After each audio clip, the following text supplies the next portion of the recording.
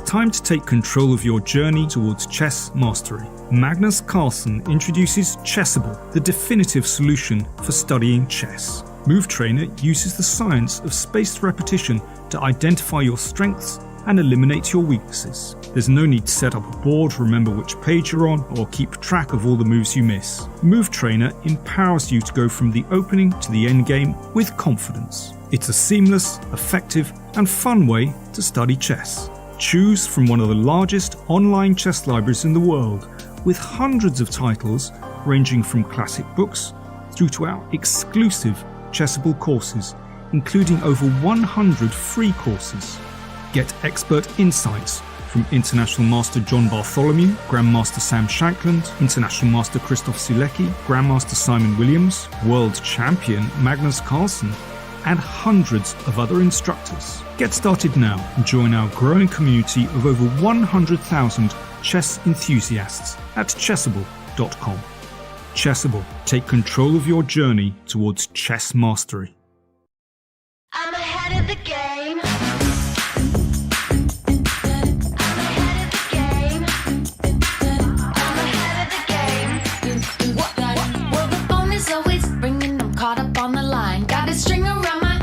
Remember who am I? I'm a boss and I'm honestly off my rocker, but follow me, I'm ahead of the game. I'm ahead of the game. I'm only ever slinging, I'm working overtime. Got a song and I'm the singer, the melody, the vibe. I'm a prodigy, logically, I'm impossibly wanted, and they'll remember my name. They'll remember my name.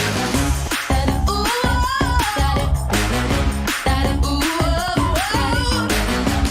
well, I'm ahead now. I'm ahead of the game.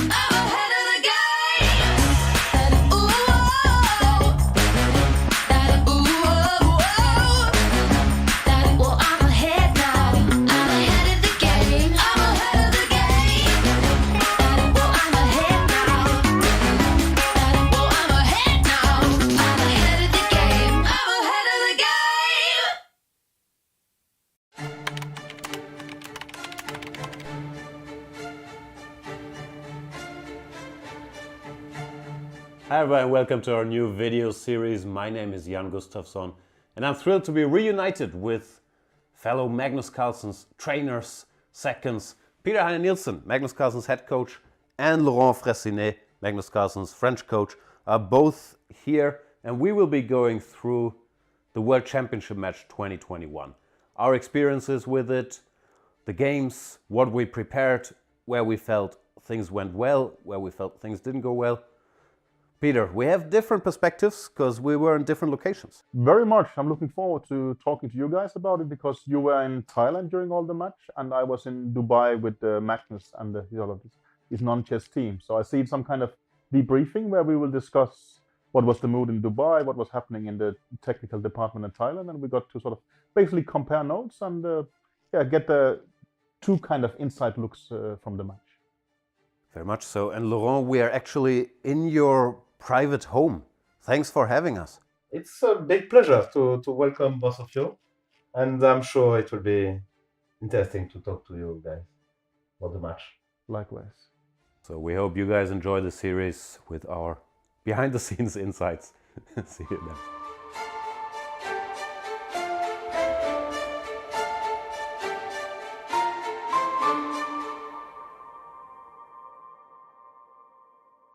I kept Chessable a secret for 3 years at least, and I was using it for myself. And I, maybe never expected how big it would become.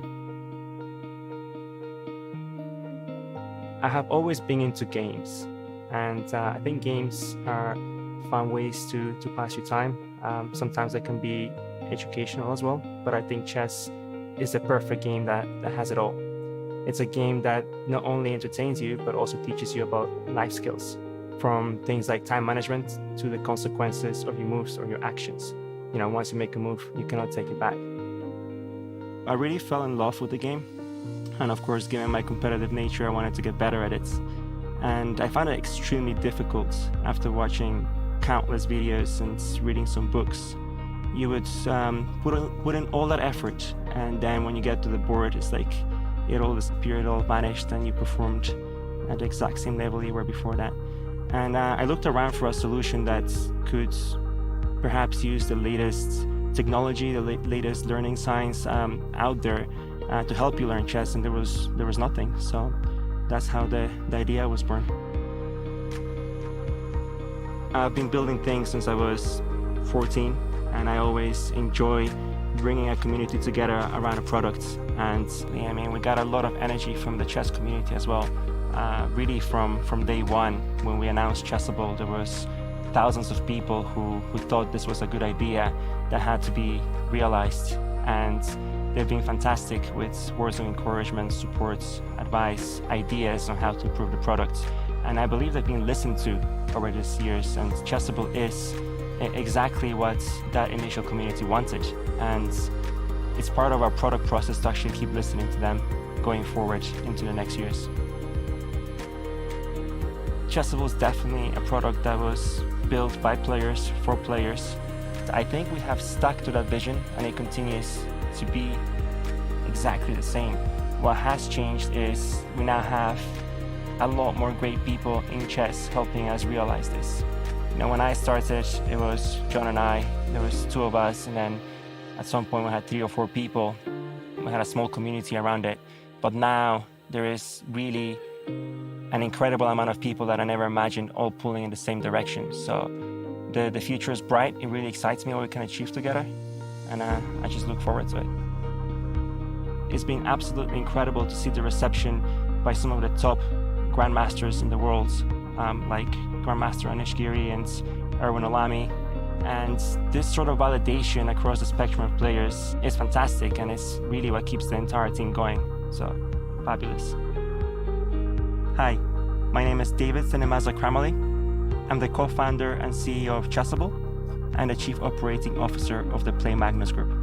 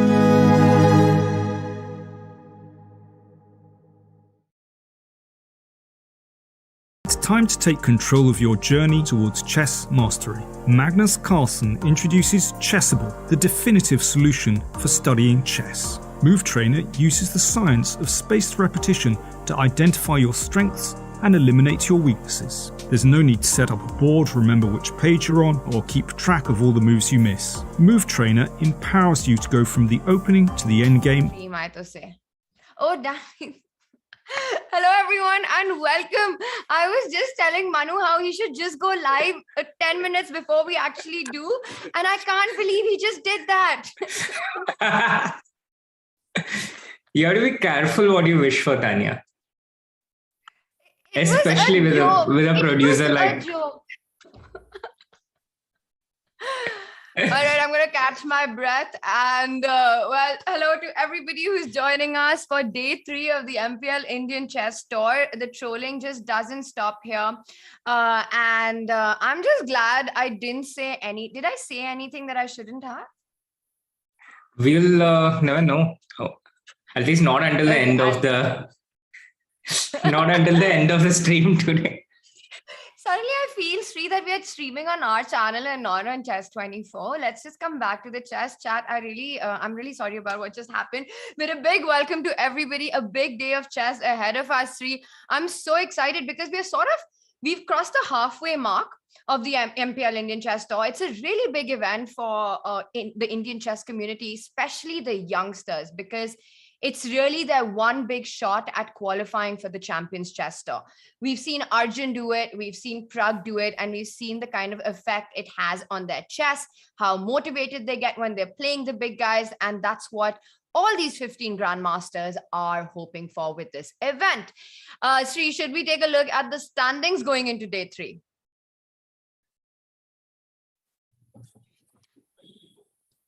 And there we have it. Take us through. Yes, we have the standings, Tania, and Arjun was the favorite at the beginning of the tournament, but at the lead at the end of the halfway is another very, very, very promising and talented junior, Raunak Sadhwani. And he has been a bit of he hasn't had as big a rating leap as the other juniors this year.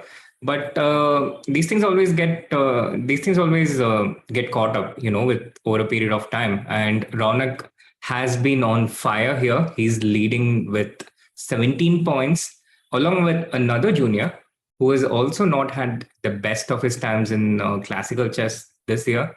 But he's also on fire with 15 points. And both of them have not lost a single game so far, Raunak and Nihal. And justifiably so, they are at the top 2 at the halfway here. Abhimanyu has set the board on fire, but it has been a bit double-edged. He has won more often than not. He has won twice the amount of games he has lost. But those 2 losses, that puts him on the 3rd place with 14 points. And Arjun, he didn't have a single win at the end of first day, but he's back. He's back with 4 wins in a row.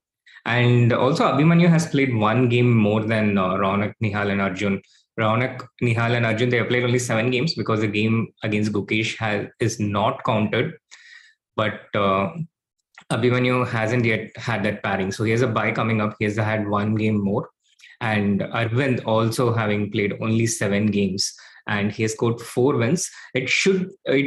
It could have been 5 wins if Gukesh had continued the tournament, but unfortunately he had to withdraw. And now we have the top 5. I think these guys have been setting the tournament on fire, and it shows in the standings. I would add the top 7 really. As we saw on the leaderboard, the top 7 up to 13 points. The fight is really on. The others need to rake up big points. They need to start winning games to be able to climb the leaderboard. But the top 7, as we saw, super tight fight at the very top. You mentioned about Abhimanyu. I've been loving his chess, really entertaining, really enjoying the kind of games he's been playing. And yes, it's a double-edged sword because that's where he's scoring the big wins, but that's the kind of chess that also gives his opponent chances. Last evening on our pre-show, we had some predictions, and I have to say that I'm sticking to what I said. I'm super excited to see Abhimanyu back on the board today. With every win, the players get 3 points. So once again, anything can happen, but this is a key day. I think players who are not able to bring their A game today, who are not able to bring out their form today, I don't see them making it to the top tomorrow. It all comes down to how they set up the final day. Arjun, super impressive, jumping from being on 13th place after day 1 up to join 3rd after winning 4 games back-to-back, showing absolute class, like you mentioned. The Arjun we all love to see. And speaking of Arjun, I think our game of this round has to be between Nihal and Arjun facing each other, the 2 most exciting youngsters of Indian chess.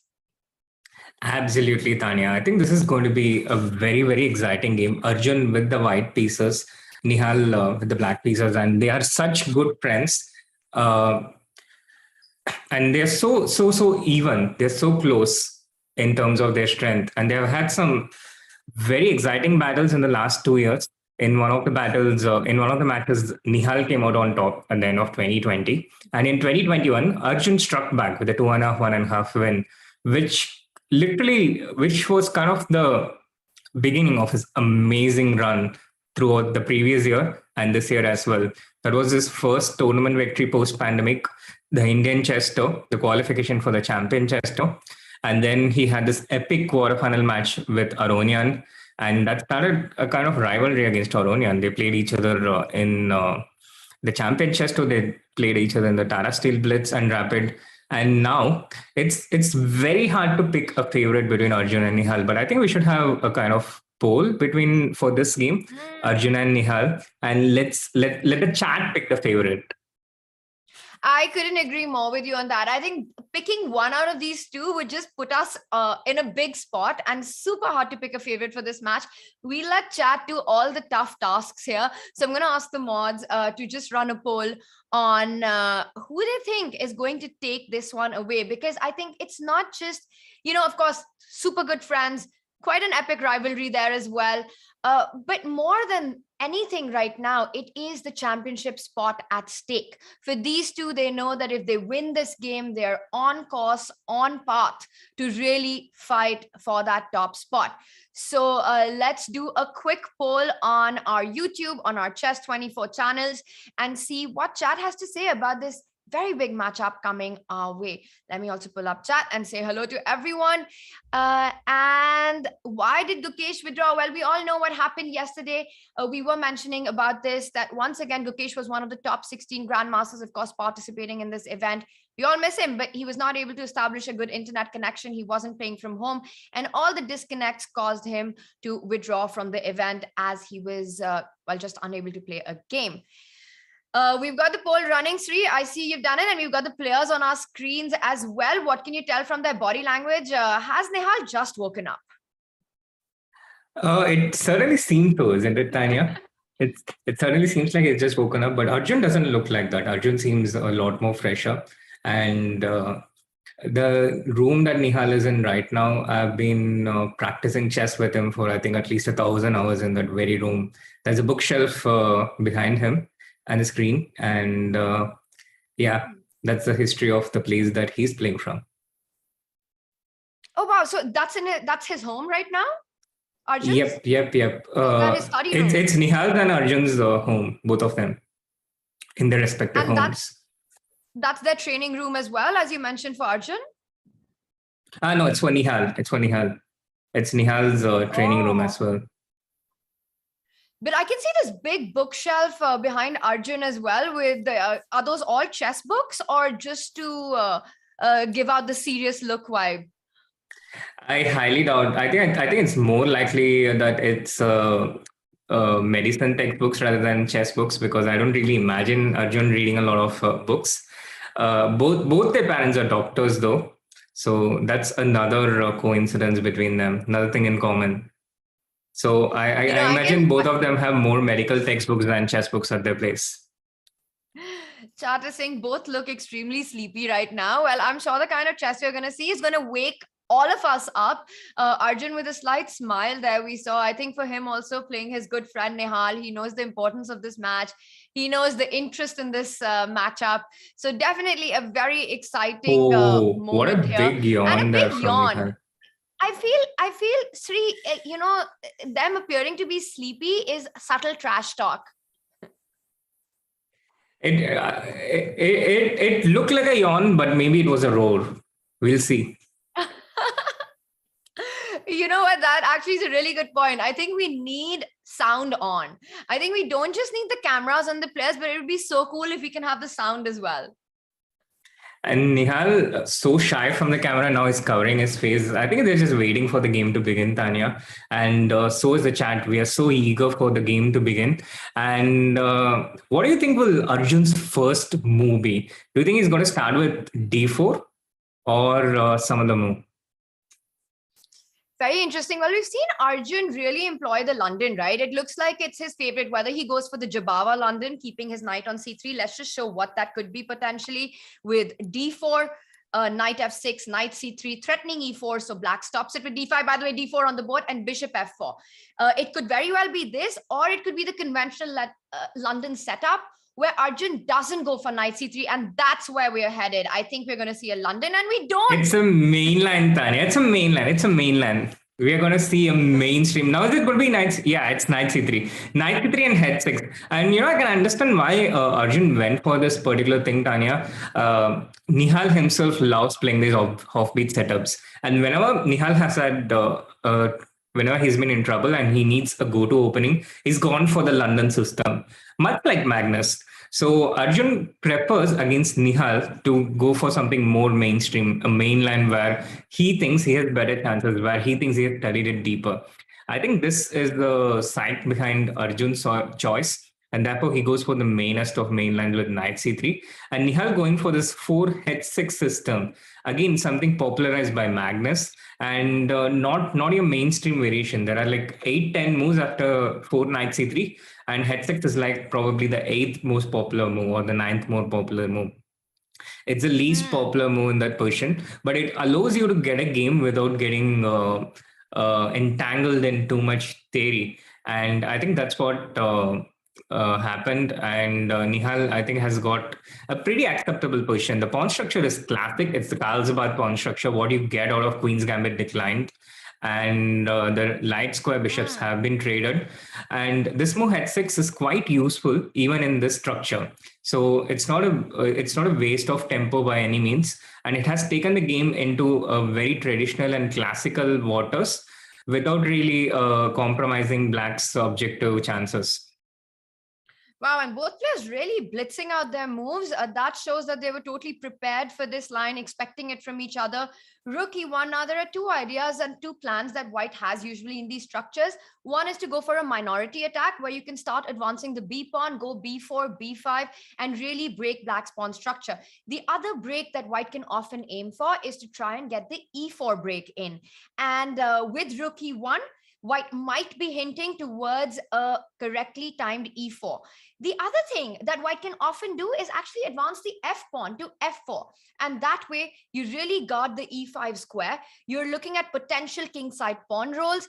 But with the move rook e1, I think Arjun makes his intentions clear that he's not eyeing the minority attack on the queen side. He's going to be focusing with his play on the center, and a5 here played because Black, of course, has got more pawns on the queen side. So Black is looking at going a4 next, trying to create more weaknesses on the queen side. And that's how I see this game progressing. I have one question for you, Sri. You're close to both Nihal and Arjun, and you asked us to predict the opening. Did you actually have a chat about this with either of them of what the opening approach should be for today's match?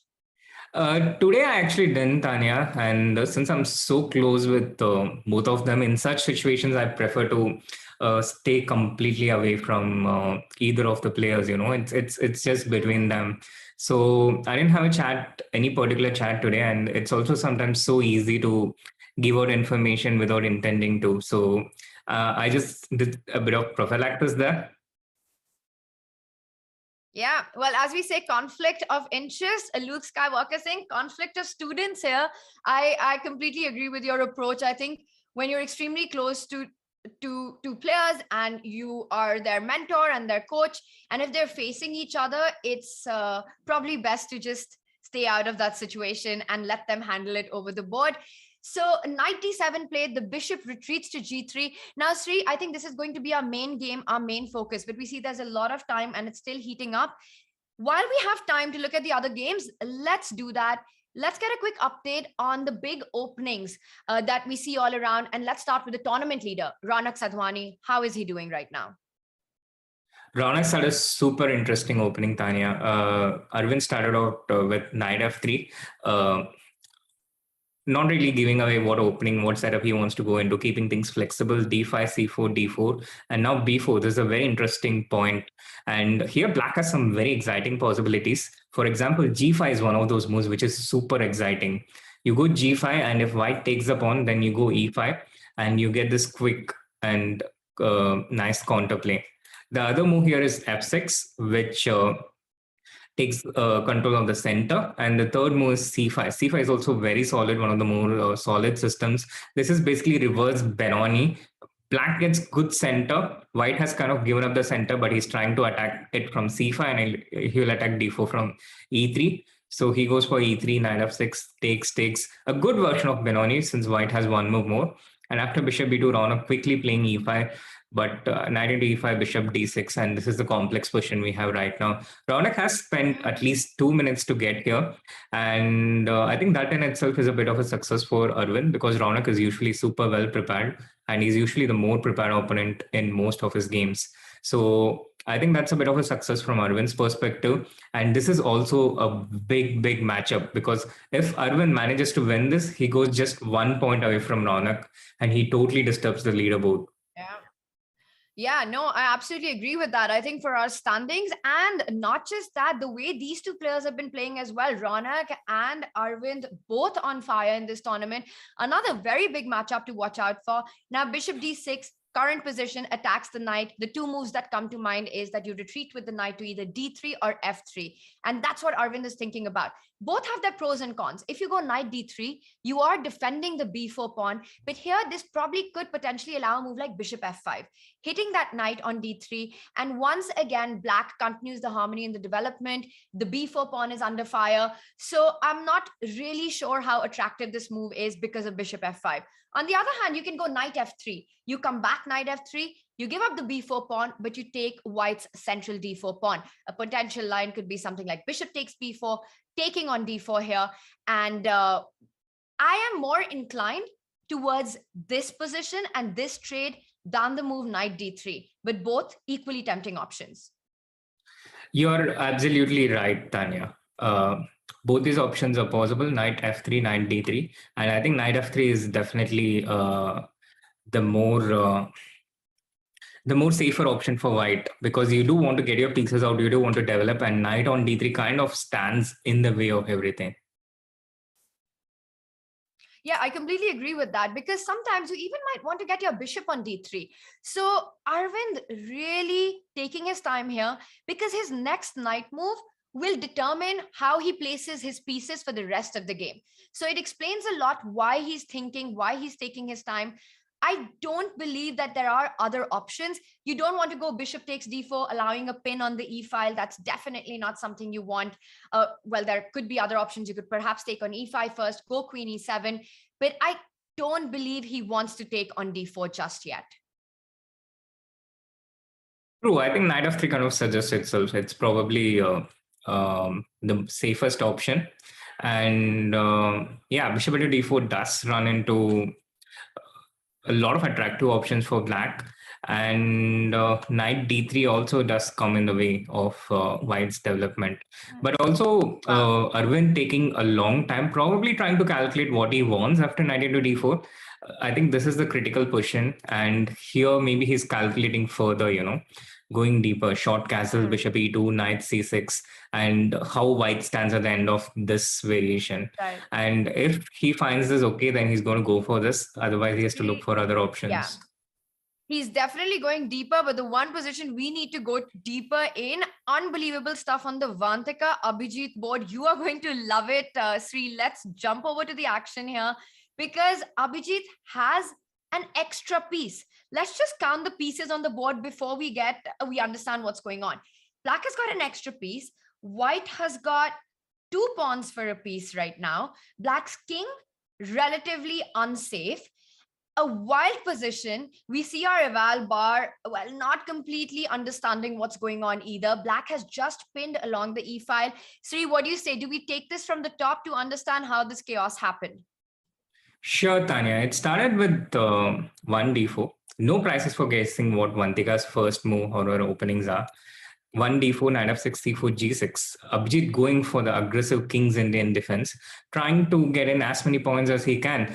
He's actually at the bottom spot right now, 1 point behind Vantika. So he wants to try and get in as many points as he can rake in. starts with the King's Indian, e4, d6. And here, Vantika goes for the hour back system, bishop e2 and bishop g5.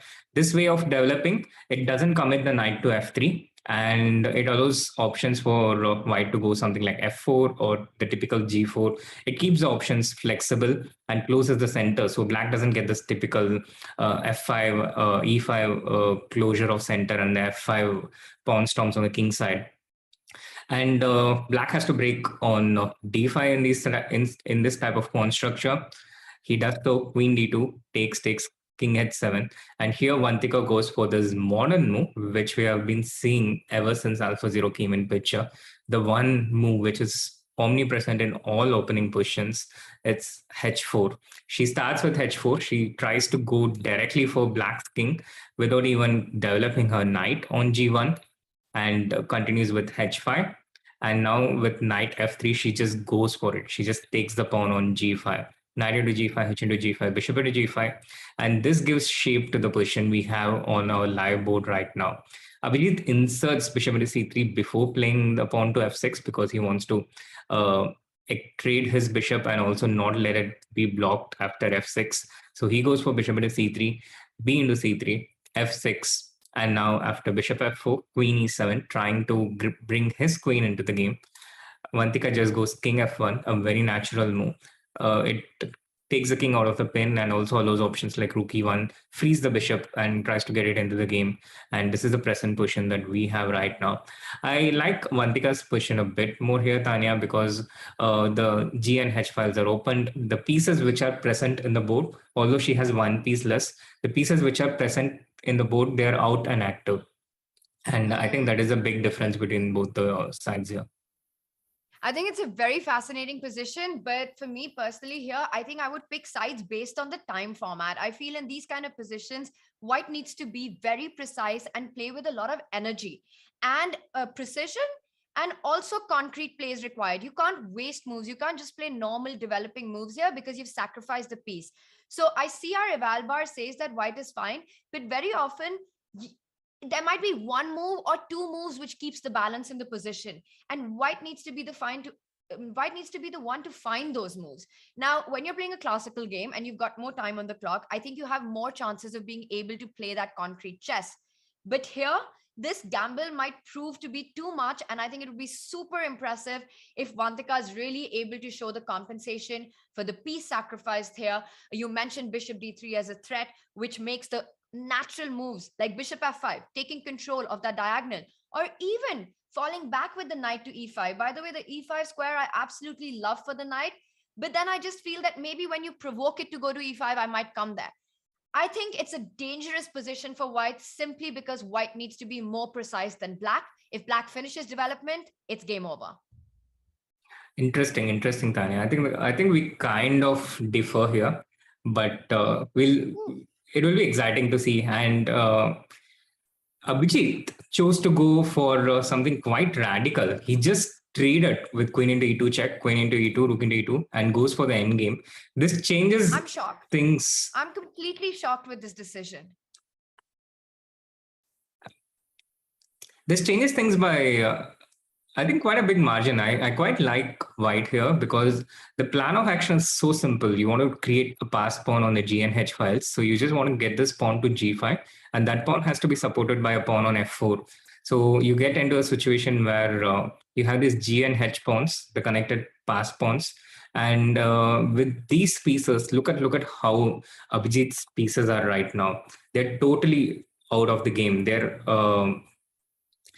totally out of the game. They are not even developed yet. And the king is lonely here on h7 against so many of white's pieces.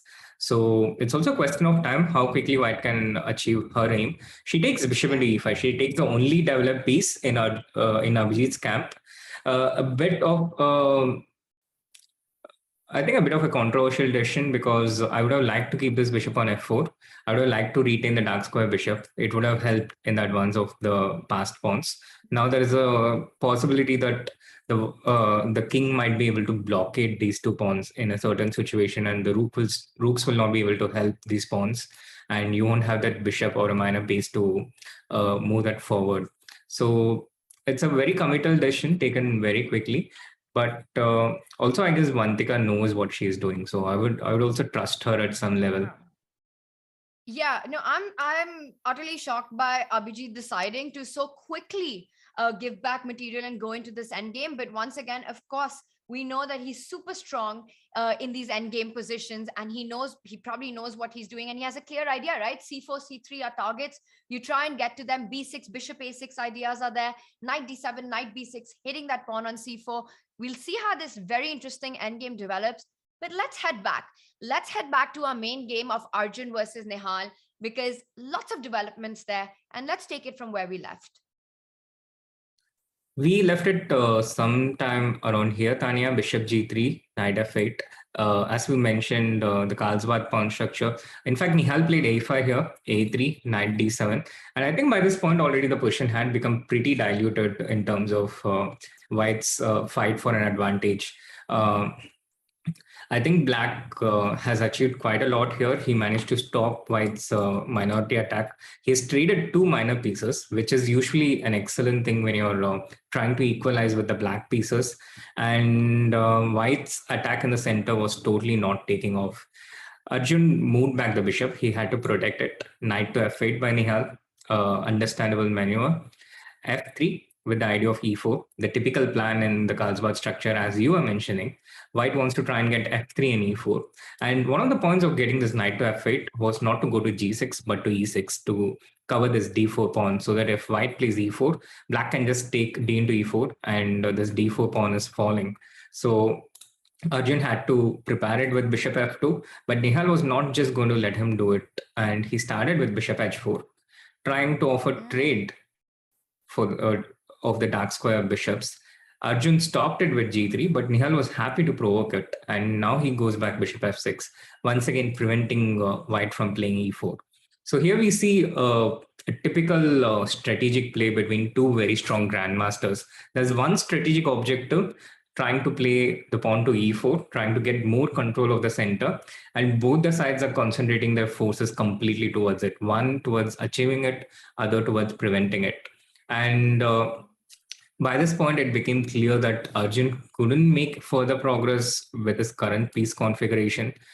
So he starts to make some general improving moves on the other side, improves his king, defends the kingside pawns around him, queen to d7, and h4, a prophylactic move in case some knight g5 hits, and also a generally useful move.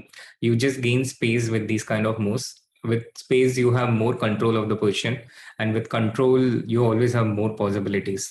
So h4, rook e7, and now he starts to regroup his pieces completely. He starts fortifying his d4 point with rook d1. Nihal, rook d8, preventing e4 once again.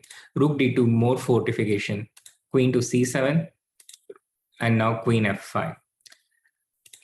Rook e8, Nihal is just moving pieces back and forth because his position is optimally improved. And now he starts regrouping himself. He's well prepared against any e4 attempt by Arjun. Rook f d1, queen e7. And here already I don't think e4 was working that great for Arjun in this position. Already the objectives had shifted quite a bit in this position. And Nihal can just ignore it and just go with g6, bishop g7, and keep the position in his control. So Arjun chooses to go towards a minority attack, the second possible plan here. Rook b1, g6, the queen dropping back, h5. Nihal has got an improvement that he wanted on the king side. Pawns moving, getting more control, the g7 square for the bishop. And the typical way to react against b4, b5 minority attack is to be able to mate it with c5. And Nihal managed exactly that, b5, c5. And so far, I think he's shown a textbook example of how to play in the Carlsbad structure with the black pieces. Yeah, that's actually really, I think, perfectly summarized the entire sequence of moves that we saw. When Arjun was threatening to go e4, Nihal made sure that wasn't successful. When Arjun decided to shift plans to go b5, Nihal made sure that he's able to meet it with a very thematic c5 break in the center. Arjun continues to put more pressure, gain more space. He plays the move b6, And now black needs to make a decision what you need to do with the c pawn. Do you take on d4, opening up the c file, or do you go rook c8 first as a preparation before you take on d4? The one move I'm not a fan of is going c4 here and really blocking the position, because this makes white's life very easy. You can go rook b5 targeting d5, and you can also at some point try and get a free e4 break at the right moment. So I would be very surprised if he goes for the c4 approach. I'm expecting a move like rook c8, or to clarify the situation in the center with c takes d4. But fully agree with you. I think Nihal playing really well and a model game on how to handle these structures. Also time control, the clock situation kept in control. Let's switch back to some of the other games. We'll come back to this. Now, the other player that we've been talking about is Abhimanyu, and I have my eye out on that position and that game. And one just gets the feeling that Abhimanyu today just did not get the kind of positions he thrives on. He loves to play aggressive. He loves to play attacking chess, dynamic chess, sacrifice that piece, sacrifice those pawns, go g4, h4, or g5, h5. But here he's a bit on the defense. And the current position that we have, if we just back down one move, Sri, white made the move d5. And it's such a nice practical decision, because what it does is it asks black to clarify the situation in the center. If you go d5 and you trade on d5, f7 will be a massive weakness. Imagine e takes d5, bishop d5, knight g6 threat, f7 threat. So black is really not able to take the d5 pawn. I have to say, I've been a fan of Abhimanyu's play throughout the tournament, but this position, I really like how Vishak has handled it, and I prefer white here. Absolutely, well summed up, Tania. But there is one more factor here in this position, and that is that black has the option to bail out. Black has the option to do a mass trade on the e5 square and go into this type of an endgame position, which would be bad for black if you did take into d5, bishop into d5, because this allows white a position of complete dominance. But here, if black can make a waiting move and get his bishop out into the game, like for example, something like b6, here this position has the potential to become absolutely liquidated and equal, because you can't get this bishop onto d5, and black is just a couple of moves away from completing his development. And these kind of positions, white always has a bit of pressure, but with accuracy, black can dilute it completely to an equal position. So this is the decision that Abhimanyu has to take here, whether he wants to go into something forcing like this or keep things in the middle game. But I think he has better chances in the end game. No, I completely agree with that, actually, that black needs to bail out, needs to trade off pieces, should not keep the tension on the board, and bishop e5 feels like the way where you're able to do that. Let's get a quick update on the Vantika board. Now, Vantika had a tough day on day 2, but I am loving how she's handled the position currently. Both players going for the ideas that we were mentioning, Sri, earlier. Abhijit putting that knight on b6, targeting the c4 pawn, wants to win that pawn. The bishop will be headed to a2, trying to put more pressure on c4. Meanwhile, Vantika has a pawn roll. I mean, she's got an h5 in, she's got an g5 in, and it looks like if anyone can be better here, it's perhaps Vantika. Absolutely, Tania. Vantika is certainly exerting pressure on Abhijit, but for her, the challenge will be to how to get these pawns further. It's like this. Okay, let's not get into that analogy I had in my head. Please, let's get into that analogy. I insist. Okay, so it's like these pawns on g5 and h5. They're like international masters, but it's not exactly clear how they get further. That was the analogy in my head, and you insisted. I wish you had just kept it in your head. You know, I really wish you would have just kept it, because you know that meme, Mujhe Kyun Toda? You're not my initial target, you know. I just stopped the moment I realized I had someone else in my mind.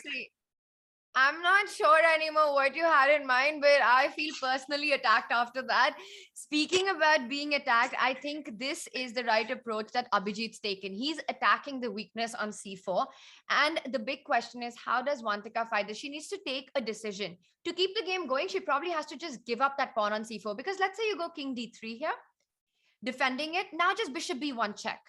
Black has the option to drive the king away and then continue back to the attack. So let's say you go king somewhere and then bishop a2 hitting that pawn.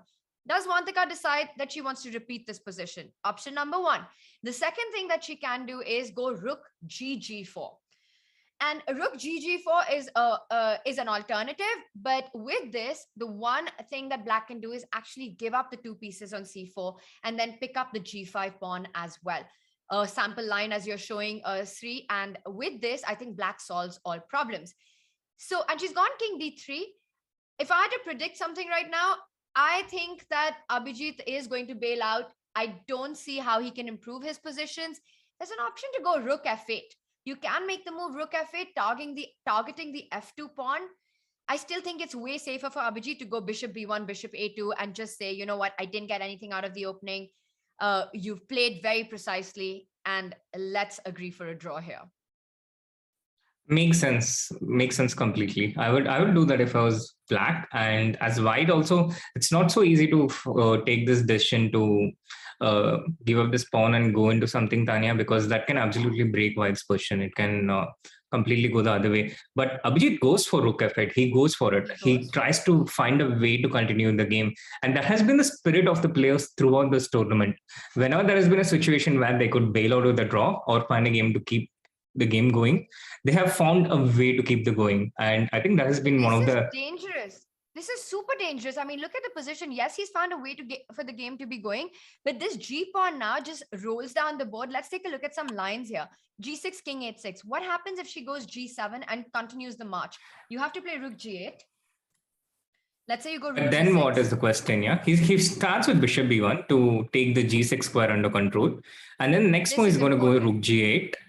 And then the question is, then what? After rook g8, how do you get this pawn from g7 anymore?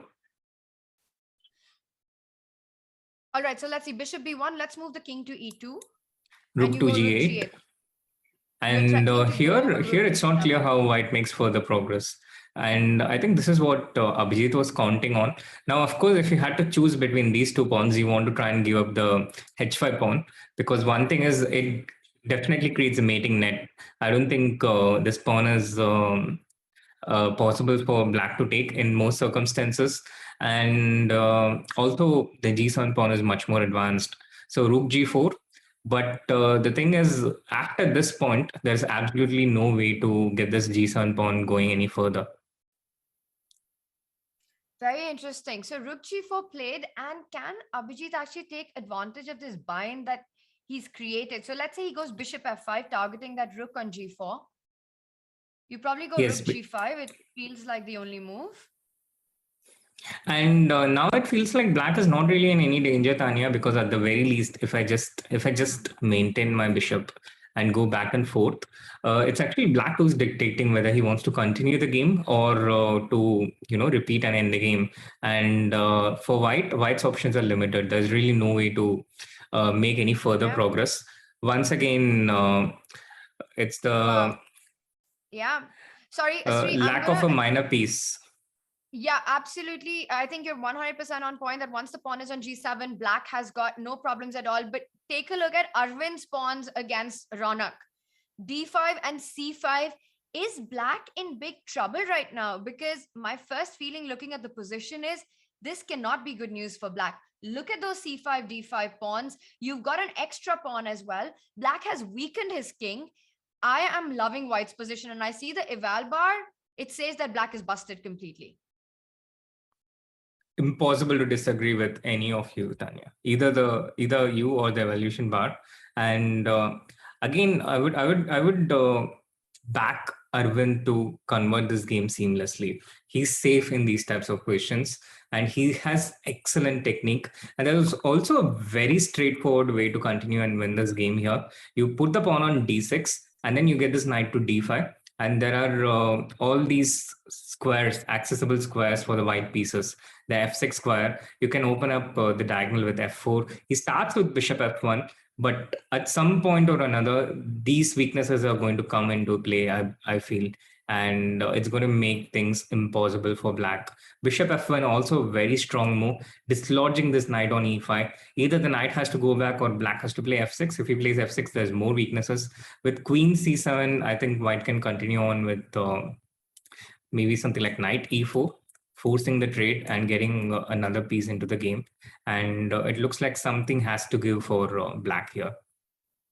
Something's already given for black. He's down a pawn, completely lost control of the position. It's all about Arvind being able to show some precision, some good technique for the next couple of moves. It's basically a dream position for white, right?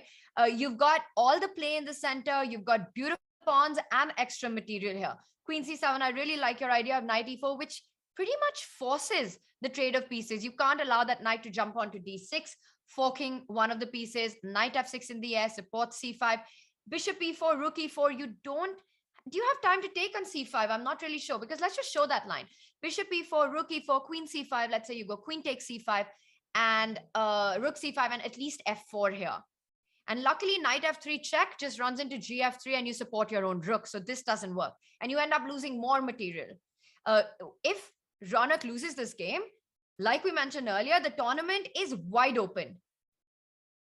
Absolutely. The tournament is wide open, and assuming a draw in Arjun Nihal game, which looks pretty equal, by the way, I think that would be Ronak, Arjun, Nihal, Arvind, all of them in contention at the end of 8 games each for them at the halfway. Very interesting stuff. All right, let's just jump back to the Nihal Arjun game. You mentioned that looks like it potentially could head to a draw. Yes, this is the position that we have currently. And what's going on here? One just gets the feeling that now that the queens have been traded off, and if you look at the pieces, you say it's equal, but I'm not convinced, because it feels like white's pawns are going to be a target here. That b6 and d4 weaknesses. Rook c6 is a threat. Rook c4 is a threat. If anybody's trying in this position, it's got to be Nihal. Totally agree with you, Tania. I think the main factors in this position, d4 and b6 pawn for white, and the d5 and the b7 pawns for black. The d4 and b6 pawn, the d4 pawn and the b6 pawn, both of them under the scanner of black's pieces right now. The minor pieces of black exerting pressure on the d4 point. White is defending it sufficiently for the moment, and in return, white has his eye on black's d5 pawn, which is also a bit of weakness. So I completely agree with you that black is the one exerting pressure. Black is a little bit better, but I don't feel that the advantage is sufficient to get anything tangible. There's a good chance that everything gets liquidated. Black exerts pressure on the d4 point, white counterattacks, and the pawns get traded at the d4, d5, and the b6 and b7. I think that is a likely direction that the game is heading towards. Very possible, but I think Nihal is going to take his chances, and with the black pieces, to even have this kind of a position where you're the one who's exerting pressure, you don't just let go of it. So it may turn out to not be enough, but I'm still expecting this to be a bit of a grind, and still expecting Nihal to fight this one out. While this is an end game and a bit slow, we'll see how it progresses. Meanwhile, Diptyan looks like he is crushing. And how? Wow, that's a queen. That's a queen for a piece and a rook. But it's all about black's passivity and the rook's finding no play at all. And I think that this one, Diptyan's going to take home. Yes, Diptyan is completely winning here, Tania. And talking about that, there's also another cracking development in the Vishak Abhimanyu game, where Vishak has just taken knight into f7 and d into e6. So the game has once again cracked wide open. And once again, it's an Abhimanyu game with the fireworks. You know what? We were talking about how Abhimanyu needs to bail out at that moment, go for the end game, trade it off, because things can get really risky. But of course, Abhimanyu, being Abhimanyu, decided not to do that. He wants to keep all the challenges alive. Let's just see how this happened. Instead of bishop e5, let's go back to that moment when d5 was played and quickly get to this point. Yes, Tanya. Vishak played d5 here, and here we are talking about how it was important to liquidate as black. Abhimanyu, of course, not going for that. He went for g5. He fought fire with fire. And after rook c4, queen d6, h into g5, h into g5, all forcing moves. Here, white really went for it. He just took knight into f7, sacrificing this piece for the e6 pawn to get his pawn to e6. Rook e7, rook d1, queen b6. And this is the position we have on live board right now. Black is not able to get his pieces on c8 and b8 out, but he's a piece up. So if it goes for too long, then he will have the ascendancy. White, on the other hand, he has this very strong pawn on e6, which keeps his position alive. But we are not seeing any immediate threats going through for white. The d8 point, the entry point, is controlled by the b6 queen. And there are no entry points for the queen as well for the moment. So he has to. Can you just take on e6? Can you just take on e6 right now?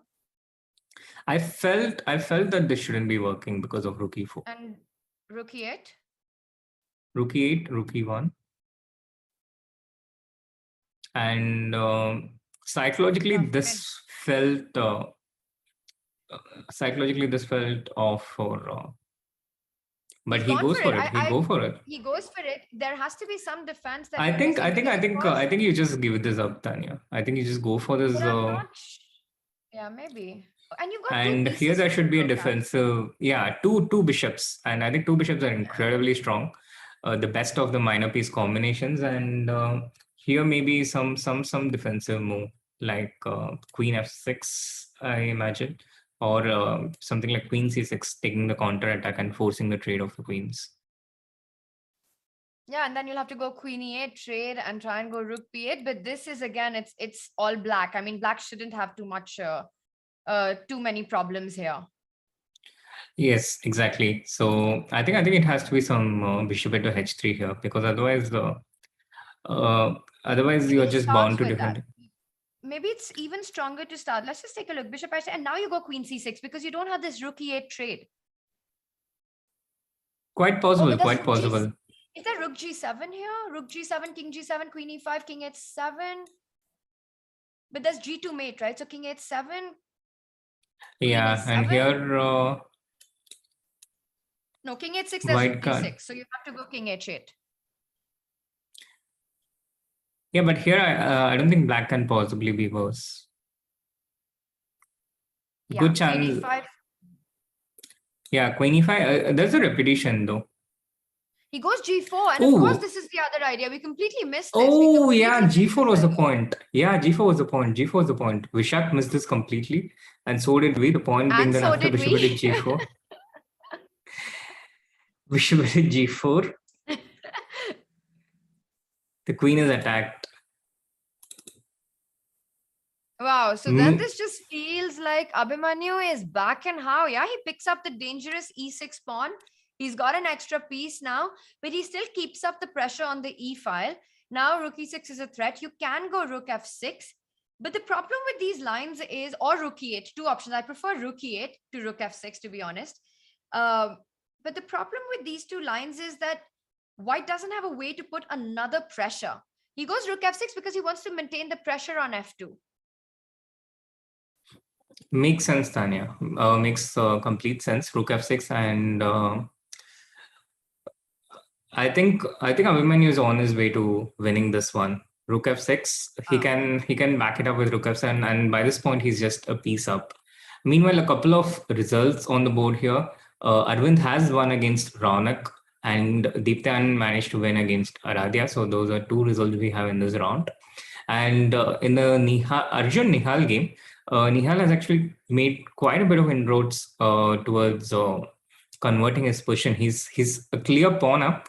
He managed to win this pawn by creating pressure on the d4 point with rook c4. And Arjun had two options. He could have defended with knight e2, which would create him problems with the b6 pawn, but he can defend back and forth like this. So this was one option. And the other option was to seek counterattack with rook b5. And he went for this. And Nihal took the d4 pawn. Arjun took the d5 pawn. And here Nihal made this very nice tactical trick with rook into c3, attacking the d5 rook and the d3 rook simultaneously. But Arjun had this move rook 3 into d4. He took the knight instead of the rook. So he saves his rook, his piece, but in the end, he lost the b6 pawn. So at the end of everything, when the smoke cleared up, he was down by just a pawn. And this is the live position we have now, where Arjun has just played his rook to d2. But this looks very dangerous for Arjun. It's a 4 versus 3, which would be a draw without the bishops. But with the presence of the bishops, I think it increases Black's chances a bit. I think more than a bit. I mean, I don't know. I don't care what the eval bar is saying, how much advantage it's giving, but these positions are so difficult to defend. And also compare the two bishops, right? Bishop Did he blender the pawn, no? Or did he give it up F7 willingly? just simply, yeah. Why would he just give up rook F7? Bishop D4 is not possible. So you go king G8. There was no way to defend it, I think. Well, he doesn't take it on F7. Because there's no way to defend it, Tania. If you go king g8, there's rook d8 check, and you can't play bishop f8 because of bishop c5. So you have to come back and rook d7. So Arjun realizes that he can take the f7 pawn if he wants to, but he wants to do it at a situation where he's still pinning it. For example, black continues b4, and now white takes rook into f7. There's a deadly threat of rook into g7 as well as bishop d4. So this is slightly better circumstance to do it. And that is why he starts with king f1. And now he takes rook into f7. Nihal goes rook b1 check because he doesn't want to get stuck in this bishop d4 death trap. And now he has to move his king. But Arjun also gets his rook to b7 now. And the pawns are equal. But there's still the danger of the b pawn. b3, b2 incoming. And you probably have to go, do you go king d2 here? No, but then king d2, there's rook b2. Yeah, and this is dangerous, right? Yeah, it's certainly not easy, but you can go king d3 if you want to get to c2. But this king also runs into rook d1 check and b2. But you come back king e2 attacking the rook, so this doesn't work. But you still have to be careful with these similar options, rook f1, rook d1. You have to calculate it out. It's not straightforward. I think maybe this is what he needs to calculate, and it's pretty precise because rook f1, there's also king e2. So king g8, let's just have, so this is the live board, king g8 played, and we are looking at this line with rook b7 and rook f1. Now king e2, you keep the pressure on the rook, not allowing the pawn to get to b2. And the only square that black has is to return to b1. Oh, yes, but black can start with b2 here. Black can start with b2, and now there's rook d1 or rook f1 incoming. So I think this position, you have to be very careful with white. You have to find a very, very precise way to hold the position together. Arjun has started with rook b7. So he may have seen the way to get here, but you have to be careful. You have to be careful and make the best move here. Not easy, because black just has a very clear idea. Yeah, you want to go b2, you want to move your rook. So you're saying if white goes king d3, then black goes b2, and is that already game over? You can keep giving checks. You can keep giving checks, Tania. Like I start with rook b8. Where do you go? And king h7, you go rook b7. Exactly. And my point is, as black, you have no place to hide. Yeah, because you're just in time.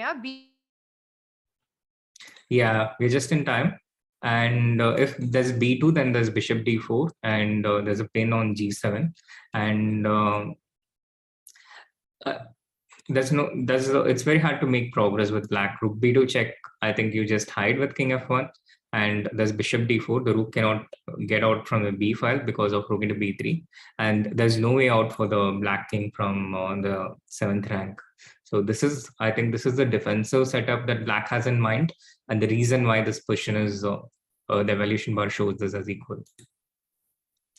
All right, well, this one looks like we found the line in which Arjun holds. Nihal trying to think of a way in, but probably isn't going to succeed in finding one. Maybe it doesn't exist.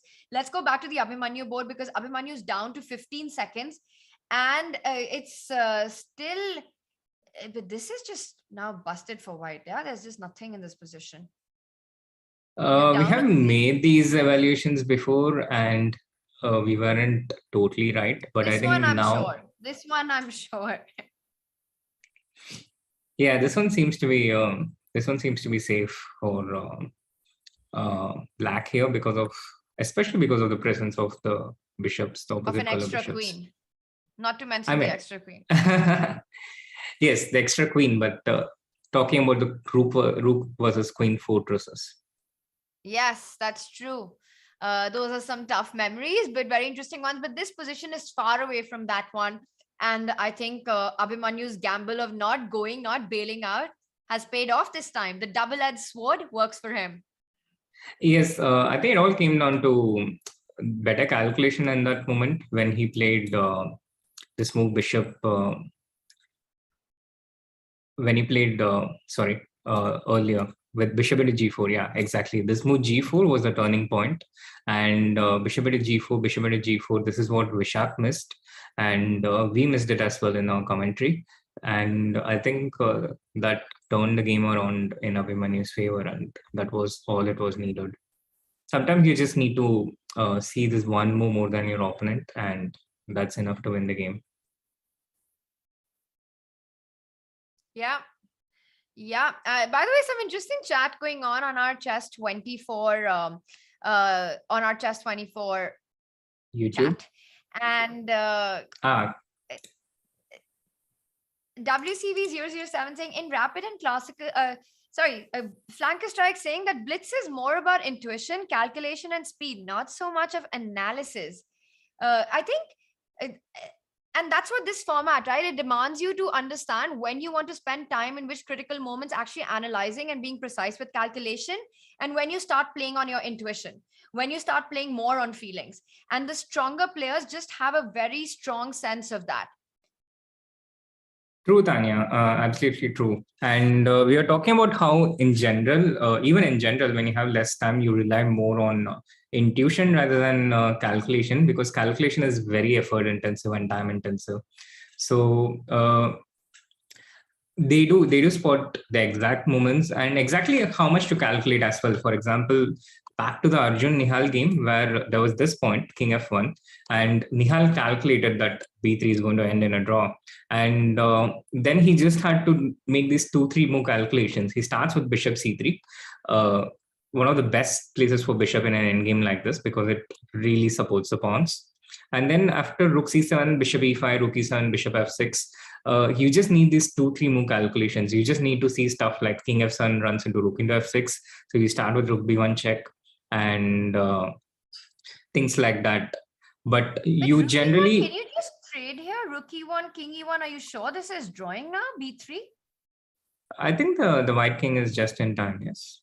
No, but I'm not going to move the b pawn. So how are you approaching it? So let's say king f7.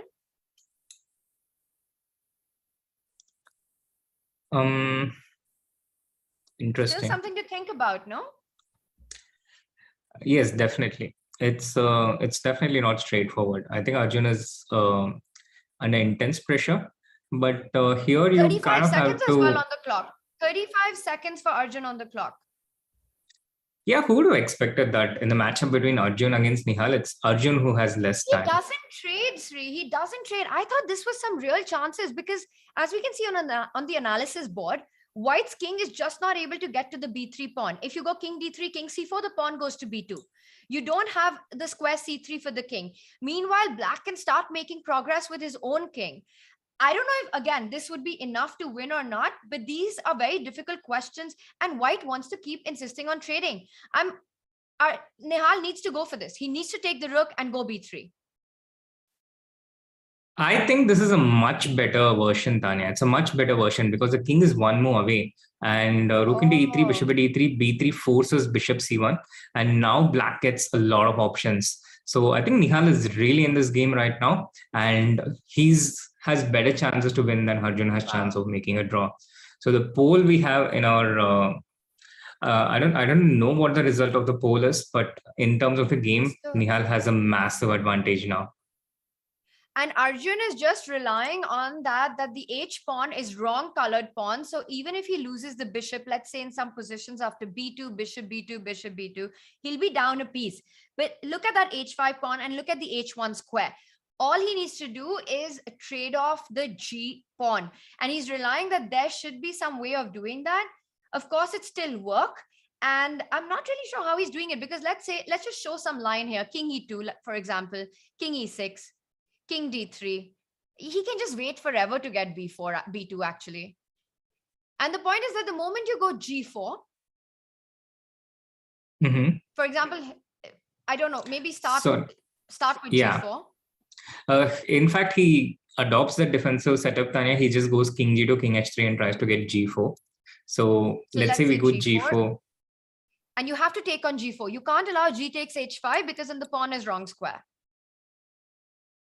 And now you want to go I'm actually not sure about that, Tanya. I think there are two ways to win. One is that you can do this. The other is you can just get your king to C2 and bishop to E7. And this bishop will run out of squares. And I think that is the easiest option. And he goes for it. Nihal goes for king C4. And I think Arjun, this must have slipped his mind completely.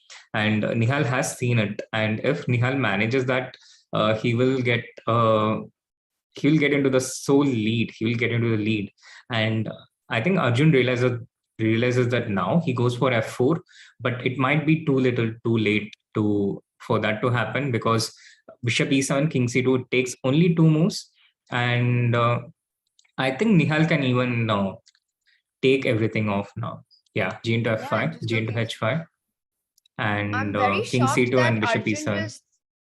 Arjun just allowed black's king in. I mean, we were looking at all these lines when white would put the king on D3. You want to go G4, you don't really need your king on H3 for that. So no, but the problem is if you go G4 here, then there's bishop into H4 always. But then you take on H5 and king C3. And there are positions where your king is just too far away, like this one, for example. So the pawn just runs and you're not in time. Bishop G5. It's just still a better defensive fight than just allowing black's king in, no? True. It was certainly a better defensive one. And Arjun has resigned at this point and Nihal has won this game. So it is Nihal who wins this one. And with that big win, that means that Nihal actually takes the lead. And I think this, as you pointed out, an absolute model game by Nihal on the Carlsberg structure. How you play this kind of pawn structure, taking care of making sure white doesn't get what they want with the E4 break, with the B5 break, and eventually creating weaknesses of the B6, D4 pawns. A very, very instructive game there by Nihal. And I think a little bit of, it just felt like Arjun never woke up, never got the precision in that endgame. It should have been holdable somehow, but made it look easy. Nihal made it look easy, this one. Yes, he made it look easy. He made it look very smooth, and he did it in his trademark Nihal style, just accurate play all through, solid but accurate. And we still have one game going on, Tanya, the game between Vantika and Abhijit. All other games ended, all the games decisive. We have had 6 games with the results out of 7. And the final game, Vantika against Abhijit, it looks set to go towards a draw. It has liquidified to a large extent. Rook against 2 minor pieces, but white just has to give up this rook for a pawn and a minor piece, and it should be a draw. Interesting. Vantika down to 15 seconds. I'm still thinking about the whole Arjun Nihal game. Very interesting game that one was. And in the end, Nihal takes it. And with that, jumps onto the leaderboard. And with Ronak, what happened to his game? He lost, right? Yeah, Ronak lost. So the leaderboard stands with Nihal in the first spot. Wow. And Ronak and Abhimanyu equal on 17 points, although Abhimanyu has played 1 game more. And Arvind with 16 points and Arjun with 14. I think it's now Nihal, Ronak, and Arvind who are in the top 3 in essence. And 1 win can change it for anyone. Very nice. But Nihal, what has been noteworthy of his win against Arjun is how fast he played. Nihal is usually the one who's lower on time. He's the one who's usually lagging behind. But I think 2 noteworthy things. One is how quickly he was playing, which shows a lot of confidence. And when Nihal is confident, he's in a good flow. He plays faster than usual, and it all flows for him. So I think that is a very ominous sign for him in this tournament.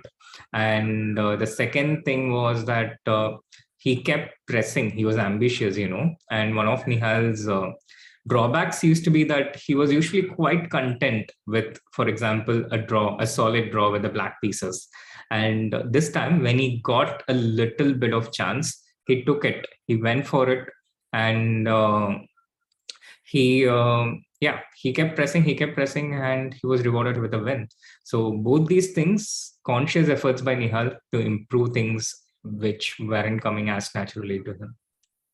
But that's the thing, right? When you're playing somebody like Arjun, who is such a strong player, you're not going to get too many chances. So when you do get that one chance, and especially with the black pieces, even if the game has a bigger chance of heading towards a draw, you do make the most of your position. And I remember we were having this discussion with that b6, d4 pawn. And I really appreciate the fact that Nihal actually did try to push for more in that position. I don't know if it was enough or not once again, but he did everything to create as big problems as possible. Meanwhile, on our Chess24 chat, WCV saying, can't wait to see Arjun, Nihal and Prague in the same Champions Chess Tour event. That would be very epic. Oh yes, Tanya, and I think it's almost set to happen. Yes, if whoever wins this one of the promising juniors. Prague is already one of the main players in the Champion Chess Tour. Arjun is qualified for the next iteration. And whoever qualifies here is likely to get into the next Champion Chess Tour. So that's going to be amazing. That's going to be awesome. No, I think a lot of our viewers are very impressed with Nihal's play in the previous game. Symphonic Knight mentioning as well that Nihal can win this. Definitely, he's always a favorite, right? In this tournament from the start, if you have to point out 3 players, Nihal would be up there to win the title. He had a little bit of a slow start, but I think this game just shows how strong he can play. Making it look easy with the black pieces against a player like Arjun Ergassi, it's a mammoth task. And he did it. Meanwhile, we still have this one game remaining. As you mentioned, we've had so many decisive results, and that's a narrative that we see very often when these youngsters are fighting against each other. They're thirsty for blood, they're thirsty for a fight, they're thirsty for a game. And that also expresses itself in the kind of results we see. Now, the position that we have on the board, it's clear that Abhijit wants to push. He's trying to grind this down. Vantika is down to 30 seconds on the clock. Once again, if anyone has a chance in this position, it's black. You've got the C pawn, you've got the 2 pieces. But do you see any way for black to improve the position? It's not easy, Tanya. It's not at all easy because as you advance the king, there's always checks with the rook. And it's when you start pushing the c4 pawn, white will put her king on d4. Now he makes some progress with king d5, but at some point or another, the rook is going to be able to sacrifice itself for the pawn and a minor piece. So I think there is a long grind coming up. Abhijit is going to play a lot of moves here, but he doesn't have a lot to grind with. He can make these little advances, but rook h5 once again, pinning the bishop, holding the knight on d6, responsible for the f5 bishop. And there is also this a pawn, which is an annoying distraction for black. So he can't... if he pushes c4, then white starts with a5, a6, the king moves back, and now rook will go back to h6. We are at a proper impasse, and black is not even able to make these small incremental improvements, even getting the pawn from c5 to c4. He now tries from the other way, bishop a6. And I think the main point is this a pawn, that when black starts to make progress with the king along with the knight and bishop, the a pawn can start advancing, which gives Vantika enough counterplay. Abhijit finally taking a decision. So making it sure that Vantika, if you want to draw in this game, you still have to fight for it. I'm playing this one till the end. C4 played, so resetting that whole 50 move, pawn move situation. And Vantika uses this opportunity to advance. But I don't know. Did you see Abhijit shaking his head after c4, king d4? And now Vantika seems a bit rejuvenated, King E5. Drinking some water. Yeah, There's exactly. King E5 in the air. King e5 and all of them on the 6th rank. I'm not really sure if Abhijit chose a good moment to push his pawn to c4. And this might just mean that he has to go c3 and give up the pawn, because how are you fighting this threat? King c7, doesn't this allow king c5? You have knight b7 or knight e4 check, maybe knight e4 check. Yeah, but then king b4 and we agree for a draw, yeah? Knight d6, king c5. All right, and I also like how Vantika has gone for it. She's gone rook h7, forcing black's king to c6 one more time, and then she'll pin the knight again. Again, creating the threat of king e5. So let's just show it on our analysis board. You can't go all the way back with the king. So you have to go king c6. And now with rook h6, probably Abhijit immediately has to take the draw now. c4, a bit hasty there. Yes, and he doesn't seem to be too happy with it, Tanya. But once again, I don't think there was a lot to fight in that position. It was pretty equal, and I wouldn't be. I don't think Abhijit has too many reasons to be unhappy either, because I think the game was very evenly fought, and the draw is a logical conclusion. It was pretty evenly fought, and I don't imagine Vantika being worse at any point.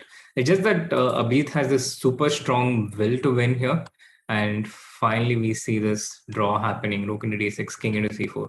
Vantika taking that draw and stopping her losing streak of 4 games in a row. And the nightmare continues for Abhijit. He's having a tough tournament this one, and this game he's definitely disappointed with the result. But he did try to create his chances. Vantika kept her cool and managed with precise play in this endgame to hold it. All right, we've got, I think we might have games on already. And if we don't, do you want to quickly, because I see on our chat, Janvi is asking that what happened to Abhimanyu's game? How did he win? Well, we did see it turn around. Let's just quickly go to that. This one has ended. Let's just go back to the point where things changed in this game and take our viewers through this one. In the end, it was a pretty easy win, Tanya. He had this extra queen, but the opposite color bishop. So there's no way you could set up a fortress. Any threats on the dark squares, White was not going to be able to defend with his king, lone king, and a rook. Maybe you can just show us the moment where he actually won the queen. So let's just back up and see, because we remember this g4 move happened. And now how this continued, and Abhimanyu ended up with an extra queen. Exactly. This move, g4. So there was this point with h into g5, h into g5, knight into f7, which started the complications. Vishak sacrificed a piece here. And after bishop into e6, rook e4, it looked like black was under pin and white was set to win some material. But what all of us missed was a very strong move g4, which meant that if white took bishop into g4, black replies with bishop into g4, and the white queen is attacked. So white no longer had that pin going. And Vishak instantly responded with bishop f1, but by this point, it was already very clear that black was in the driver's seat. He just went rook f8, the rook to f6, getting this rook on the f file, eyeing the f2 pawn, and all of his pieces out there in play. Rook f6, rook e5, queen d4, rook e4, they repeated once. And then after rook e5, he just went king f8, getting the king out of this diagonal and also supporting the e7 rook and also setting up for the next move. After Vishak unsuspectingly played bishop to g2, Abhimanyu unleashed this devastating move, bishop c4. A beautiful tactic, attacking the queen, the rook, and the f2 pawn, all of it at once. A wise man once said that cheapos are the future. Exactly. But that said, this is actually a nice trick. I wouldn't even call this a cheapo. I think bishop c4, playing king f8, a preparation move for this, taking advantage of white's overloaded queen, defending the rook on e5 and the pawn on f2. Very nicely set trick by Abhimanyu, this one. Absolutely, Tania. And with that win, Abhimanyu goes higher up in the standings. Meanwhile, we have kickoff in round 10. And the important game, Raunak versus Arjun, has seen quite a few moves. It started with 1 e4. It's a Roilopus after 3 bishop b5. And Arjun goes for this 4 bishop c5, a trendy little variation which has seen a lot of games ever since Jordan introduced it in the 2021 Tata Steel tournament. He used it with excellent success against a very strong field in a classical tournament. And the variation has shown that it has a lot of depth ever since then. White has 2 ways to play. He can start with castle or c3. The obvious idea is to go for the center. And here, black has the option again to respond with d6, knight f6, or knight e7. And Arjun chooses to go knight e7. And a pretty early start to thinking for Raunak, which is also, I think, not entirely surprising, because Arjun always has this tendency to surprise his opponents. He plays a lot of different things, and he manages to bring the surprise element into the game quite often. And Raunak, although he has excellent preparation, when you're surprised, you start thinking, you start trying to recollect what your opening preparation is. So I think in the games between them, they always manage to bring in the surprise. And now we have the moves blitzed out. We have this moves blitzed out. And this position, Tania, bishop d2, bishop into d2, queen into d2, d5, e into d5. And here black takes knight into d5. This is how this epic game between Anish against Jordan, one of the Tata Steel tiebreak games went, which ended in a win for Jordan. And these positions give a very nice advantage for white. Short castle, and white takes on c6, b into c6. Initially, Jordan showed that you can very concretely force a draw with the black pieces, and then white started finding other less concrete ways, and it's always a bit better for white in this structure. So black started with queen into d5, which was first played in recent times in the game Koibakaro Nihal in Grand Swiss. And after knight c3, queen e6 check, this is a pretty interesting position with about a handful of games, 7 games, and one of the games dating back all the way to 1914 with Halakain playing this with white, and he played king f1 here. And the next game after the Halakain game is the game between Tal against Fischer, and that also went king f1. And in more recent times, this was seen in the game Zhu Jainer against Arjun Erigaisi from the Tata Steel Challenges. And black had a good result in all of these games from 1914 to 2022. Raunak chooses to play with the queen to e3, which is a better move. He's obviously aware of this position. And this forces this middle game, short castle, queen d6, bishop into c6, knight into c6, d5. And this position is generally a bit better for white, but black should be able to hold with precise play. So this is how the modern theory has progressed here.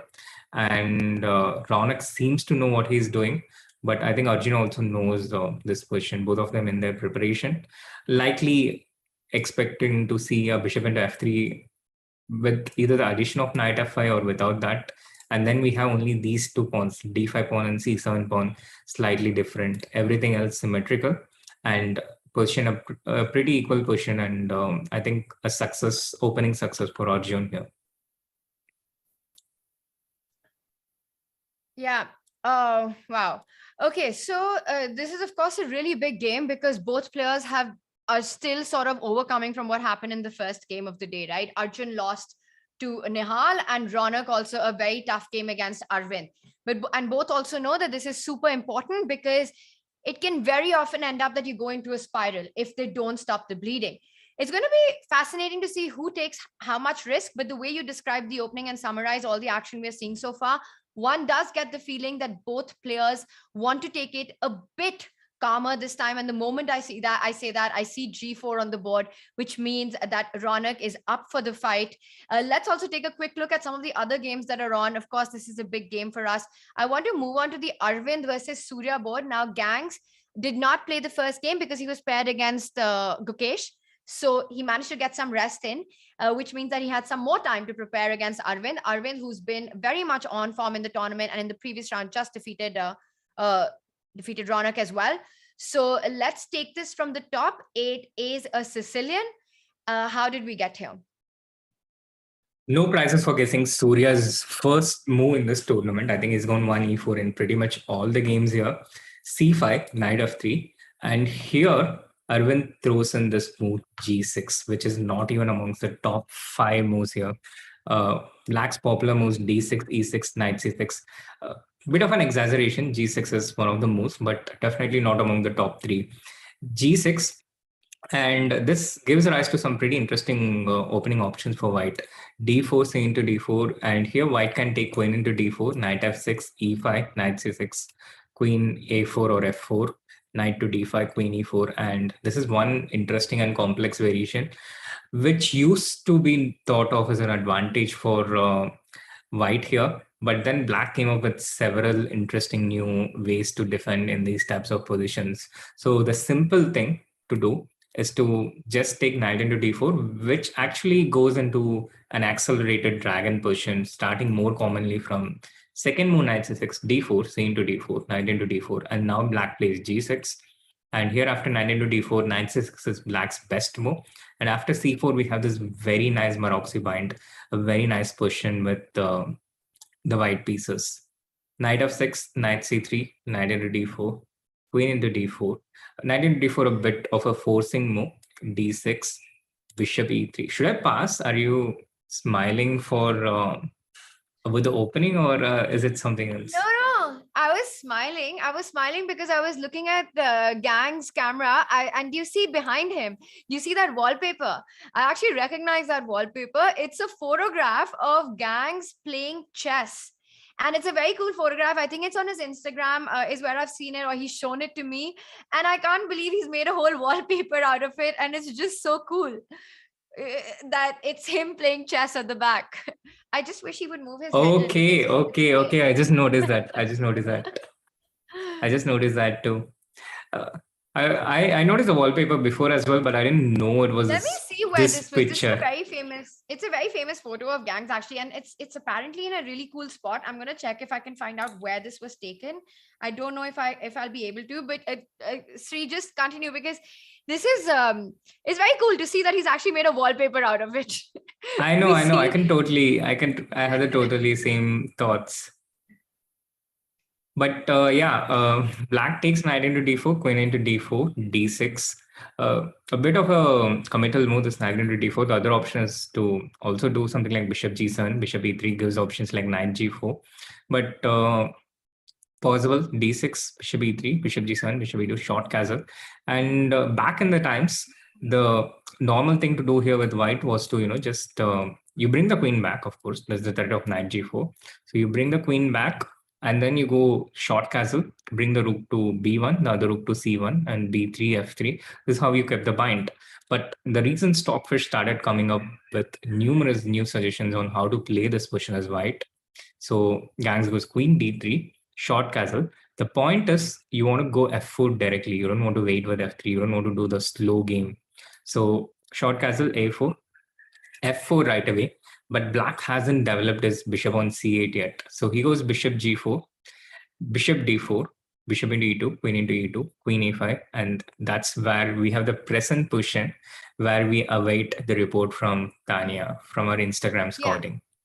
I'm a pro at that stuff. I'm totally a pro, and I did find it. And Sauradeep, you're right. Sogata, it is playing chess on an ice lake in Ladakh, and I'm gonna try and show it to you. I don't know if I'll be able to, but do you see it? Yes, I see it. It's a beautiful picture. It's a beautiful photograph, and look at this one. And that's on Surya's Instagram, and it says, definitely my favorite pick, especially for International Chess Day. So he actually posted that wallpaper that we see behind him on International Chess Day. It was taken on in Pangong Lake in Ladakh. It was minus 12 degrees, and the entire lake was frozen. And like you've been pointing out, you know what, Sri, even in that board that he set up, even in that game, he made the movie for. It's really Gang's move. Best by test. Gang's, he was the second of Vichy for a really long time, Tania. So obviously, you start with e4. There's the influence of Fischer, Kasparov, and then, of course, being Vichy's second, all of it has an effect. And the only time when Gang strayed away from playing is 1e4 was when he briefly flirted with the Catalan opening for a few years, just after Vichy's 2008 match with Anand Topalo, because Anand did a lot of Catalan in those matches. But apart from that, I think he's been loyal to 1e4 for most of his life. But of course, we just had to put the Catalan bit in. Of course, it's irresistible, both for the player as well as the commentator. What do you think, Chad? Do you think that's a wallpaper or is that a painting? I'm still really curious about it. It has to be a wallpaper. I think it has to be a wallpaper. Yeah, I hope we can get Gang on an interview. Of course, it's custom made. I mean, I would love to find it in the market and go get it done. But I think this is, I would love to have Gangs on with us and ask him about that. That might start, Tania, once Gang starts putting out his merch. But till then, we have to just be content with the giveaway merch. It might just be a plugin for his upcoming merch. That is true. And that's actually perfect timing. So you mentioned the giveaway that we had, and you also were talking about how Gangs was the one who was a second to Anand for I think for 3 world championship matches. He's been a part of his core team for so long. And I think I'm being told that we do have 2 winners who did win the very cool Chessable bag, as well as the FFL Cup and a 3-month premium membership. Let's see if we can have that on screen or whenever. And there it is. There it is. Sri, the 2 winners. Untitled Unmastered is one of them. And the correct answer to the 3rd youngest grandmaster in history, it is Gukesh, the first player to qualify for a Champions Chess Tour knockout. This was a trick question because a lot of you thought it might be Pragnananda, but it was actually Arjun Agassi who qualified to the quarterfinals, where he played against Levon. A tough match for Levon, which eventually went down to the wire and Levon won. But Arjun Agassi was the first Indian to qualify for the knockouts of the Champions Chess Tour. The player who did win the bronze medal in the World Under 14 was Vantika. And of course, the Cowboys. If Adi is watching, shout out to Adi. Who are the players? She has left the commentary. Sri has left the chat and the commentary box. The Cowboy players do play 1B3, and of course, Untitled Unmastered is in my chat, Tania. It's Kaivalya Shah. Well done, Kaivalya. Awesome. Big shout out to you. I'm sorry. Is it weird that I notice spelling errors in these posts as well, or is it a normal thing? You're a grammar Nazi then, and I think. But where is the spelling error? I don't see it. It's in Vantika's name. So it is Agrawal, not Agrar. But it's a pretty common spelling, Agar. But Yeah. Good time It's to not- note her actual spelling. You know, I get that so much because so many people actually spell my name with a Y or add an A at the end of Sachdev. Again, very common mistakes, but we're still going to give it to Untitled, Unmastered. Cavalia, congratulations. And our second winner is Vidhi. I don't know if Vidhi is in chat, but if you're watching it, congratulations as well. These were the correct answers. And if you could just send us your Chess24 IDs on chat, that would be great. We'll also be reaching out to you on Twitter and make sure that your prizes get to you ASAP.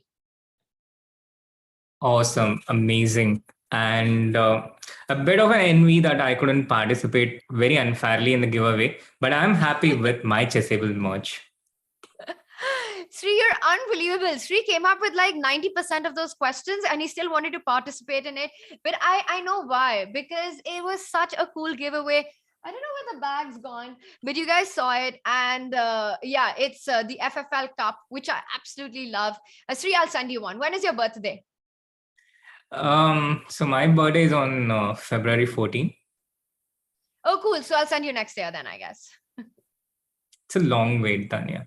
I think we should do something Olympiad based. All right. Well, we might do it on Olympiad. I'll get it for you at the Olympiad. Done. Thank you. For Thank you. being I'm happy. such a brilliant co-commentator and expressing my gratitude, I shall gift you the Chessable bag. Wow. I the compliment already made my day. I don't. The cup is just a bonus now. No, you're not getting the cup. You're only getting the bag. I'm happy with the bag. The bag was the one I had my eye on. You had on your wish list. Yep. It was a. Awesome. I loved the bag the moment I saw it, and I was like, It is so wow, cool. it I'll try looks and so get it. pretty. I'll try and show it. Let me actually get it. 1 second. Sure. So Tania's out on her little expedition to get the bag. Meanwhile, let's get back to the Ronak Arjun game again, guys, because it's a very important game towards the standings. And as Tania mentioned, Ronak had lost his first. Tania's back. Oh, I'm back. By the way, did you say 14th Feb is your birthday? Yes. How ironic is it that you're born on Valentine's Day and you're still forever single? I know, right? I know. But that's how life works. I mean, what can I say? Life just played a little bit of a joke on Sri. By the way, guys, this is This is the bag.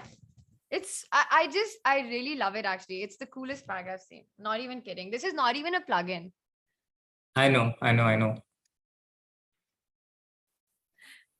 All right. So, well, Anshika asking, do I get one on my birthday? Well, we will do another giveaway. I think we've got one lined up for today or for tomorrow, the final giveaway of the tournament. So watch out for that. And yeah, definitely participate in it. And you could win a Chessable bag, an FFL mug, and a 3-month premium membership. But for now, let's get back to the chess. And what's the action, Sri? Tania, the super important game, Raunak against Arjun, it has heated up. And it's not going to be a peaceful draw. It has totally heated up. We were at this moment with G4, Bishop G6, Rook E1.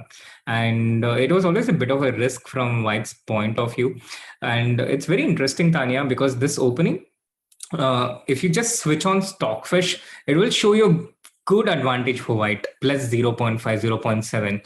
But if you go beyond that, if you use your human input, and I myself had to do a bit of convincing to show that this is actually very easy to go wrong for White in these types of positions. And once again, Raunak, he started with D5. And I think around this point, the game had already spiraled into a objectively equal position. And when he went with G4, Bishop G6, Rook E1, he was really taking the position by its horns. And for Arjun, he just had to make these normal defensive moves. He went Bishop G4, Bishop was attacked. He went Bishop H5, Bishop was attacked. He went Bishop G6. Knight is attacked. He goes Rook E8, Queen E5, Queen D8 to get this Knight to D6 because, Knight is your best blockader, not your Queen. And he just made these normal moves. And he already had a better position because his position was strategically better pawn structure. The bishop usually better than knight in these types of positions, more places for the bishop to control. So knight c8, knight e5, knight d6, h4, threatening to trap the bishop, h5, f3, keeping everything in balance, bishop to h7, and now b3, a distress sign in White's position that he doesn't have anything else to improve, f6, knight to c4, supporting the point of b3, knight b5, and now knight e2. This is the live position we have right now. It's still complex, but I think a bit more in black's favor. And I really like this move, rook into e2, which comes to my mind instantly. Rook into e2, knight c3, and liquidates the position. And less pawns, less pieces on the board, and worse pawn structure for White. Were you about to say something, Tania? No, I'm sorry. I just, can you hear me? Yeah, I can hear you. Yeah, there's some, sorry, I faced a little bit of an internet issue right now, but I'm back now.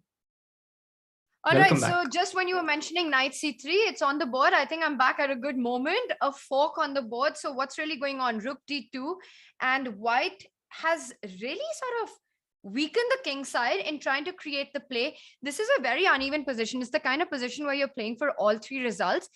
If I had to pick a color, I feel I would want to be black here simply because White's king feels a bit unsafe. The move Rook e8 comes to mind, trying to take control of the open file. But you've always got to watch out for this d6 stuff. I don't know if immediately it's a possibility, but definitely something that's in the air. He takes on g4 first. So hg4, fg4, making sure that White, and this makes a lot of sense because White doesn't have the additional opportunity of just grabbing that h5 pawn. True, Tania. White doesn't have the additional opportunity of grabbing the h5 pawn, and it was hanging for a long time. So Arjun gets that out of the way. And in general, White's position feels very loose to me. And I don't see a raging attack happening. d6 will be an important move to gain a lot of space and get rid of this weakness. So Arjun has to watch out for that. And that makes things a bit double-edged, but black can deal with it with a move like b5, kicking away this knight from e3 and taking control of the d6 square. So start with b5, get this knight out of the way, and then get your rook into the game. I think this has to be Arjun's game plan, which I expect him to play because b5 really suggests itself. You don't want to allow d6 in this position. And after b5, his rook comes into the game, and I think black has a clearly better game here. Although it's complex, I think black is better. I fully agree with you. I feel these G4, H4 pawns are going to turn out to be a bit of a weakness, especially because there are such few pieces on the board.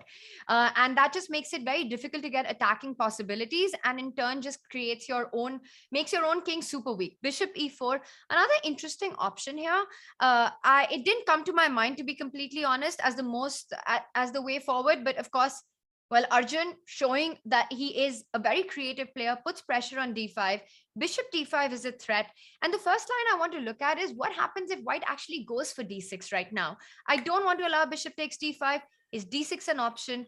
How would black react to D6? Black is also not obliged to react instantly to the D6, Tania. So he can ignore it and maybe go ahead with B5 anyway, because the rook on D1 is pinned by the black queen, and D into C7 is not an instant threat.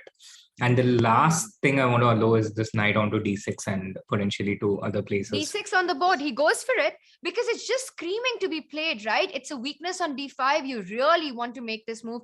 B5 is what you're pointing out. And I'm just wondering if after B5, white can reroute the knight.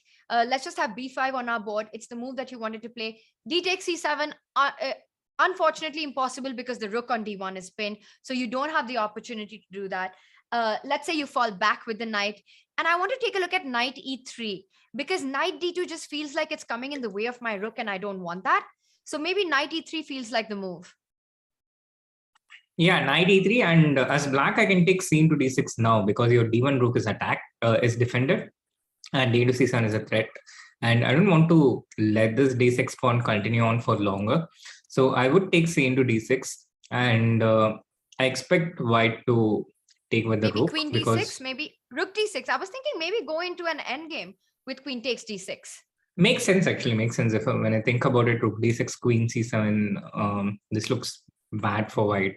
So with the king situation, going into the endgame makes more sense. But I think it's also, we have established it clearly that black doesn't want to go into the endgame. So the queen can either move to C8 or E8, and Arjun will try to keep his queens on regardless. Yeah, but I feel once this position is achieved and after D6, there's a bit of clarification that takes place. We've been critical of Ronak's pawns and the weak king, but I think now it feels a bit more restored and the problems seem to be behind him. So I like his approach of D6. We'll see if Arjun's able to create chances or not. Let's move on to some of the other action that we have. And let's go back to the Arvind board against Surya. We got so distracted with Gang's wallpaper situation that I'm still thinking about it. But I also want to take a look at the position that we have on the board. Now, I see this F6 pawn. And very often we might think that it's a strength in white's position. But with no direct way to target the dark squared weaknesses, you don't have a queen on H6. The G7 square cannot really be made use of. The F6 pawn can actually turn out to be a big weakness, and you might just lose it. And after E5, ideas like queen E6, rook E6, putting pressure on F6 become a reality. Let's take a look at what happens if white accepts this pawn sacrifice. Because wait a second, Fe5, D takes E5, rook E5. Let's say you trade queen E5. Does he simply want to pick up the A3 pawn? Is that the point? And say that, you know what, my A4 passer will be a big deciding factor now. I think so, Tania. I think you're absolutely right. That's one of the strengths of this E5 move. And another important factor is with this bishop on F8, the dark square bishop, this pawn on F6 loses a lot of its sting because you're not going to be able to put your queen on H6 and threaten a checkmate. So it does look like Surya has overextended his position a little bit. He has overestimated his chances. He's been a bit over-optimistic. And now it's actually black who is better. It's similar to the Karthikeyan Arvind game that we had seen earlier, where it looked like white was throwing everything at black, but black just sat back, calmly accepted everything. And when he chose to hit back, it was with devastating power. Yeah. No, I think this is Surya's position. I think Arvind is doing really well right now, and he's got 7 minutes on the clock. This is going to be a bit of a tough task for Surya to defend. And look at Arvind, he's just bobbing his head, moving left to right. It's almost like he's listening to music right now, but that's definitely not happening. He's calculating lines and probably to some extent enjoying his position. I was actually imagining a boxer in my mind when I saw him bobbing his head, and it's like, you're evading the punches and you're preparing for your counter punch, which is what he's doing with the black pieces in this game. And I think that's a characteristic of the Sicilian defense in general. And I really like his opening choice as well. You see how he's creating fighting complex positions from the opening in every game that he's playing. He's just creating those fights, and it hasn't worked for him all the time. Like, for example, against Aradia, it backfired, but it has been working for him in most of the games. And that seems to be the way of modern chess. You have to win or you lose.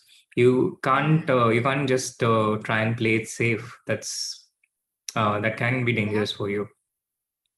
All right, we see a trade on e5, opens up that bishop on f8, which is a fabulous bishop really for Arvind. It controls the g7 square, the 8-6 attacking points, and also eyes the weakness in white's camp, which is a3. And this explains Gang's last move. He says, I'm not going to allow you the a4 passer, blocks it with the move c5, but this gives black that tempo to go queen e6 or queen f5. Also queen d5. Also a nice move. Queen f5, queen e6, queen d5, centralizing the queens. I think these are all moves that definitely give Arvind some advantage. We will come back to this. I want to move over to the Abhimanyu board. Again, one of the players who's at the top of our leaderboard. He had this first game that he won. A little bit of a trouble there in the opening, but he kept the imbalance going, kept the dynamic play going, and was the winner at the end. He's playing against Vantika. Now, a very important game for him because he's clearly looking at scoring a full point here. And that's simply because, well, Vantika is a target in this tournament. So Abhimanyu knows that if he wants to win the event, this game, he's got to really try and make the most of. Vantika, we know her strength. We know just how strong she is and how you cannot underestimate her. She's not going to let that be easy. I do see Abhimanyu's managed to have a double bishop advantage in an open position, which counts for something. There is a d6 weakness. Overall, it does feel like white has more play, easier play, and Vantika needs to be a bit careful here. Completely agree with you, Tania. I think white is in the driver's seat. The pair of bishops at d6 pawn, the superior center, and eventually this bishop eyeing the f7 point, which can come into play after an f4, e5. Deadly devastating threats in the air for Abhimanyu here, and also the type of position that he enjoys. I think it's a very important and an altogether different skill to try and bring the type of positions where you get to show the strength that you excel in without letting your opponent show where they excel in. And against very strong players and duels between two very equally strong players, this comes into the fore. Who manages to get into situations where their strength becomes more prominent?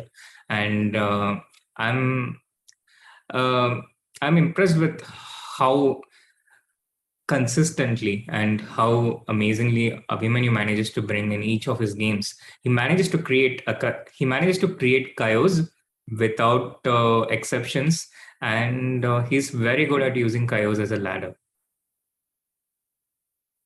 Yeah, 100%. So rook e8 played, trying to put pressure on the e4 pawn and saying that, I don't really believe that white should go e5 here. We've been talking about this d6 as a weakness. So you kind of don't want to dissolve that. White also has the option to start pushing on the king side. Maybe you want to see f4. And of course, Abhimanyu, it's just a move that's so up his alley, to make a move like f4, to go for the most dynamic option and to do it within seconds. You've just got to love the style. And I once again, going back to what we were discussing during our after show yesterday, it just reminds me so much of the way Jan Nepomniachtchi approaches positions, going for the most direct lines and playing them so quickly, not taking time on the board, creating practical challenges for the opponent. Absolutely, Tania. And also, knight d4 is not possible now because of bishop d5, and that also adds up to the reason on why f4 is super strong here. And can't disagree at all with equating to Jan's style. Abhimanyu certainly has the speed. And let's just also show some of the other dangers that exist in the position, right? If we have the live board in front of us, after f4, let's say Avantika retreats with the knight to d7, trying to neutralize white's bishop pair. Now bishop g7, king g7, queen d4, and you have to watch out. You can't go knight f6 anymore because now f4 is on the board and suddenly e5 comes in with devastating effects. Whether you go queen f6 or you go knight f6, and let's just show what happens after queen f6. The knight on d7 is undefended, so you can still go e5. So Vantika really needs to be super careful right now after f4. And if Abhimanyu manages to make the most of this middle game, this initiative that he has going, he's going to find himself at the top of the leaderboard. Completely agree with you. The momentum is totally with Abhimanyu's side here, Tania, and I think there's a 95% chance that he's going to win this game. All right, let's go back then. I think this one definitely looks like it's a tough task for Vantika ahead. Let's jump back to the Arvind board. We've had some moves there. We were quite happy with the way Arvind's position had developed. Not sure about that f6 pawn. And I think Arvind chose queen f5 to put pressure on f6. Finally, white has managed to defend the pawn with his own queen to d4, also targeting a4. So one gets the feeling that maybe Gangs has managed to find some counterplay against his weakness of f6. There's certainly a lot of counterplay. It's by no means a clearly winning position, but I think black is still pretty much in the driver's seat. He need not do anything immediate right now. Like, for example, as you did mention, something like rook e6, it doesn't achieve much because the e4 pawn is also hanging, so you can't take the f6 pawn for the moment. And there are ways to defend against this for white after rook e6. He can just take the a4 pawn, as you mentioned, but I think it's not so clear even in these types of positions, Tania, because you can keep advancing this pawn e3, e2, and argue that the a4 pawn is relatively insignificant considering the other factors present in this position. Arvind goes for the rook to e5 instead because he potentially wants to have the e6 square for the queen. But also queen f6 is a threat now, so you have to watch out and defend that pawn. Maybe the other rook will come to e8 to defend the e pawn and start advancing. A very rich position. I agree with you that Surya's troubles are not over, but the one position that we need to jump to immediately is Ronak's Arjun's board. That is just absolute fire. And take a look at this. King f8 played. Ranak Sadhwani down to 1 minute. Arjun 7 minutes on the clock. But the king looks like it's in danger. The first move that comes to mind is what happens. Yeah, exactly. I don't know which king I'm talking about anymore. But what happens if white immediately strikes with a move like g5? Do you bail out with rook e7 then? It actually looks pretty attractive to do that, Tania, because on the board, this by the way, he's gone for g5. He's gone for g5. Yes, but I think this endgame, it can only be won by black. White has no chances, and this bishop is a lot stronger than this knight. So although it's a decision that has to be taken carefully by Arjun, this type of an endgame, it's a very, very safe option where you don't really risk losing. Oh, he went for rook d3. I'm sorry, I just completely missed that. He doesn't go for the safe option. I feel so many of us would have chosen rook e7 simply because, like you said, super safe. If anyone's trying, it's black. But Arjun, he knows he's up on the clock. He wants to keep the threats alive. He's putting more pressure. He's not just playing Ronak. He's not just playing the position, but he's also playing Ronak's clock right now. And with knight e3, still, it's a very heated position. I'm not really sure what's happening anymore because now queen e7 just doesn't look like a real option. You can go queen c8 check. Ideas of trading and knight f5 check on the board. Maybe just trade and go knight f5. It just looks very dangerous now. Yes, Tania, and I think Arjun is clearly not intending to trade the queens. He wants to set difficult, complex problems for Ronak in the middle game with the queens on, essentially targeting his king and Ronak's time situation. And when I see the time situation, I remember Leon Mendonca, who played some superb games through this tour with less time. But I think those are more of exceptions rather than the norm. And typically when you have less than a minute, most people end up making panic blunders. And Yeah. it also depends on the position. If you can keep everything safe, we are talking about how important it is to keep things safe when you're in time trouble. And here it's very hard to wrap things together for white in this situation. Let's try and look at some lines because it's a very crazy position. So queen g4 played. He wanted to defend black from entering with the queen to g3. And now black does have the option to try to maybe pin on the e file. But the other move that comes to my mind is a move like queen a5, which hits the rook on e1. And I'm just wondering, how are you fighting this? Because now I also want to go queen c5 next. If you're not careful, maybe my queen will land up on d5 when I have the option to threaten mate. Of course, you have the knight on e3. I see that. Most importantly, if you give a check on c8, let's say you go queen c8 check, I simply fall back with my bishop. Or rook d8, even better. Rook d8, even better. Absolutely. Yeah, rook d8, I think, wins the game instantly. Wins the game on the spot. There's still b4, but yeah, I think this is this should be winning for black. At least you have queen g5. At least you have queen g5, if nothing else. True. Yeah, queen a5, queen e5, queen b6, all attractive possibilities. And probably what Ronak is calculating right now, he's trying to anticipate his opponent's move and try to get something instant in response. After queen a5, one way to keep the balance would be to play something like rook e2, Tania.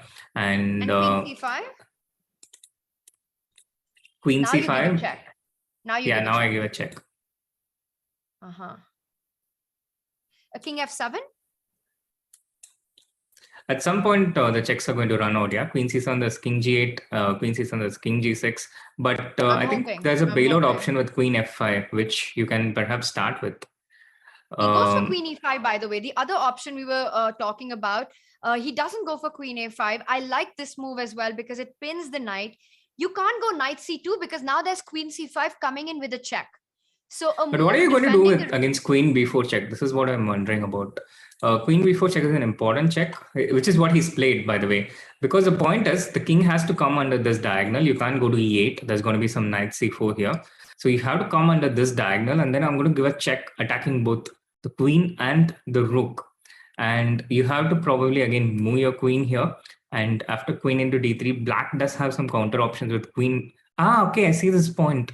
Queen g3 check, king f1, and now bishop b5, Tania. And the knight is pinned. Wow. This is the point. But did Arjun calculate so deep when he played queen e5, or did he just miss this option with queen b4 check? I think he perhaps, even if he missed it, he's going to see it now. Okay, let's just slow down and show this line that you just did, because it's quite a stunning line that you spotted, Sri. Queen b4, black has to sidestep on the, let's say, on g8. Now queen c4, super attractive. Arjun, of course, calculating all these lines. You step over to h8, let's say, so that king h7 would run into a check. So king h8 is important. Queen takes d3. Now you're pointing out queen g3 check, and the rook on e1 is attacked. So white has to go king f1, and what a spot! Bishop b5, pinning that queen. Knight c4 is impossible because the queen on d3 hangs. Exactly, Tania. But if you don't see this, then the most attractive option for you is to go back queen d6. If you had by chance missed this idea of queen b4 check, which looked very dangerous to me initially, which is why I preferred queen a5. But if you didn't see this, then queen d6 is a more attractive option where you fall back. You're always slightly better with black, but it's not clear. So Arjun has to decide between these two moves, but looking at the evaluation bar, it looks like king g8 is the move. I don't believe that if he goes into an endgame, he would have too much advantage there. White's knight can find its way to f5 to c4. I maybe still slightly. He goes for it. He goes for it. They're going for it. And he goes rook d5. This is what Arjun misses that idea of bishop b5. He completely misses it.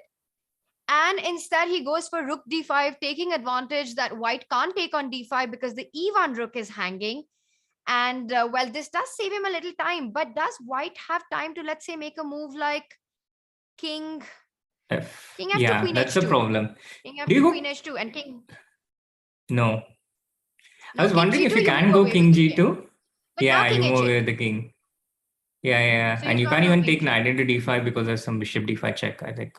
He takes g into Yeah. f6, which makes sense because you're opening up the g file against the black king, but do you still have this queen g3 check? Oh, now you have knight g2, Tania, and this rook is pinned and you don't have enough time to move your king and create threats. No, let's not go queen g3, because this looks like, yes, knight g2 is a repetition. So after g takes f6, maybe you just take on, no, you can't take on f6.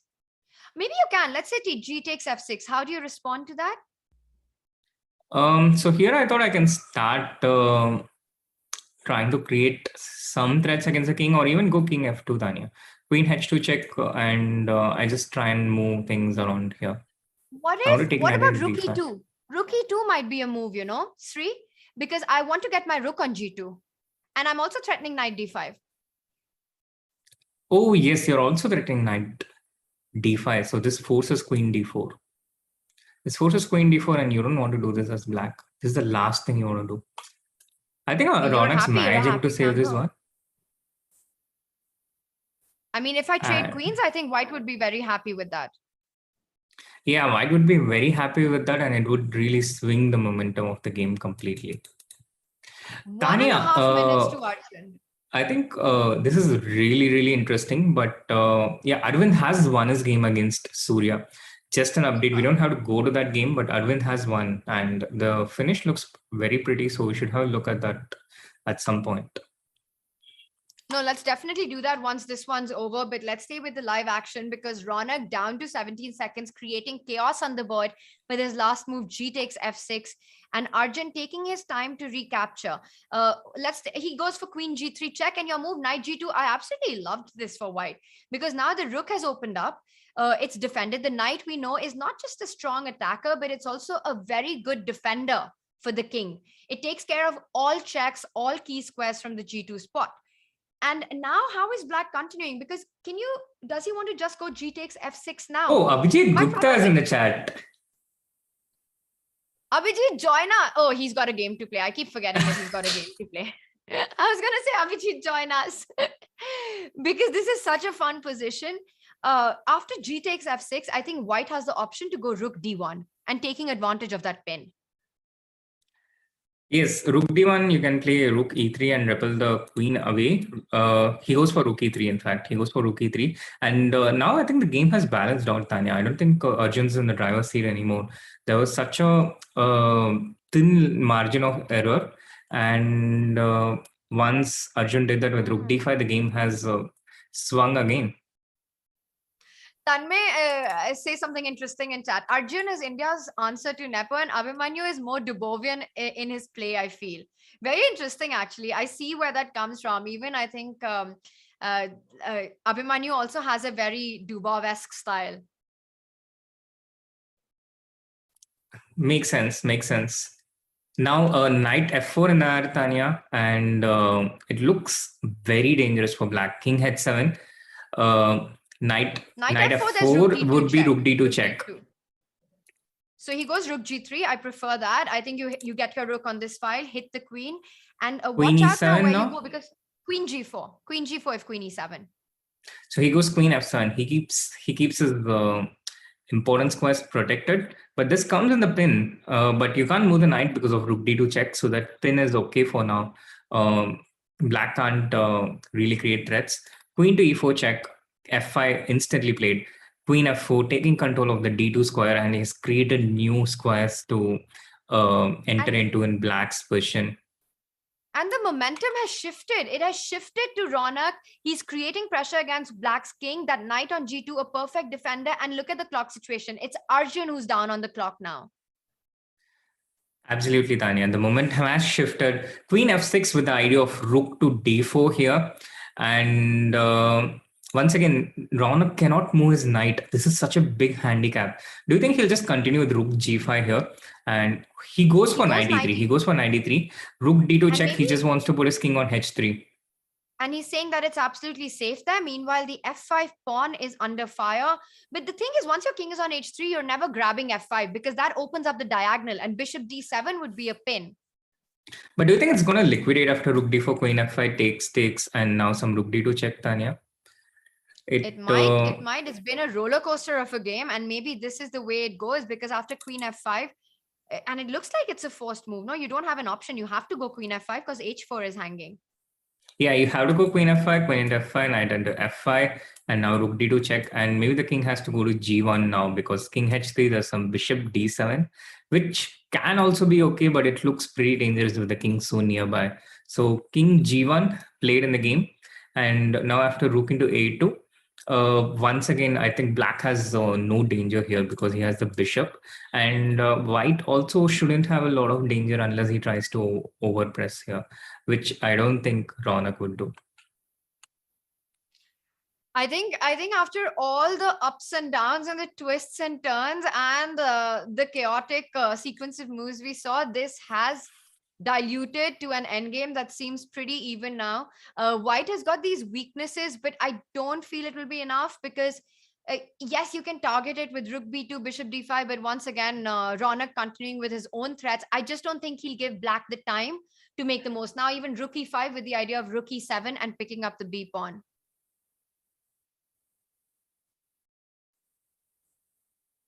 Bishop g8, the safest square for the bishop, and you very suggesting rook e5 right here, Tania? I was thinking of rook e5 or rook c5. A little torn between the two. I like both, but let's say rook e5, not rook d5. Not rook d5. Sure. And maybe if you have to try, then you. I was thinking of going b5, but okay. Here rook c7 check. King h8. Ooh, this is getting tricky now, no? Okay, let's say. No, but I think black really has no danger. Knight f3? No, let's just go back. I want to show a nice little trick there. Knight f3. Rook d3. Yeah. Knight e5. Rook b3. You want to come to g6. Rook b3 and knight g6 checkmate. But none of that happened. And the game finally ended in a draw. Crazy game, Sri. Crazy game. Yeah, crazy game.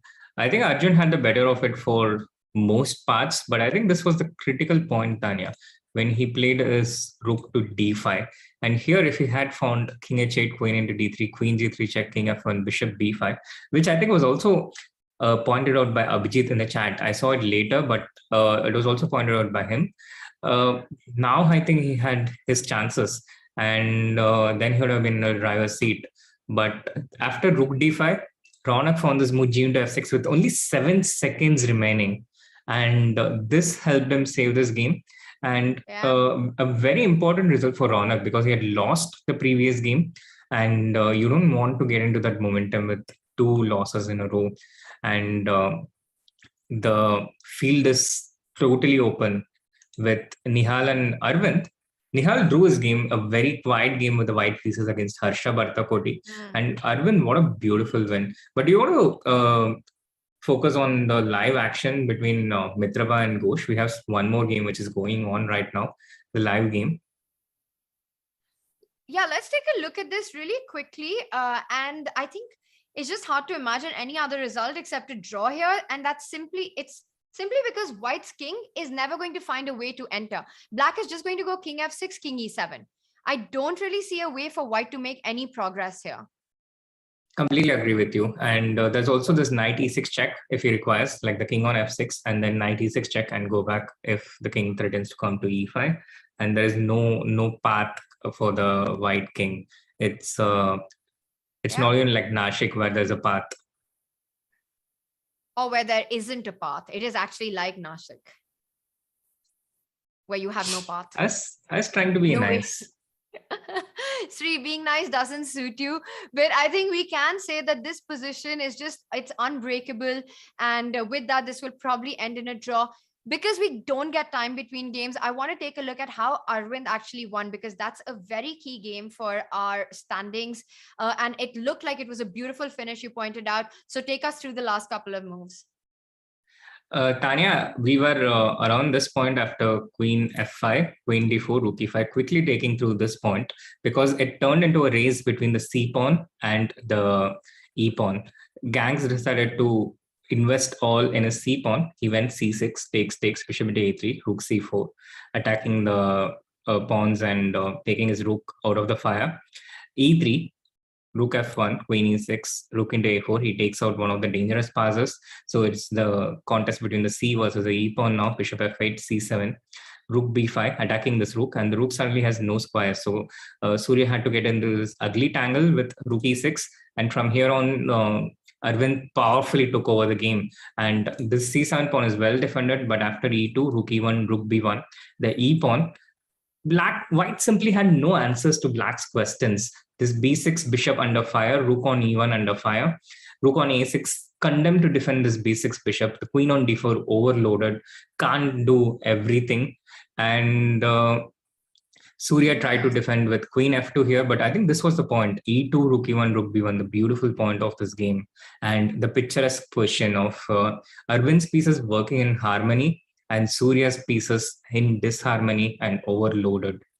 The game continued on with queen f2, rook into e1, queen into e1. And maybe at this point, chat can guess how black won the game. The final moves. Although they can, the final moves. You can't see the live board, so you can try and guess how black finished this game off. The final nail on the coffin. It might not be the only way, but definitely the most precise way. So black to play here, chat. Channel your inner Arvind, and how do you finish the game off?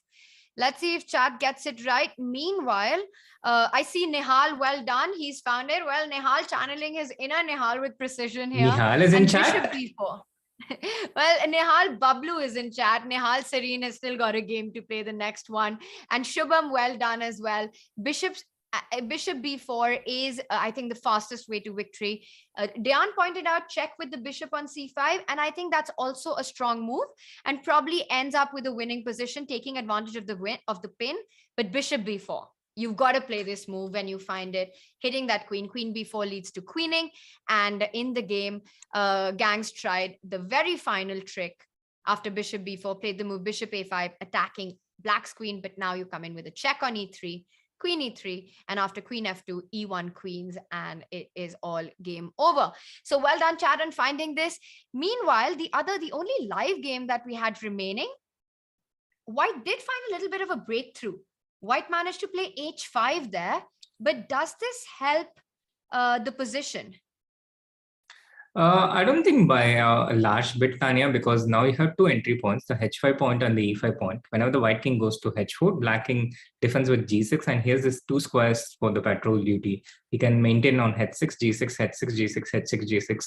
And then when the white king goes towards d4, then you keep the king on f6 and give a knight e6 check.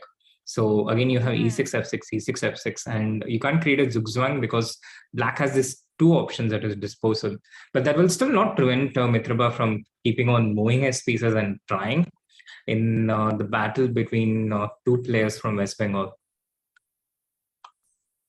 Yeah, absolutely. And I think this is going to end in a draw very soon, which actually means it's been quite a fun round, no? With the standings. I'm actually very curious to see our standings as soon as possible going into round 3. We'll have that up on our screens as soon as it's ready. And there it is. Of course, we've got one more game going on, but Abhimanyu on fire. He's got 20 points.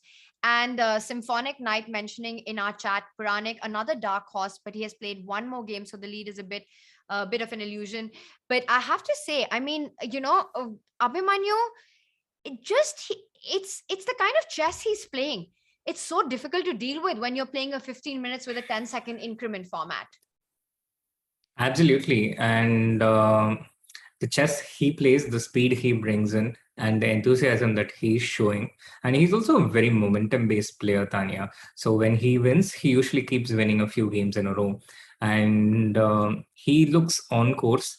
Of course, he has some major challenges coming up his way. He has to play against Arvind. He has to play against Arjun. But yes, he's in a winning momentum, and he has won 2 games in a row. And I think 2 games in a row is like the start of a really positive momentum. So he's definitely one of the contenders out there. And aside from Abhimanyu, Nihal has been super solid. But look at Arvind. He's had all these amazing wins, and he hasn't played these players at 13, 14, and 15. So he's actually got the lower rated players, he's got to play. He's playing Vantika next. Who is he playing next? His next opponents are Abhijit Gupta, and he has a game against Abhimanyu Puranik in 12th round. That will be the highlight. But in the last round, he plays Vantika with the white pieces. So Wow. and Vishak with the black pieces in the 14th round. And both of these players have been finding it difficult to find their feet here. So he will look to continue his momentum and carry it on against Abhijit. And I think he's pretty much up there. Meanwhile, Nihal for the day, he's got 2 games coming up and he's going to be playing Diptyan and Aradhya. So Nihal needs to go on full score mode. He needs to make sure that he keeps those points coming in. And I think this has been one of the major challenges for Nihal in this format in general. He's very solid, very reliable. You can have him as your champion if you're in a trial of combat. But this draws the solid approach, not the most helpful in the Champion Chess Tour. All right, we've got action coming up very soon. While we still have this game going, the players are trying, and I think this is going to be a repetition right about now. Bishop e2, and Black having a little think before deciding to go King e7, and Bishop d3 will seal the game. This one will end in a draw, and we're going to have the next game starting very soon. Sri, should we make a quick break and be right back with the next game action? Yes, Tania, let's get in for a quick break, but don't go anywhere. We'll be right back.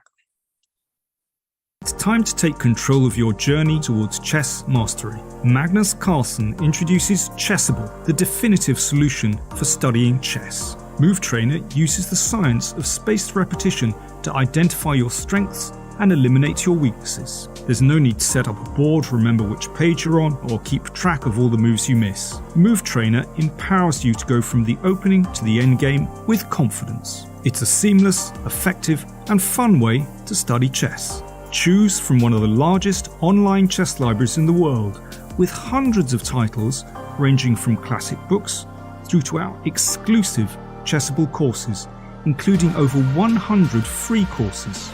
Get expert insights from International Master John Bartholomew, Grandmaster Sam Shankland, International Master Christoph Sulecki, Grandmaster Simon Williams, World Champion Magnus Carlsen, and hundreds of other instructors. Get started now and join our growing community of over 100,000 chess enthusiasts at Chessable.com.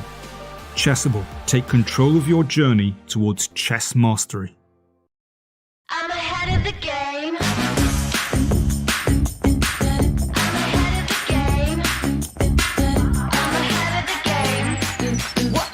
Well, the phone is always ringing. I'm caught up on the line. Got a string around my finger. Remember who am I? I'm a boss and I'm honestly off my rocker. But follow me, I'm ahead of the game. I'm ahead of the game. I'm only ever slinging. I'm working overtime. Got the song and I'm the singer. The melody, the vibe. I'm a prodigy. Logically, I'm impossibly wanted. Then they'll remember my name. They'll remember my name. Ooh, well,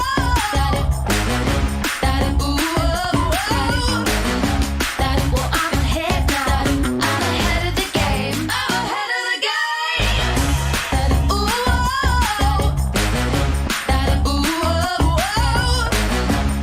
well, I'm ahead now. I'm ahead of the game. I'm ahead of the game. Well, I'm ahead now.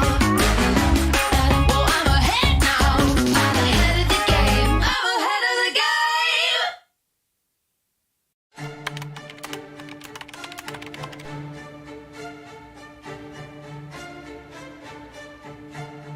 Hi everyone, welcome to our new video series. My name is Jan Gustafsson and I'm thrilled to be reunited with fellow Magnus Carlsen's trainers, seconds, Peter Heine Nielsen, Magnus Carlsen's head coach, and Laurent Fressinet, Magnus Carlsen's French coach, are both here, and we will be going through the World Championship match 2021.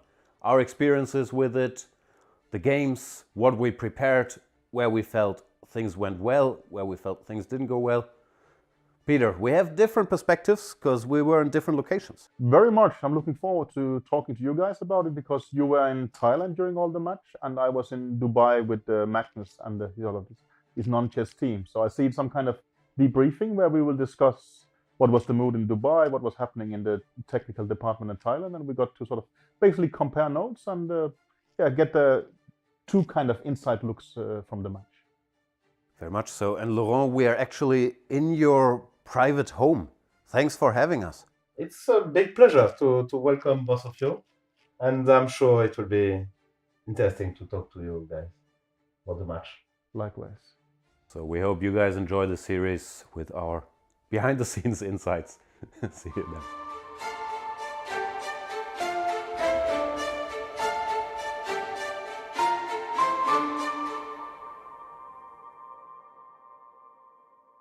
I kept Chessable a secret for 3 years at least, and I was using it for myself. And I, maybe never expected how big it would become. I have always been into games, and I think games are fun ways to pass your time.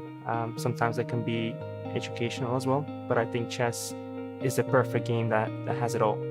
It's a game that not only entertains you, but also teaches you about life skills, from things like time management to the consequences of your moves or your actions. Once you make a move, you cannot take it back. I really fell in love with the game. And of course, given my competitive nature, I wanted to get better at it. And I found it extremely difficult after watching countless videos and reading some books. You would put in all that effort, and then when you get to the board, it's like it all disappeared, all vanished, and you performed at the exact same level you were before that. And I looked around for a solution that could perhaps use the latest technology, the latest learning science out there to help you learn chess, and there was nothing. So that's how the idea was born. I've been building things since I was 14, and I always enjoy bringing a community together around a product. And we got a lot of energy from the chess community as well. Really from day one, when we announced Chessable, there was thousands of people who thought this was a good idea that had to be realized. And they've been fantastic with words of encouragement, support, advice, ideas on how to improve the product. And I believe they've been listened to over these years, and Chessable is exactly what that initial community wanted. And it's part of our product process to actually keep listening to them going forward into the next years. Chessable is definitely a product that was built by players for players. I think we have stuck to that vision, and it continues to be exactly the same. What has changed is we now have a lot more great people in chess helping us realize this. When I started, it was John and I, there was two of us, and then at some point we had 3 or 4 people. We had a small community around it, but now... Hello, Welcome everyone. back. And You go, Tania. no, I was just going to say that, we've had so many turnarounds, especially with Ronak suffering a loss in game 1 and the field opening up, Arjun losing to Nihal. There have been some amazing results, and it just leaves a very unclear position at the top of our leaderboard. And we're going to get into the action. As I can see, it's already hot fire on this board. But first, really quickly, let's bring up our standings going into the next round. These are the pairings first. And these are the standings next. This is where we are. Abhimanyu leading the pack with 20 points. Nihal, Serene, and Arvind, and Leon. You know what, Sri? We completely forgot about Leon. He sneaked up on the leaderboard and currently on joint second place with 19 points. Ronak Sadhwani slipping down to 5th position at 18 points. And there we see a big gap between Ronak and Arjun. It's a 3-point gap, but don't forget that every win counts for 3 points. So still anything can happen. A very important round coming up. Sri, the action has started. Let's do a quick opening tour, and let's start with Gang's position against Arjun. Arjun with the white pieces.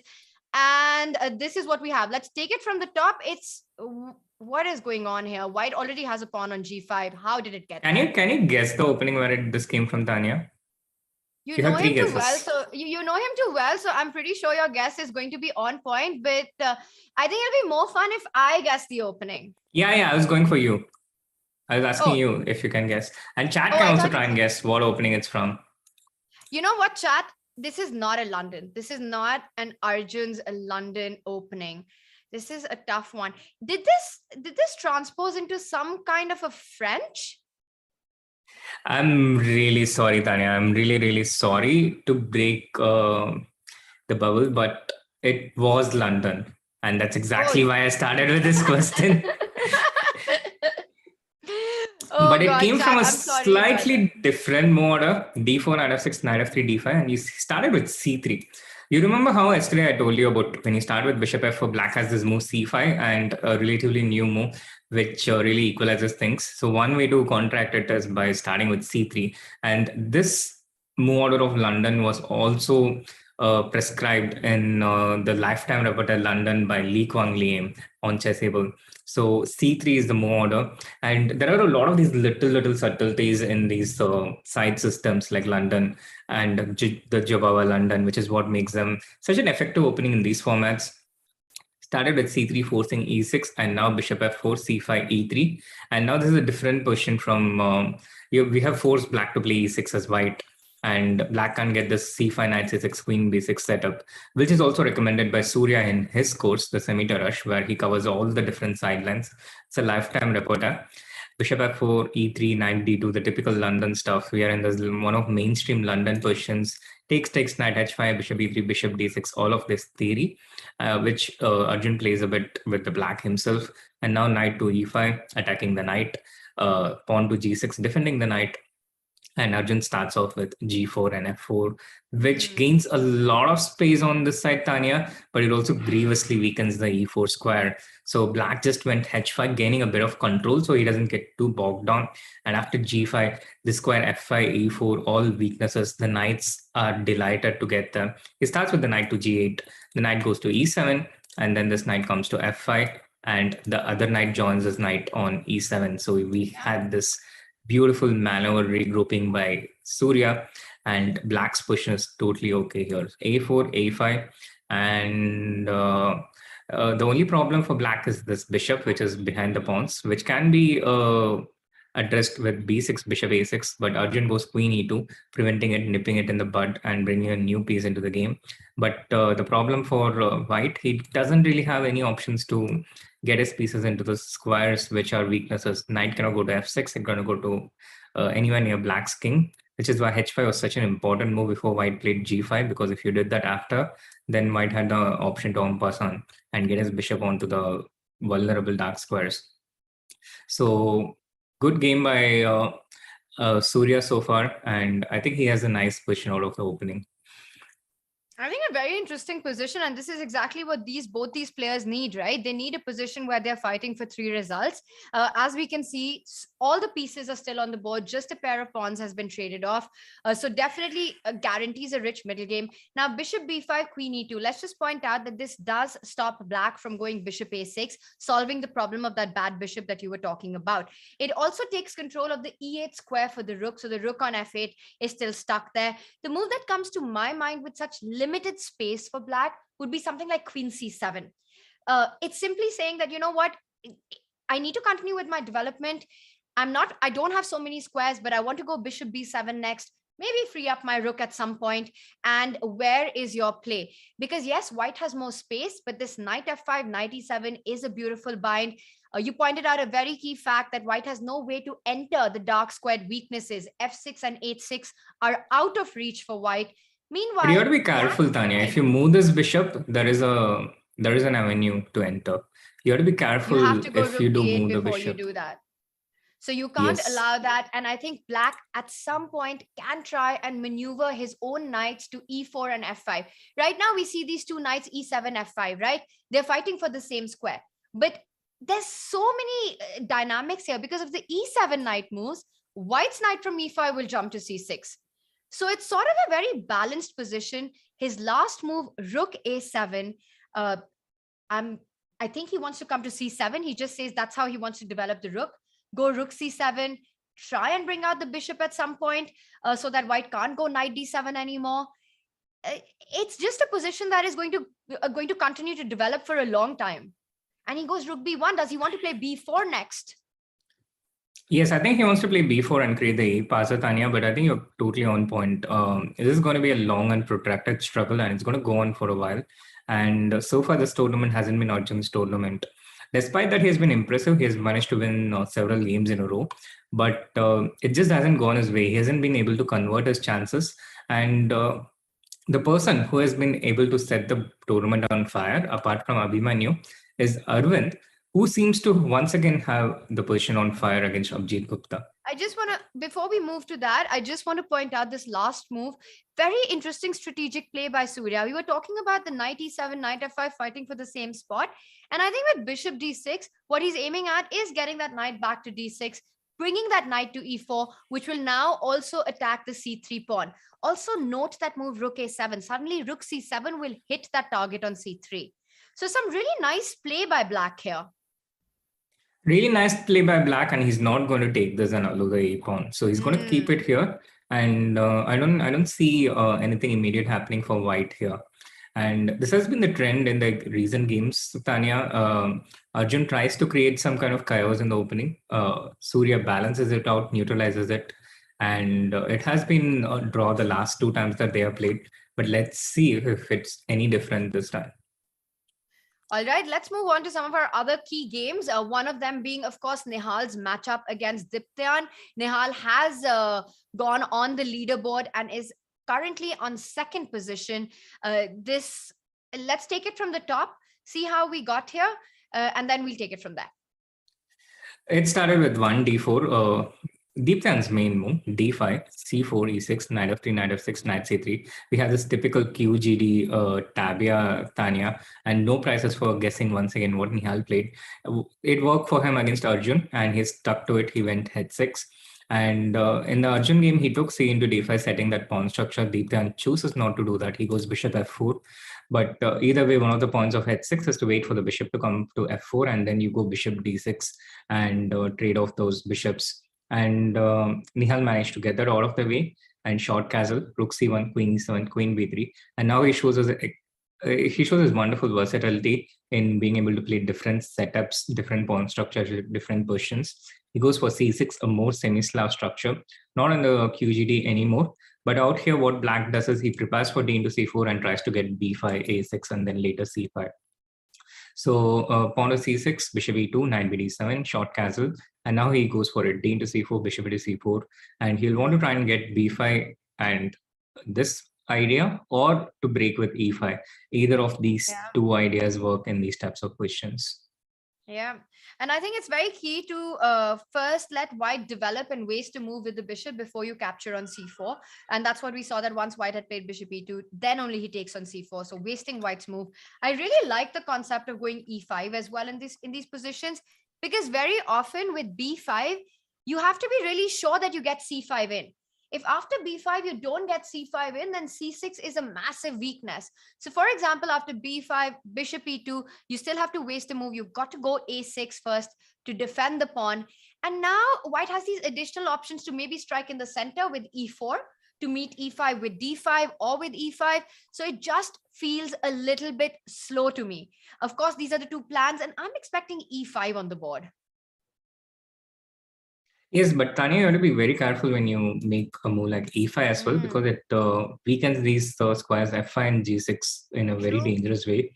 And often when you're not well developed, which black is not in this position, it can get worse very quickly with a simple move like this e5. And here, even if something like d5, white is a bit better developed in these positions. And there are also options like knight h4 in the hand, which look dangerous to me for black. So I think it's a difficult decision for Nihal here, and the reason why he's been spending considerable time.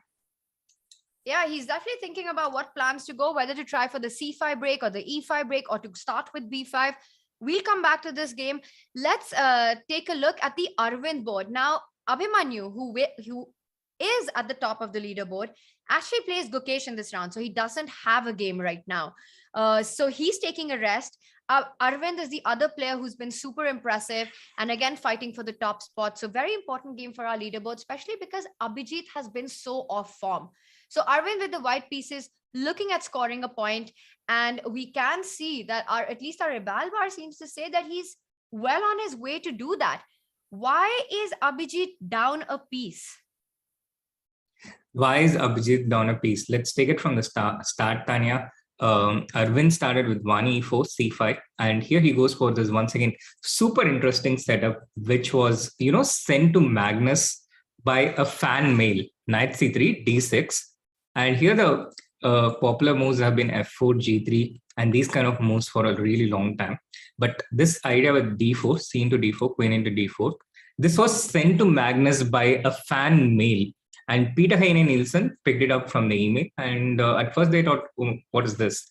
And then they found out that this is a variation with some real potency. And Magnus went on to play it and won a beautiful game against Wojtaszek. It's a very interesting setup for white here. You go with the queen to d4, and then after they have no idea who sent it, who the fan mail is from. I think they know who it is. I think they know who it is. I don't remember, but it's documented and written down somewhere. Wow. But yeah. So the name reveal has happened, or the name reveal hasn't happened? I think the name reveal has happened. This happened a really long time ago, about 5 years ago, but I don't remember the name. But it came by email, and this guy was like, this is a nice idea, but if I play it, I'm going to mess it up. But if Magnus plays, he's going to score a point. So I want Magnus to play this. Yeah, that's actually such a cool story. So let's continue with the game and get to our live position. Yes, knight to f6, b3, because you want to pull the queen to d2 and bishop to b2. G6, bishop b2, bishop g7. Black doesn't play knight c6, although that's the main move. And the mainline theory here goes with knight to c6, queen to d2, g6, b3, and here black has bishop h6 or bishop g7. Some very complex lines out here, Tanya, and a bit of complicated theory has developed here. But Abhijit refrains from putting his knight to c6, but these positions generally always favoring white a bit objectively. So queen d2, knight by d7, f3, a6, g4, b5. And this is the point when Arvind tried to get his knight to d4. So he started with the knight e2, knight e5, and now g5. And here, Abhijit had a choice. He could either sacrifice a piece with knight into f3, or he could just move his knight to h5 or d7. But this is worse for black because white is getting his attack much faster than black. The pawns are moving much faster.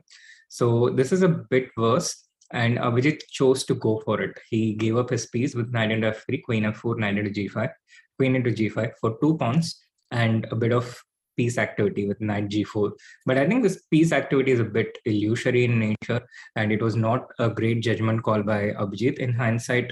And white just prevented knight f2 threats with queen h4.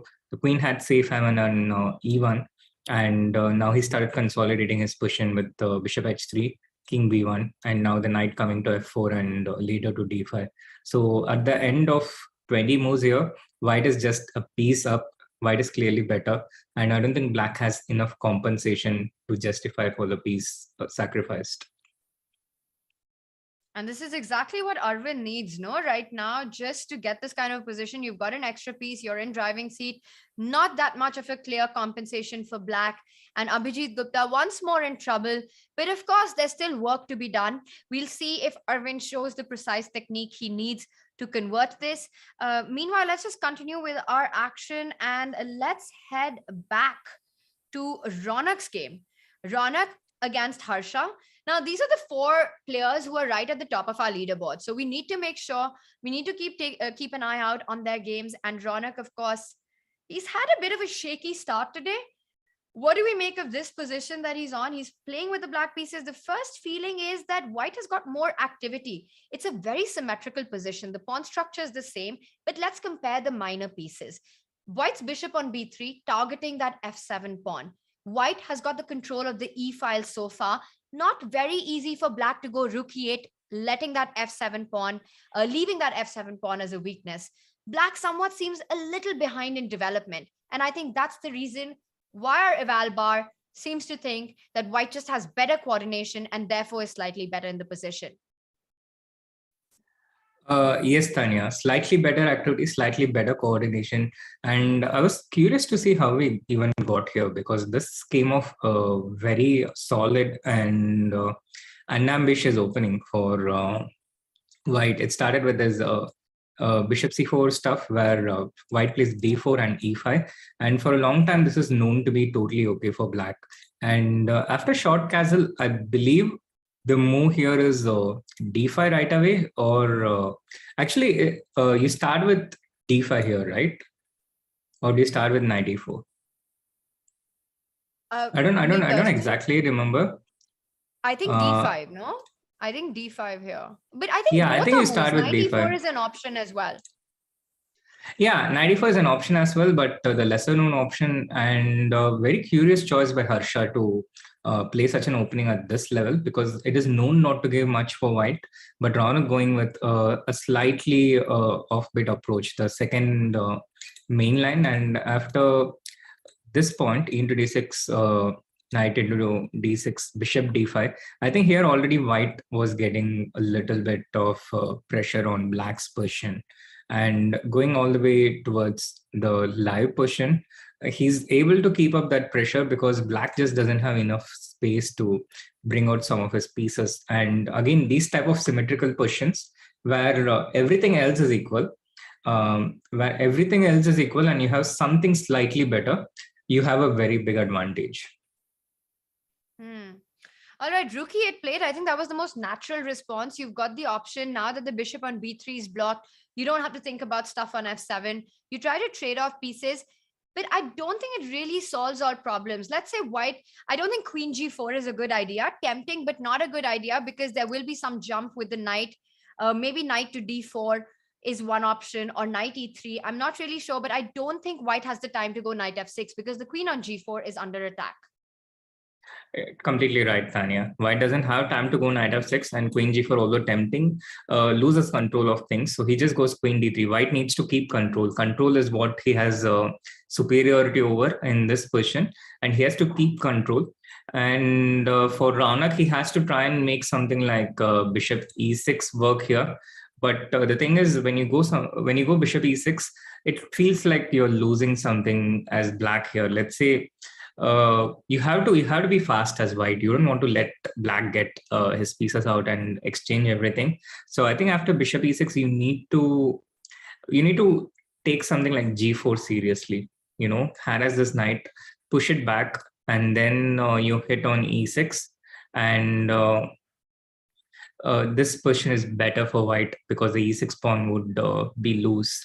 So I think black has to try and get something like bishop e6, but it's not so easy to execute it.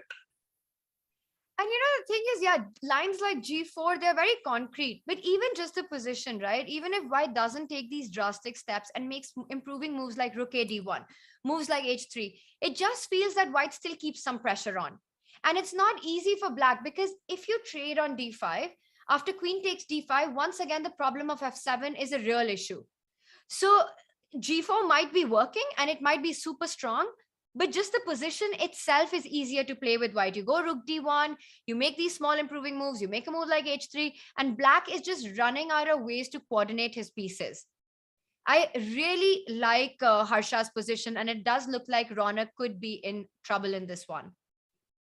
True. And talking about trouble, Tania, I think a couple of important games. Deeptan seems to be in massive trouble against Nihal in one of the important games of this round, Tania. Deeptan played his knight to e4 here. Nihal played his pawn to c5. And I think Deeptan's eyes lit up here and he was like, oh my God, there's a pin on this file. So I'm going to take knight into c5, I'm going to take this pawn. And maybe he calculated bishop into f3 and knight into d7 and these variations where he takes on f6 with a check. But what he probably missed was the option for... Oh, I was just about to say, let's ask chat what happens after knight c5. But this is a really interesting, a very nice intermediate move. Bishop d5 taking advantage that the queen on b3 is hanging.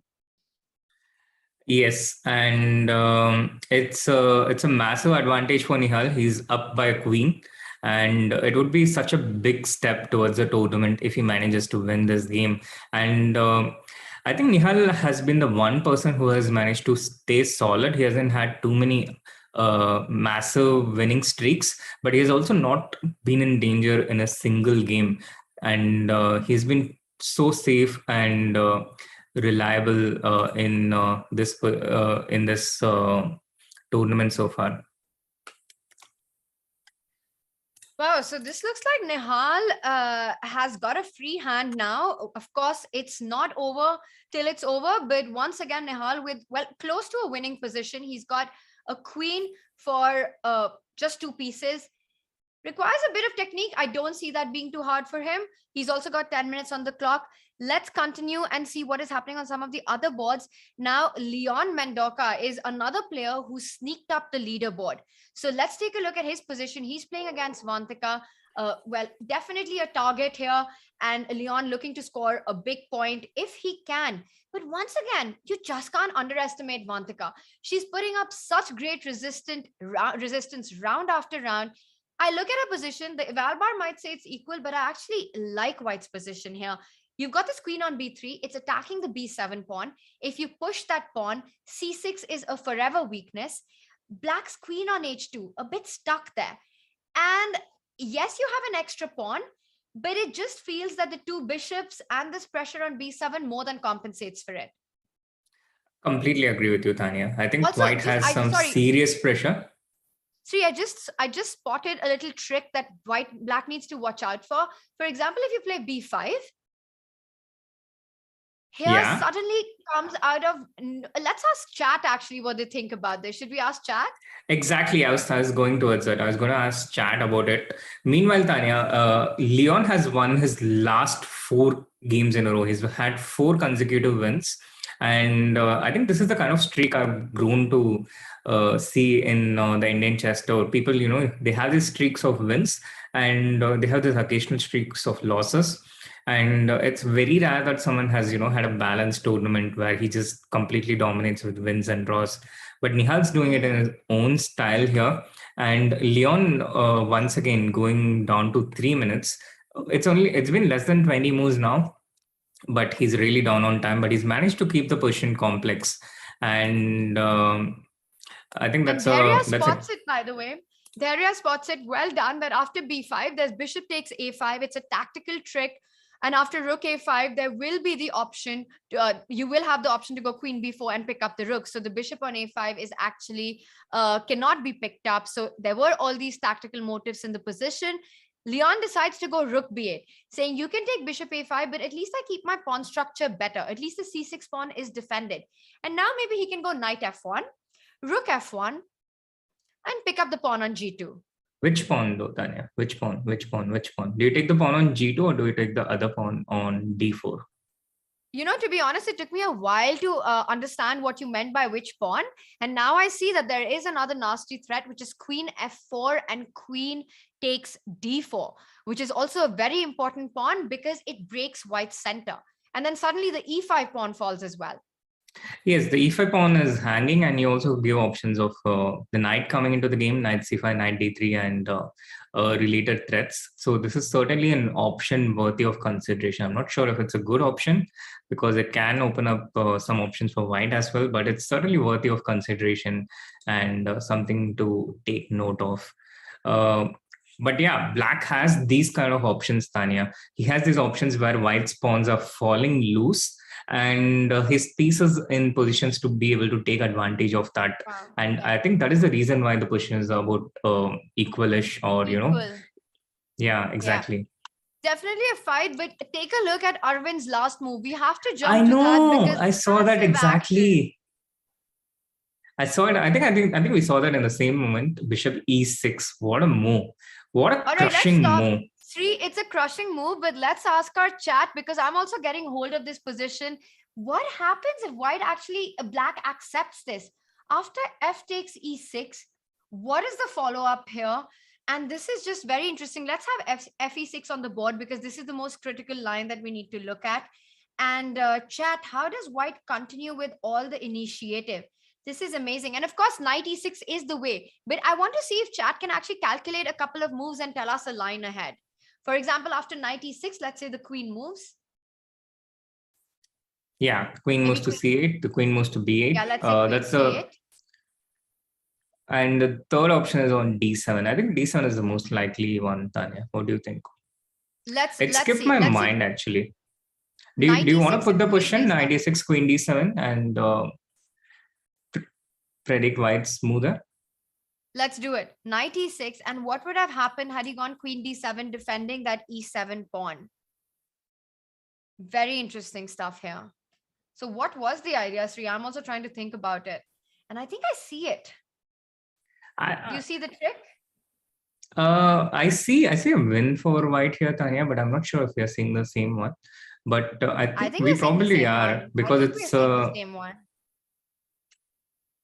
Yeah, I think so too. I think we are seeing the same one. Let's see if chat gets it. Chat, what is the combination here? It's not as easy. I want to see a little bit of a line. Somebody in chat has answered, but not one move. What is the idea? What's the follow-up? It's all about the follow-up. Meanwhile, Tanya, a quick update. Nihal has managed to win against Deeptan. A big win there for Nihal against a super solid guy with the black pieces, and with that, Nihal moves to the top of the standings. And Arjun would catch up with him if he wins this. And quite a few people in the chat coming up with some really impressive answers, which even I didn't see, Tanya. Oh, really? And now I'm curious to see what was your idea. Well, I do see some of the answers here as well, and maybe we can show them. Sri, okay, let's go one move at a time. Okay, at the count of 3, you have to say your first move. I'll say my first move as well. Okay? Sure. Okay, 3, so 2, chat, 1. let's see how many of you. Wait, no, we have to also tell chat to see who got it right. Okay, let's go. 3, 2, 1. Knight g7. Knight into g7. Okay, let's go. So knight g7, Sri and I had the same I think knight into g7 was the move, Tanya, but after king into g7, now is the question. What was the move that you had in mind right now? Because I can tell you what was my move initially, and it was not the best move, I think. Once I looked at my chat, I understood, wow, there is something. Mine was the best move. Mine was the best move for sure. I have full confidence in my move. Which one? Which one was that? Okay, on 3, 2, 1, let's say it. Okay, you tell me yours, I'll tell you mine. Okay? Sure. Okay, 3, 2, 1. Bishop e5. Knight b6. Oh, I wanted to go bishop e5 and knight f6 is what I wanted. Tanya, we are both greedy. I think it's Vidit's influence on day 1. I lost you. But I can't hear you. I can't hear you. You can't. You're frozen on my screen, by the way. I can't hear you. Chat, can you hear me? Guys, can you hear me? I think Tanya, it's your internet connection. You're frozen here. But guys, there is this remarkable move here, I think, for white, which I just saw after looking. Tanya, are you back? I'm back. So were you not able to hear me, or were you pretending to not hear me because because I called you greedy? I couldn't. You called me what? Greedy.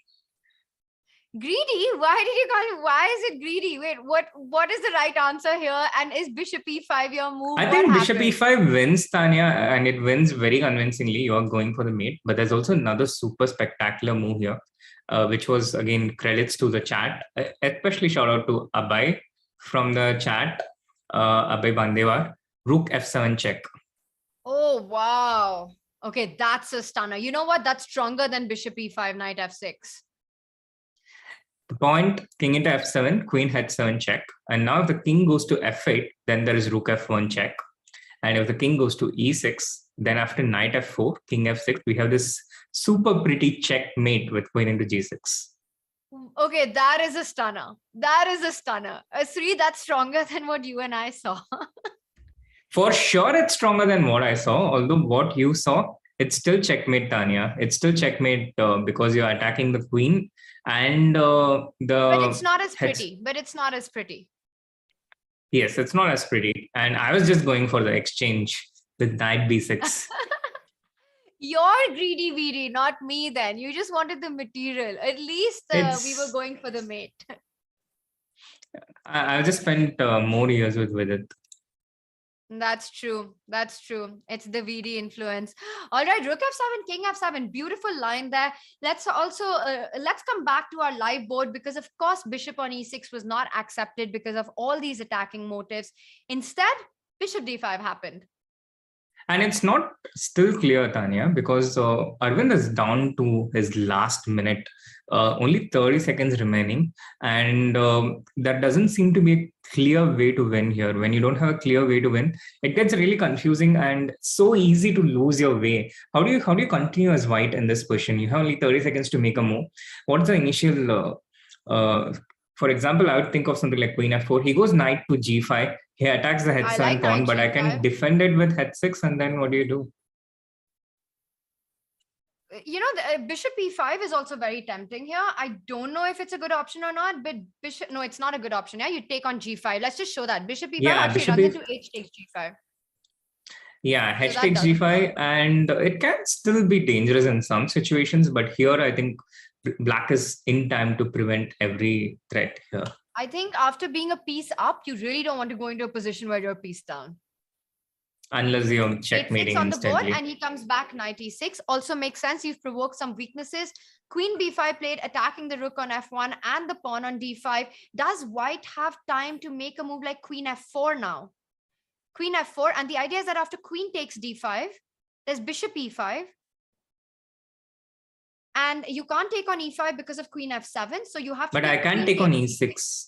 Yeah, you have to take queen e6. And this sort of keeps everything under control for black.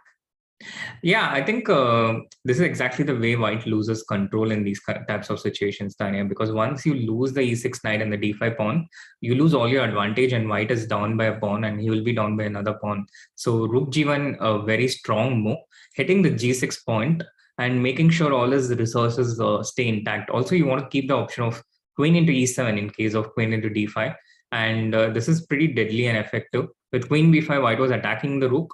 So you just play rook to g1, don't move the queen on h4, which is doing a pretty good job attacking the e7 point. But instead rook to g1. And again, I think this is amazingly precise play with 30 seconds. And something you're not used to seeing from people back in the times, you know.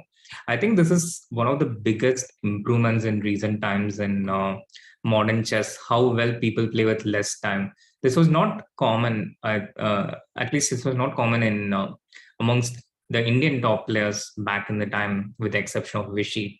And I think at a global level as well, there's been large-scale improvement in how well they play with 30 seconds. And I'm looking at black, and if black has the option after rook g1, because it's a strong move, definitely, I really like it, queen e7. First, I was considering the option of g5 and trying to hit that queen, stop you from hitting on e7. And of course, black has to be super careful about knight takes g5 here. But you know what, Sri, I don't think the line is over just yet. Yes, if you take g5, knight takes g5, at g5, queen g5, this is lost for black because you can't defend the g7 mate. But after knight takes g5, black might have this really strong intermediate move, rook to f8. If it works, it's strong. If it doesn't work, black loses on the spot. And suddenly, I'm threatening rook f1. And rook f1 is a freaking nasty threat on the board. For example, if you go knight e6, I think you might be lost after rook f1. That's a very good point, Tania. This is a really strong defense. I don't know if it's lost, actually, because you still have bishop c1. Yes, but if you have neutralized the attack, I think you have already won. Knight f3 and knight f3, knight d2, and I think that's game over. The variation still goes on, right? Queen f4 and these moves. But I think if you have neutralized the attack, you already won. And even something like queen f6 here is nice for black. He did go for g5. He did go for g5, and white did not take knight g5. So perhaps rook f8 was a real threat in that position. Instead, white sidestepped with queen e4, a simple move keeping everything under control. Really nice calculation there. And queen comes back to e8. And now Arvind keeping the momentum, trying to open up, just forcefully open up black's king on g8 with h4. Unfortunately, black can't go g4 because after g4, you'll take on e5 and you'll take on g4. Oh, yes. Also, rook g4, as you were pointing out, is super strong. Yeah, white has a range of wins after h4, and now Abhijit is really low on time. And I don't think he's going to survive this one, Tania. He plays queen to h5. I'll go h into g file, open up the g file, and eventually there's g7. I think the key moment, Tania, the key thing in this position was keeping this knight on e6. And when we reached this position, this maneuver with knight g5 and knight e6 was incredibly precise with less time. Knight f3, a very tricky move, attacking the g1 rook as well as threatening knight d2 check. But I think you can just take the bishop on g7 here, and Arvind takes that, and there's the option of queen e6 check. So white is just a piece up. Yeah, knight d2, you move your king, give the queen, take the queen. This is dead lost. Let's quickly move on to the Leon Vantika board, because Leon is down to just seconds on the clock. He's got a good position, but really anything can happen, and it's not very clear. He's got 2 extra pawns, but white's still putting pressure on the c6 pawn. White has got the 2 bishops, and look at the clock situation. Anything can happen on this one. I am just so impressed with the way Vantika is playing.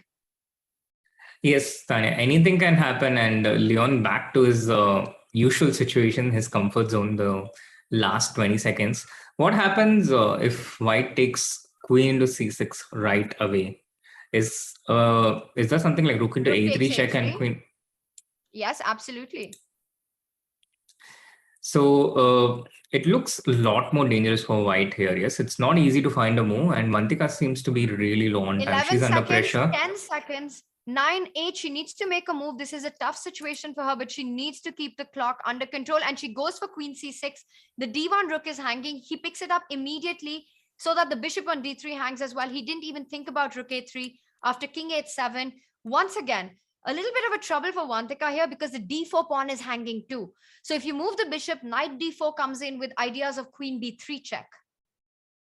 Yes, it seems like it's completely lost here for white, Tania, because the big white has no counterplay against black's king. That is the most difficult part for Vantika in this situation. She goes with the bishop to b1, keeping it safe, but queen into d4 by black, queen c4 check incoming, knight d4 incoming, and black is up by 2 pawns. A very safe king, queen b7. I think there's queen c4 check. There's potentially knight d4.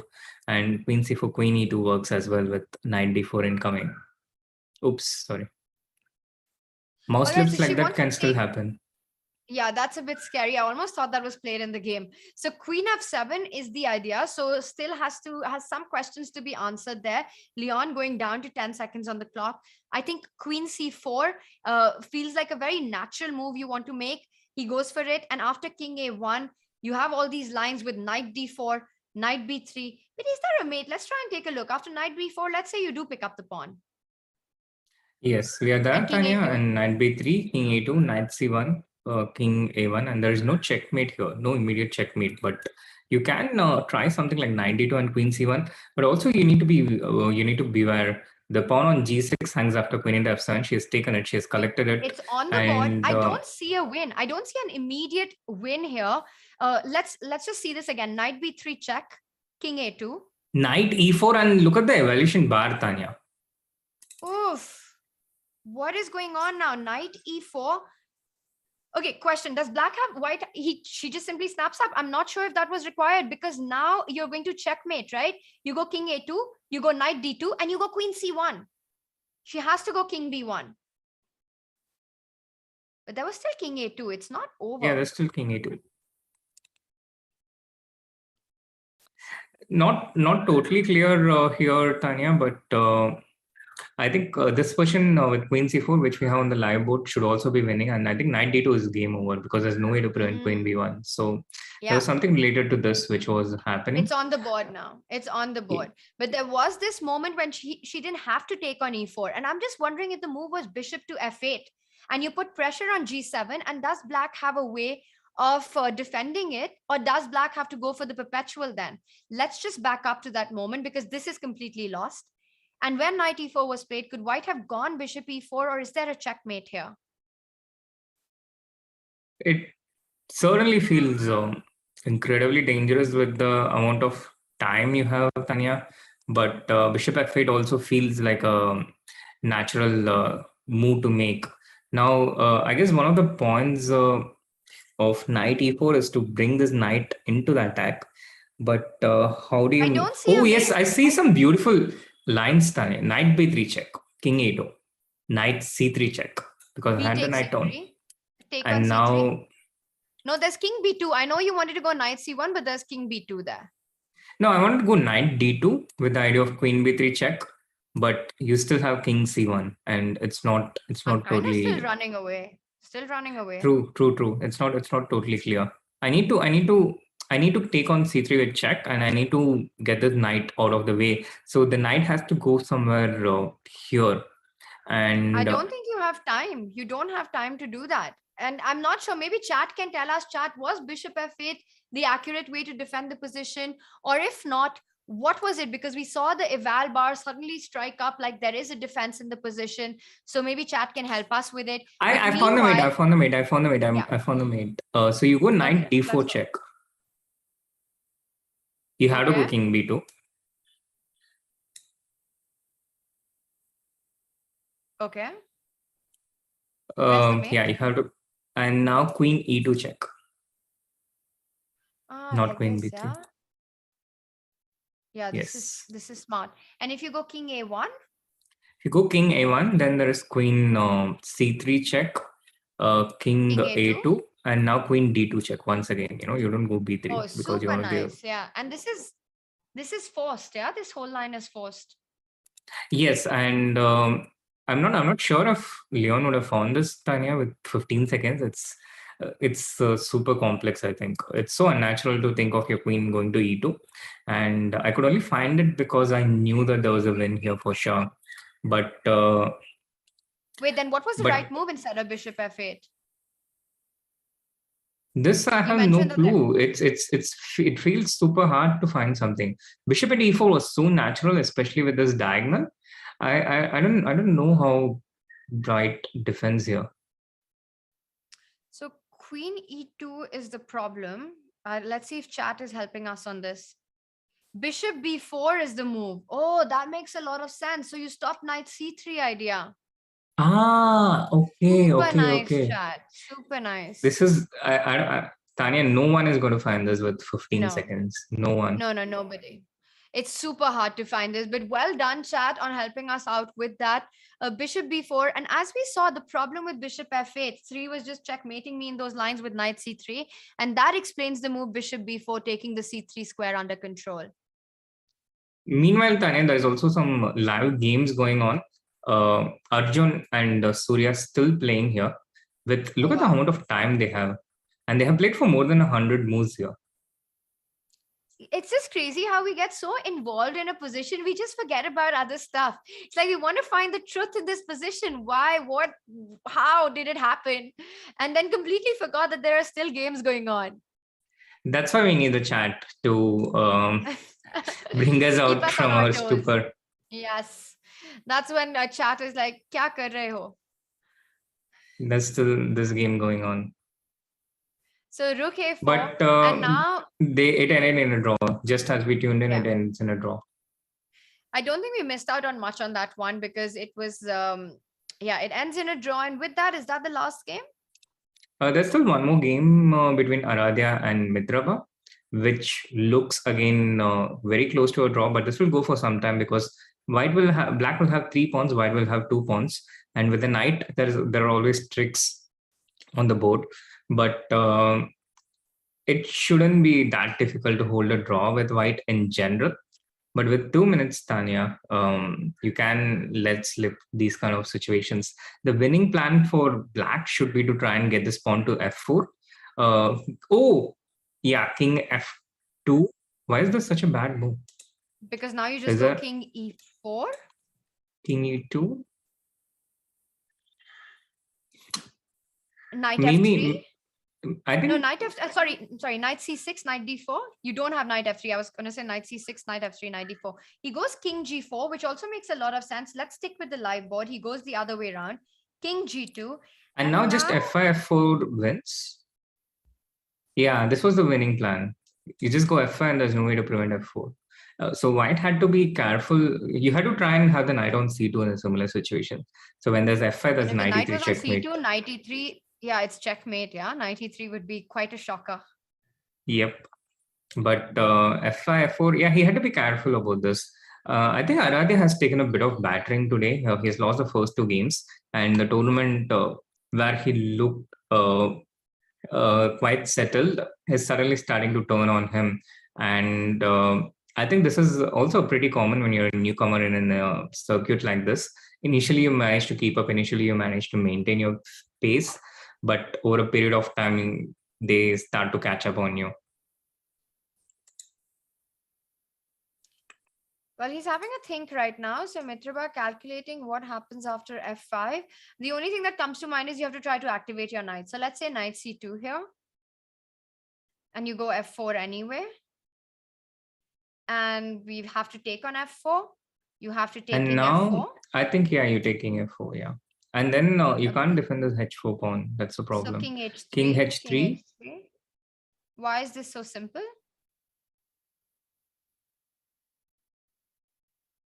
That's a good question. I just know that Knight c2 on the board. Knight c2 on the board, and black needs to watch out. Yeah, knight e3 is a checkmate. So you have to go either f4 or knight c4. But I think f4 has to be played now. He goes knight c4. Also interesting. Also interesting. I think knight c4 is the more accurate move because you don't want to allow king h3 when this happens. Knight to d4 and knight e3, knight f1. You're winning a pawn. So after knight e3, you had to go king f2. So he takes another path. Let's just show this line that you have king f2, everything under control. He starts with f4, and now is he going to pick up the h4 pawn? No, I don't think so. No, you don't go this way. There's still knight e3 check, but this feels like the wrong direction. I think so. This just feels like the wrong direction. Knight d6. Does it? I mean, there's knight d6 here, maybe. He goes knight e3. Yeah, you have knight d6, Tania, but then this pawn becomes weak, and it becomes difficult for you to advance. He goes knight e3 check. I think the winning variation is knight f5 here. King f2, knight f5, and you have to take with the pawn. This is the important detail. You have to take with the pawn. King so f2, knight f5. You can't trade. You can't trade. So you anyways have to pick up the h4 pawn. Knight e6, he is going to go for knight h4. But now knight h4, and this king is not on f3. The black king is already on g4, and you can easily pick up the other pawn after king e3. You just get the knight to g2. That's all you need. This knight cannot move. f4 is always falling. And when you move the king, there's knight g2 check. So what you're trying to say is that the h pawn advances with a lot more ease rather than having the king there instead of the knight. Exactly. And also the f4 pawn falls with so much more certainty here. It's indefensible. So I think this was pretty accurate play by Mitraba here. For some reason, I thought Leon was black. But yeah, Leon has won 5 games in a row, Tania. I think that's the biggest streak we have had in this tournament so far.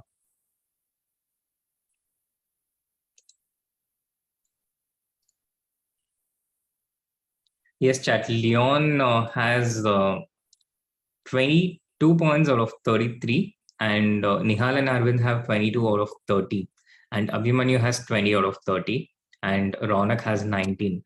So this is our top 5. Arjun is at 6th place, but he's not quite in contention at the moment.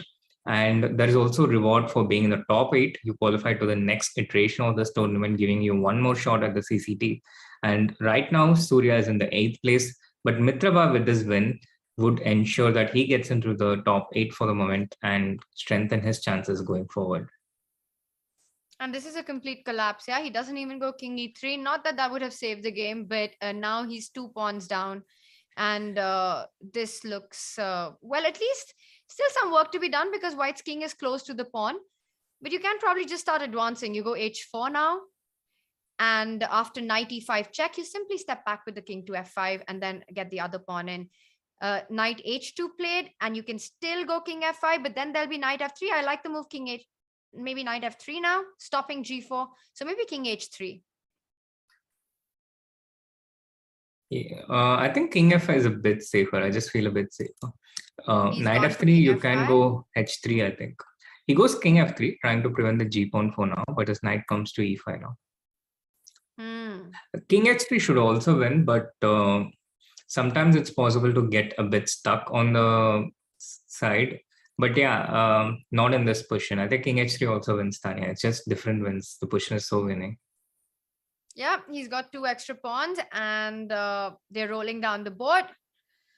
So well done on that. Some nice moves maneuvering there by Mitraba. Completely agree with our Chess24 chat that was some nice technique, very precise play.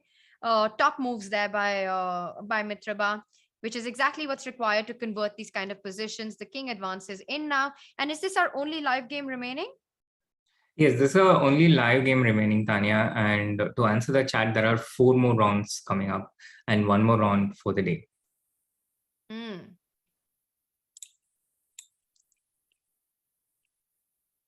Well, let's see if we can get our standings up. I know the game is still on, but as soon as they're ready, the standings, let's have them up. And look at the fight we have at the very top. It's quite an incredible event and really everything to play for. All the players fighting for the top spot. And we can see there that Abhimanyu, because he hadn't played Gukesh, so that's why he slipped down the rankings to with 20 points, because he sort of didn't have another game. And with Nihal, Arvind, and Leon, these are the 3 leaders. It's really a big event, a big last round ahead for them. Let's take a look at who these guys are playing. Who's Nihal playing in the next round? Arvind and Mendoka. Can we have the pairings up for the next round? So Nihal is up against Aradhya. That's actually a very good pairing for Nihal, because he seems to be in form, while Aradhya, a tough last game as well as a tough tournament overall. So Nihal is going to be looking at scoring that point. Then we've got Leon, who doesn't have a game. So wow, so Leon has played an extra game already. Yes, Tanya, a perfect game for Nihal. He's facing an opponent who has lost 3 games in a row. And I don't know if it's a good thing for Leon, because he was in a streak. He had won 5 games in a row. So when you have momentum like that, you want to keep going, right? You don't want to break. So it's a bit of a bittersweet thing. He gets some rest, but I'm not sure if it's a great moment to have a rest. I think it just breaks your momentum when you have 5 wins in a row. And we've got a very interesting matchup between Abhimanyu and Arvind as well. I think that's one that's going to be quite the action fest with both these players, their style of play, and considering the tournament situation. That's one to watch out for. Oh, yes, absolutely. I have my eye on that one, Tanya, and we do have a kickoff in that game, which started with the English opening and c4, knight f6, knight c3, c5, the symmetrical English. Knight f3, and here Arvind goes for his g6, which also helped him win his game against Surya earlier in the day, this structure with the Sicilian c5 and g6. But this time against c4 and not against e4, g3, b6, bishop g2, developing this bishop. And white typically likes to get a nice central break here. He does that with d4, cd, knight d4, bishop into g2, king into g2. And now d5 is a pretty strong equalizing move. It kind of just equalizes and kills the game, but I'm not sure if it's concretely working here, because sometimes there are some queen e4 check related stuff which prevents this from happening. But black should try and get in d5, Tanya. Otherwise, this can be a slightly better position for white. But one of the ways to get d5 is to just put the queen on b7 castle and then later get d5.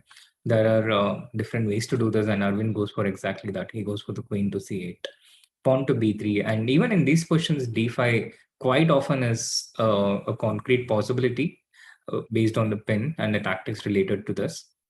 But I think Arvind will start with castle first. Let's because this is such a big round for both Arvind and Abhimanyu to end the day on a high note and find themselves at the top of the leaderboard. Let's ask chat what they think about these 2 players facing each other. They've been in top form this event. Let's get a prediction on the result for this game. So I'm going to ask the mods to run the poll on our Chess24 chats, and let's see what our audience has to say about this match. Oh, yes, that's going to be pretty interesting. Who's going to win this one? Arvind or Abhimanyu? Meanwhile, we have the Nihal Aradhya game hasn't yet started, and there is a kickoff in the game between Abhijit Gupta against Arjun Erigaisi. It starts with the Catalan opening, but Arjun with black this time. We'll be curious to see how Arjun responds to this. And Arjun takes d into c4, bishop g2, bishop d7. This is a bit of a dubious line, Tanya, not the best of variations, White can get a better position here with precise play, but it's a pretty nice variation to try and get a fighting position in. And the other game amongst the leaders between Raunak against Deeptyan, we have a Berlin in which Raunak repeated what he played against Surya in one of the earlier games. This rook e1, knight d6 and a4, which was exactly what happened in Raunak against Surya. But this time Deeptyan was better prepared. So he played bishop e7, knight c3, short castle. And now after d4, he just gave back the pawn with e4 instead of taking a into d4, which was what Surya did. I think which was what Surya did, although I don't exactly remember.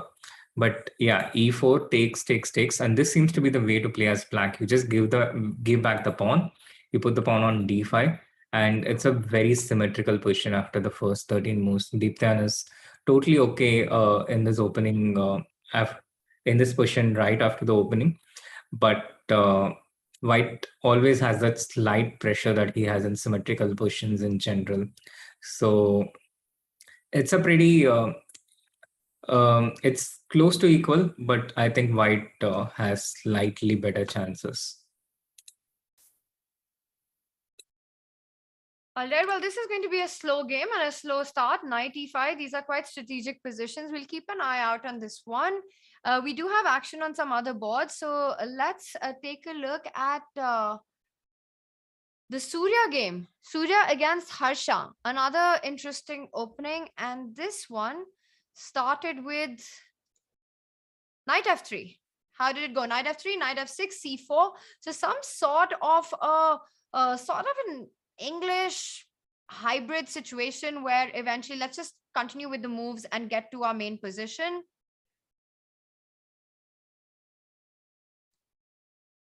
White kind of never got d4 in.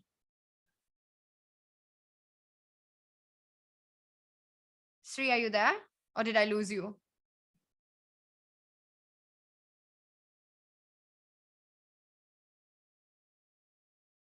I'm not really sure. Okay.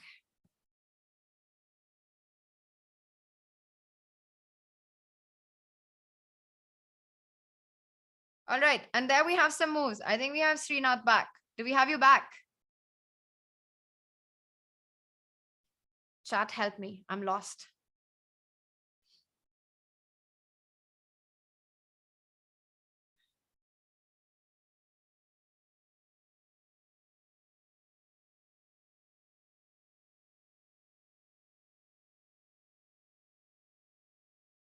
Okay, I think we're having some sort of a technical difficulty. Let's go on a short break and try and fix that. It's time to take control of your journey towards chess mastery. Magnus Carlsen introduces Chessable, the definitive solution for studying chess. Move Trainer uses the science of spaced repetition to identify your strengths and eliminate your weaknesses. There's no need to set up a board, remember which page you're on, or keep track of all the moves you miss. Move Trainer empowers you to go from the opening to the end game with confidence. It's a seamless, effective, and fun way to study chess. Choose from one of the largest online chess libraries in the world, with hundreds of titles ranging from classic books through to our exclusive Chessable courses, including over 100 free courses. Get expert. All right. Thank you, Symphonic Knight, for informing us that there was a little bit of a tech check. And Sri, as usual, I don't know how. Sri, you muted yourself. I'm really sorry about that, Tania. That happens. I don't know how that happens. I have this mic with this little mute button. Sometimes it happens without. It happens when the mic. It happens when the mic can't take it anymore, Sri. I think it's a sign. It probably is, Tania. It probably is. All right. Well, we were looking at this game. Let's take it from the top. So E3 was played here. And exactly. And I was explaining, Tania, this is one of the most popular setups in short form game, the Blitz and the Rapid, and something popularized by Hikaru. But who plays this a lot with the white pieces across formats? It's Vincent Kiemer. And he plays this a lot with the white pieces. And if you want to study this opening, if you want to add it to your repertoire, just go and look at Vincent's games. You just have to do that and you will have a pretty clear picture of how to play with white, because he's had some 30-40 games here, and you will know all the different options that black has and how to respond against it with white. So this is your tip against this variation. I was actually about to say that I think these kind of positions, they look like white is starting slow. And if you just carry on, it's a bit of a restrained approach with white. Let's just continue the moves and get to our live position. But it's not without poison. There are these slow ideas. And what Ganguly is basically saying, that he's taking this sort of a hedgehog structure with white, keeping all the options alive, and it's a game. It might not be the mainline setup, but he's playing according to plans here, and it's not as soft as it looks. And I want to talk about some of the plans that exist on our live position that we have. So if we continue, I think both players continue with a very normal way of development that we see in these lines. Do you want to go? Yeah, I just wanted to add this last bit, Sri, before you take over, that after knight d4, one of the key points is that black's bishop on b7. So this knight from d4, it not only eyes the c6 square, which of course black can play c5 here, which he does, but the knight has the option to also jump to f5, which is a very important key square here. What white is looking at is going knight f5. Black might fall back with the bishop to f8, but this bishop on b2 is still far from being challenged. And I still like white's positions, despite it appearing that black has the space advantage. I just feel white is more flexible here. Totally agree with you, Tania. This variation has evolved quite a bit. Once again, very popular line if you don't want to study too much theory, but you just want to go with the setup. Something similar to the London system, but London has also kind of become mainstream these days. So this allows, at least this used to allow you to bypass that at sometime around 2020. Hikaru plays a lot of this with white. Artemiev does a lot of this with white. And one of the most tricky aspects is how white withholds this d4 move. If white plays d4, it becomes so much clearer for black what structure he wants, where to place his pieces. But without this move d4, white really keeps black guessing. And you see, he starts with g3, he plays bishop to g2, short castle, and then he gets his knight to e2. He improves everything else without committing d4. So Harsha, who has a bit of experience here, he's faced this with black once against myself as well. He goes knight c5, trying to provoke white to make to commit whether he wants to play the pawn to d3, whether he wants to play the pawn to d4, to make a firm decision. And he goes d3, knight to e6, knight of d4, c5, and knight f5, bishop f8, the variation that you pointed out, exactly coming on the board. And these kind of questions usually nice and pleasant for white. Super nice, but what is really catching my attention, knight f5, bishop f8 is going to be a long fight. We got to rush back to the Abhimanyu Arvind game. Take a look at what Arvind has done. He's basically playing like Abhimanyu against Abhimanyu. He's gone for such a dynamic way in the opening, playing with the black pieces, h5, h4 on the board. Let's take it from the top where we left it. Actually, let's just start from the beginning and see how we got here. This is going to be a crazy big fight between the two players. We started with the English opening, Tania, c4, but actually knight f3, c4, quite similar in these types of situations. So knight c3, c5, the symmetrical English. The other option is to play e5 here, and c5, two specific main moves against the English opening. All other variations would transpose into the mainstream d4 setups like c6 or e6. So c5, knight f3, g6. Arvind going with the c5, g6 combination, which he also did against Surya in one of the earlier games.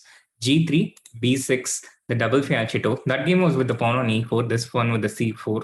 So this is more symmetrical and less chances of chaos, or that's what you would think. Bishop g2, bishop b7, short castle, bishop g7. And white likes to get d4 in these types of situations because he has that extra tempo. So he wants to be the first one to strike. And he goes for it, d4, c into d4, knight into d4. Bishop into g2, king into g2. In this particular structure, very important for black to try and get d5. White will want to try and get e4 before black gets d5. But you can't do it right away because there's some queen a4 check and this d5 pawn can hang. So you need to complete your development first. He starts with queen c8. Usually the queen is pretty safe on b7 in these types of questions. Pawn to b3. And here Arvind went with something very unexpected. He went with the pawn to h5. And I think this is very similar to the Arjun Adiban game from the first leg of the Indian Chess Tour. Adiban tried something similar, but it didn't work out because a draw was enough for Arjun and he managed to neutralize it very easily. But here with Abhimanyu and Arvind, they are fighting for the top spot and a draw is not enough for either of them. So Abhimanyu continues with e4, knight c6, rook e1, making sure there's nothing on d4. But Arvind continues with knight g4, knight d2, h4. And now there is the threat of h into g3. Now there is h3 check. And there is knight into h2, there's d6, all the different threats.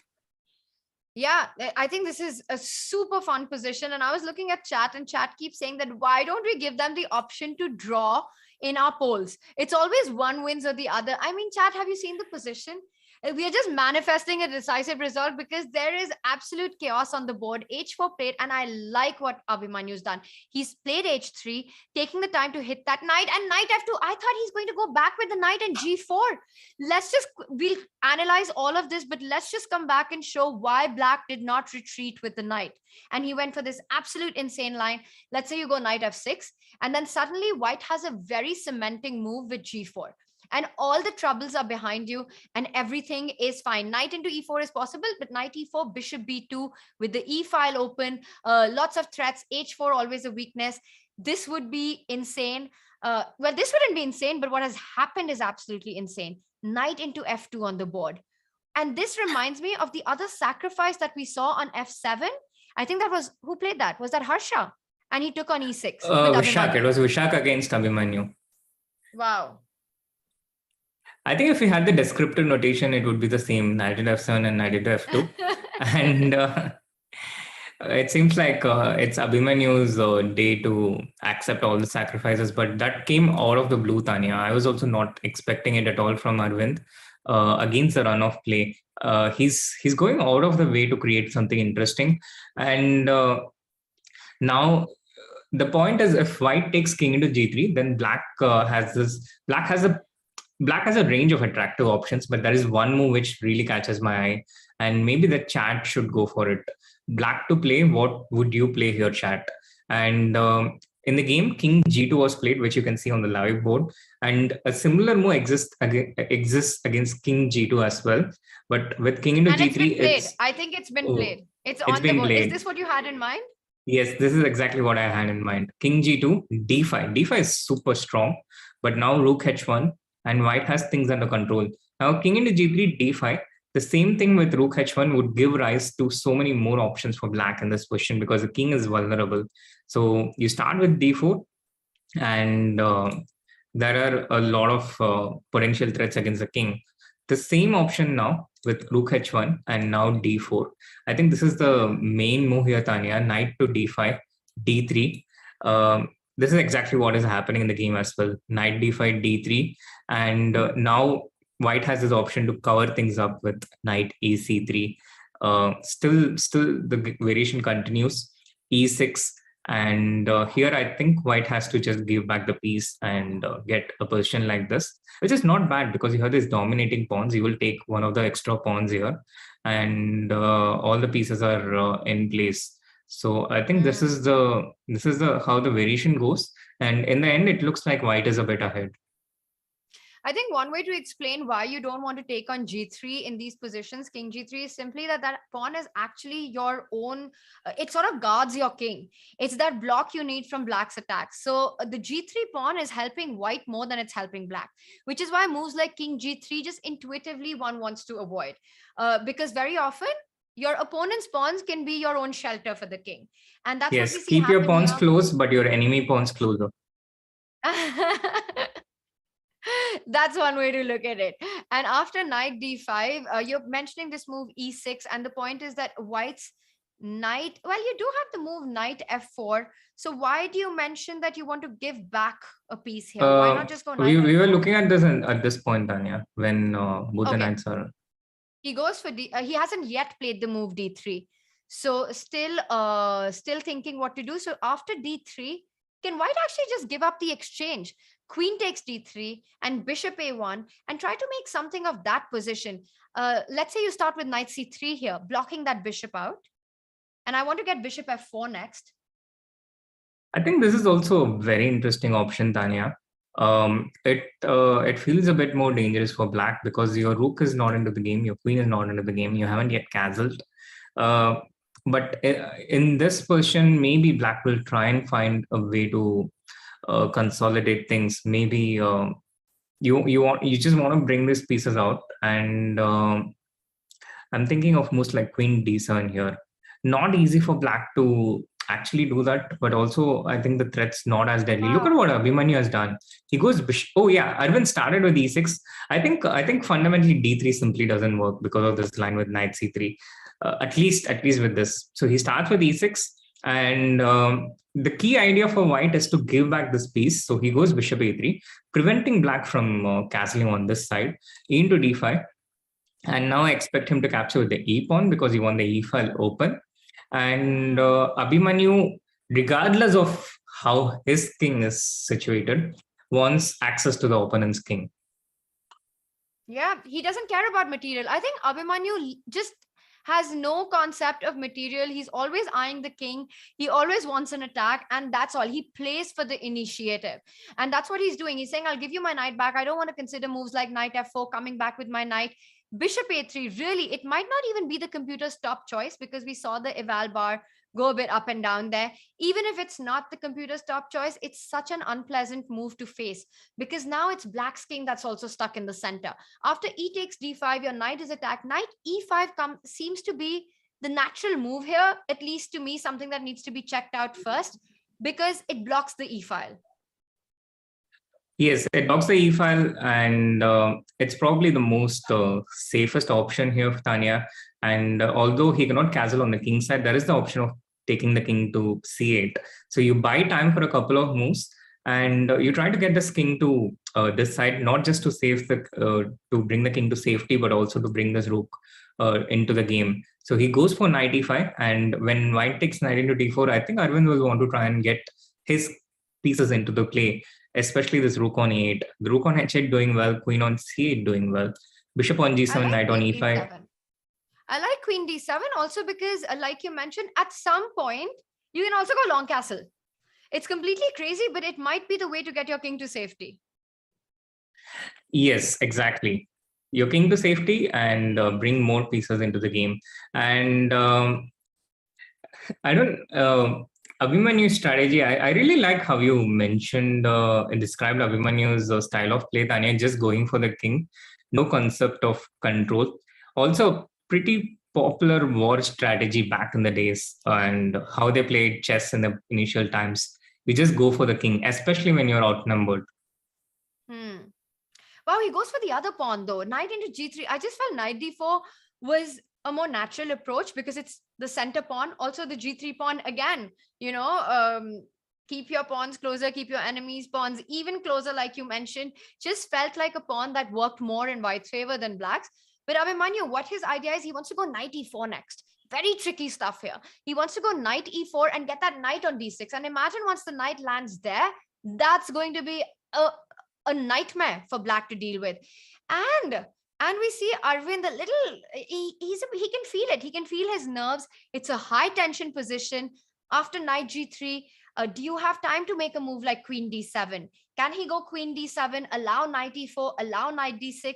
He goes rook h4. No, Tania, the answer is no from Arvind.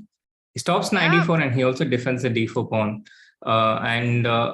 As much as we talk about the kings and the king safety, I think the material does play a role. You don't want to give up everything in pursuit of one aim. And rook h4, queen d2. I think now queen d7 is a move, but you still have to watch out for threats like queen g5, rook e1 incoming. So queen g5 is a deadly threat here. Yeah, it's scary it's scary. It's very scary here to allow queen g5. Queen d7, queen g5 would be somewhat a bit of a nightmare. And I'm just wondering, if not queen d7, then what's our option to stop queen g? Because bishop h6 is not an option. Or is it? Is bishop h6 a move here? But queen bishop h6 is always a move, but you always leave the e3 bishop, and there are also threats like queen b4, Tania. Queen b4, I thought there's queen d7. Queen b4, I was not but now rook e1. Yeah. I mean, maybe, yeah, f6, knight e4, and that looks F6. difficult. Oh, I can't play rook f1 because of queen h3, h3. be careful, yeah. But maybe knight e4 here. Yeah, maybe knight e4 or even rook e4, just to take out your most active piece. This is a Or bit of a something like mess. queen d6. Okay, but then that's a different game altogether. Maybe queen d6 is objectively the strongest move, but at least no one's getting checkmated anytime soon. True, but if I can transition to a better endgame, I would take it to. Why not? Finally, Are you... Sorry, go on, Sri. It's like negotiation, yeah. Once you get into you have the upper hand of negotiations, you want to close it out. So the attack, that threats, the escalations, everything, you want to checkmate, but you're unlikely to be checkmating your opponent. He's going to defend against it. He goes for queen d7 in the game, Tania. I think queen g5, the only move is queen d8, yeah, but he doesn't mind that. Oh, that's a nice spot. That's a really nice spot. Queen d8 is not an easy move to spot. All credits to Arvind, who showed me the way. But yeah, you have to play queen d8. Actually, it might be the only. Yeah, there is actually no other move. Yeah, queen g5 is very strong. You can't move the rook because of knight e4. But if Arvind has spotted queen d8, I think that's just incredible. Because on the board, queen g5, will Arvind go for queen d8? Because it's very hard to imagine black. And he plays it. He plays queen d8. That's precise defense there. Amazing. He had calculated it. And he plays it like instantly. Yeah, I think if you play queen d7, you have to find queen d8. And now the queens are off, Tania. The queens are off. The position still remains complex. You will take with the rook, I guess. He takes with the rook, yes. Rook e1. And now something like f5.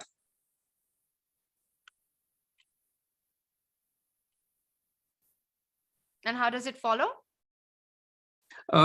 So you just want to take control of territory in White's kingdom, and then you have to bring your pieces out, like king d7. You want to go king f7, maybe? Oh, you want to go king d7. Okay. Yeah, also king f7 or king d7. King d7, I was more inclined towards, just as a blockade for the pawn in the future.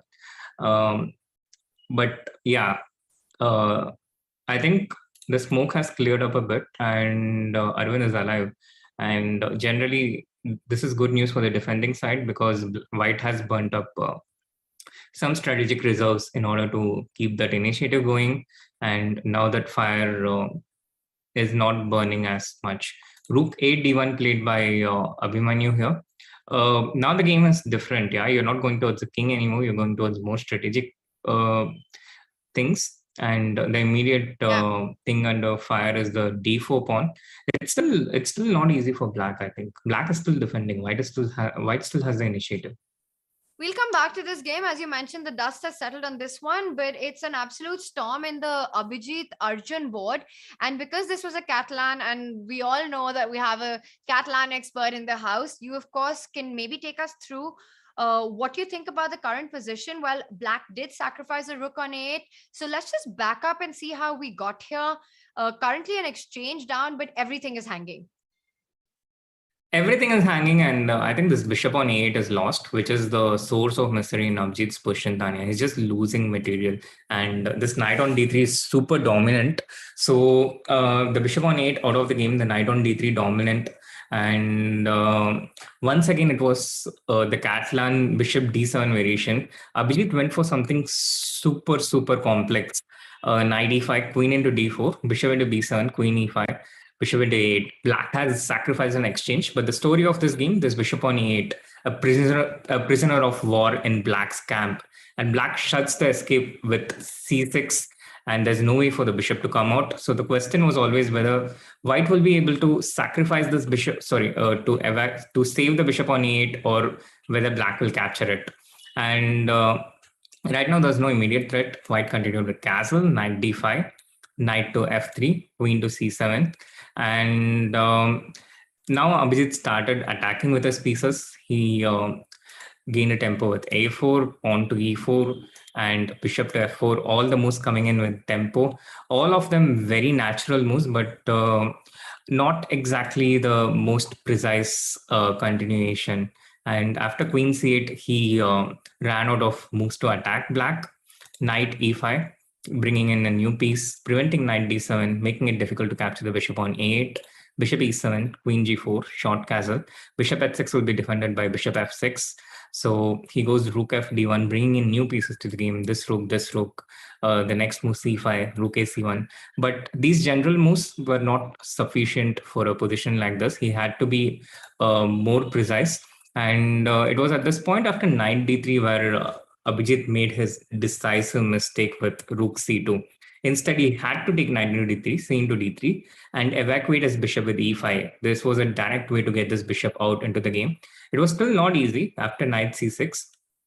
The game still remains complex. The pawn on d3 very strong. Black has excellent compensation with the d3 pawn as well as the long diagonal here, the diagonal which is not protectable by white owing to a lack of light square bishop. But Abhijit went rook c2, and this shut the escape on the a8 bishop after this precise move knight d7, attacking the a8 bishop as well as the e5 knight to c6, rook e8, and there's no way out for the bishop. He tries something desperate with bishop h6, but now there is just f6. You don't even need to go g6, and the g7 pawn is protected. Bishop into g7, knight e5, just evicting the queen out from g4. And after king into g7, f4, knight g6. Arjun has not just regained one piece, but he's also getting another piece on a8. And in the end, he'll have 3 minor pieces against just 1 rook, and he has to resign. Yeah, this looks absolutely busted, right, for white. And you go f5, but it probably doesn't get you anywhere because the knight can always jump back to e5. And from where it just controls the whole position. All right, so Arjun looks like he's on course for the full point on this. And that's it. Abhijit has had enough of this position. So he resigns here. Let's move on to Ronak's board because, wow, lots of stuff happening there. I love this last move, e6, regardless of what the bar says, because this is what creates a mess on the board. Whenever you're down in the position, you always try and change dynamics of what happened. So if you just see white is down, what, 2 pawns? 1 pawn. No, he's down 1 pawn, but with e6, what happens is that he's really blowing open black's king side. And now black has to readjust to this new reality on the board. So finding that counter attack with e6. And how do you keep things? Do you want to go f5 and keep things blocked here? Is f5 the idea? It's for sure, Tania. F5 is what I would want to do, but he goes queen c3, which is an idea I had in mind, but I would have done it after f5. I would have first played f5. I think just to, I wanted to say about f5 while I was mentioning that I think what white has in mind after f5 is to continue the pressure. If you can just back up a moment. Over here, f5, maybe white can keep it going with a move like queen c4, and you're threatening to come to queen c8. And your move queen c3 now, as you mentioned, is something that can be played. And now queen d5. So the queen really tries to come into attack. You're controlling the d4 pawn. You want to go queen d7. And this is how you try to create your own counterplay. And maybe this is the reason why Diptyan decided to not. Yes, but now you can go queen c6, Tania. I think you give up the d4 pawn, but you take the e6 pawn and you have everything under control. But the position in the game where he has just played queen e4, and if you keep insisting to, now the b7 pawn is attacked, e into f7 check is a threat. And if you keep insisting on trading queens with queen e3, then white won't take on b7 because there's queen into e6 protecting both e7 and a6. But instead, he will play the queen to, he'll first start with the check. King into f7. And now he can either take on b7 or he can start with the queen d5 check and create problems with f5. It's very clear that you have to create threats against the black king. You have to create threats against the black king. You don't go chasing after a pawn. But the way to have prevented it is by playing f5. And I think black kind of missed a trick by not playing f5. And that's the reason why he's in a bit of trouble here in converting this one. No, very possible, Sri, but I think when you're playing the game, you often can get these ghosting thoughts that queen c4, queen d5 allows counterplay. So maybe f5 was the correct path to play, but just trying to understand black's approach with going queen c3 before f5. And I think it just comes from the idea of trying to stop queen c4, queen d5. True, Tanya. You do get scared of things, but I think that's one very important point in modern chess, that you just can't win games without counter chances. Your opponent will find a way to create them, and the kind of perfect games that we used to see in textbooks while growing up, it just doesn't exist anymore in games, highly competitive games between grandmasters and at high level in general. So I think that's the thing. That's a trick. That's one of the reasons why people have a difficult time converting again at this level, because you try to do things without allowing counter chances, which is what you have been trained for in from your childhood. But it's not easy. It's not easy, and you have to just adapt to this new reality. This is very true, actually, that if you try to keep everything under control, very often you miss that one moment that you had in the game. And it's just human nature to try to not give any counterplay, to try to keep things under complete control, not allow anything. But in modern chess, that's not a reality anymore. Absolutely. And And the concept of clean games just doesn't exist as much as it used to. completely. Even in this tournament, in many of the spectacular games that we have seen how topsy-turvy it is. It keeps swinging, and with time, you can find defenses in even some of these games which look perfect. Like, for example, Arjun Nihal, which we saw earlier. So it just there's something nice and beautiful here in Surya Harsha game right now, Tanya. I just wanted to pan out to this moment. This exact sequence, rook a1, rook h1, and knight into f2. This was the position. Surya played his bishop to h6 here, creating the threat of rook d8 check and rook into f3. But Harsha had this beautiful combination: rook a1, king h2, rook h1, king into h1, knight into f2, king g1, knight into d3, winning a pawn at the end of this three-move sequence. I wanted to ask chat about the rook a1, rook h1, but Harsha was just too fast for us. Yeah, so going he just back, played it. Yeah. Going back to the Ronak Deeptan game, it has panned out the way we thought it would. Queen d5 check, king e8, and now it becomes more and more difficult for Deeptan to convert this position because his king is out in the open. You have to keep king protected. I think that was the first rule of converting these kind of situations. Yeah, I completely agree with this. Now with the king on e8 and with so many checks on the board, this definitely makes the task more difficult. And Ronak doesn't stop. He wants to open more files and more diagonals, because let's say you take g takes f5, queen takes f5. And now after d2, there will be queen h5 check, and you simply even bring back the queen on d1 if required, because black doesn't have the move queen to e1. So it's still now it's getting more and more tough for black to make use of this d3 pawn. We'll come back to this and see. I think for now we can say that Ronak is out of, well, the biggest danger that existed, and perhaps Diptyan's best chance was that moment that you pointed out where f5 needed to be played. Let's take a look at the Nihal board, which we haven't checked out for a while. A very important game for Nihal, and as we can see from the position that black has an extra pawn. Black has an extra Yes, pawn. Tanya, black has an extra pawn, but he's under a lot of pressure on the e file, and it looks like white can take back the pawn at any moment, but a moment of his choosing and convenience. I think g5 is the big threat after h4. It's not even about winning the pawn from e5. He wants more. He's saying, I'm going to get rid of that f6 pawn and pick up that knight for free.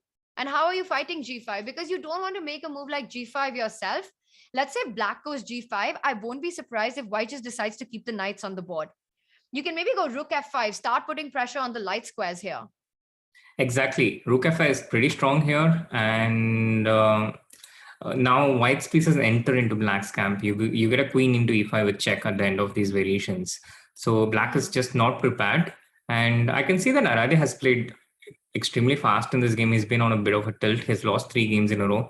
Not a good strategy against Nihal, though. If you give him a good position, he's going to make you pay. And you have to be very strong and accurate against Nihal in general to fight against him. So I think Nihal clearly in the driver's seat. A quick update, Ronak's game has already ended in a draw after the f5 break. So nothing to, we don't need to skip back to that. This, of course, is a big game for us, as well as the Leon board. We haven't had a look on that. What is going on? He's playing against Gukesh. He's playing against Gukesh, so he's not playing. Which is why we haven't had a look at that game. Yes, he's he's getting a well-deserved rest after 5 wins in a row. Although not the rest he wanted, but perhaps the rest he deserved. And of course, the Abhimanyu game is still on. So let's just jump straight back to that. We'll keep an eye out on this one. But right now on Abhimanyu's board, Arvind is down to 50 seconds on the clock. And Abhimanyu has got 2.5 minutes on the clock. And it's really a game for all three results. I don't even care what the eval bar is saying right now. It says black is better, but look at that D6 pawn. It's just marching down the board. And this is a scary situation for black. It is a scary situation for black, Tania, but also black has the resources. He has the C pawn, and it's going to be a bit of a race. But I can start advancing my pawn, C3, C2, and also knight C3. After rook D2, knight E4, there's no way to defend the D6 pawn. So it looks like the tide has turned around, and it is black who's dictating the proceedings at this point after knight C3 and knight E4 in the present position that we have. And how do you keep the D6 pawn alive? I was thinking that worst case scenario, I give up the D6 pawn, take your C4 pawn, and how are we evaluating that? Can we take a look at that? So let's say you start with rook C1. It makes a lot of sense. Where do you go with your knight? That's not an easy decision to take, because I can take on E2, and I can also go back and prioritize. Knight A2, I wanted to point out, of course, there are options here, but the one thing that comes to mind is even a move like rook C4. Let's say rook C4, knight C4, and you pick up the B4 pawn. The D6 pawn is still alive, which is going to give a lot of play. By the way, none of that happened. This would also be a messy endgame, but a completely different approach. So let's run back to our live board. Instead of saving the rook, white decided to counterattack black's rook and goes knight to C6. I'm not very happy with that choice, by the way. Knight C6, knight into D1, knight into D8, and now the rook defends a D pawn from D4. I think the big difference is, Tania, so much easier for black to defend against the D pawn, but the C pawn is kind of unwatched. And Exactly. You've really hit the nail on the head with that. That in this position, when the C4 pawn is alive, how are you stopping it now? It seems very difficult for Abhimanyu, and his loss. Arvind has won 3 games in a row, and the momentum is really helping him. Knight F7 check, King F4, Knight E5 perhaps with the idea of D7, Knight E5. But now there are threats like Rook D2 check in there, Knight E3 check, Rook D2 check. Maybe even start with also C3 C3. and. I mean, you can play something normal like C3 here and still just continue C3, D7, D7, and now C2. C2. Yeah, and just keep it going. Why not? Keep it going. And look at this, the bar. The bar is saying that now white is completely busted. Exactly these lines that we're pointing out. White, I think in that moment, had to trade the C pawn with the D pawn. You get rid of the C pawn and then you play that position. That's the best chance for white. He goes for knight E5.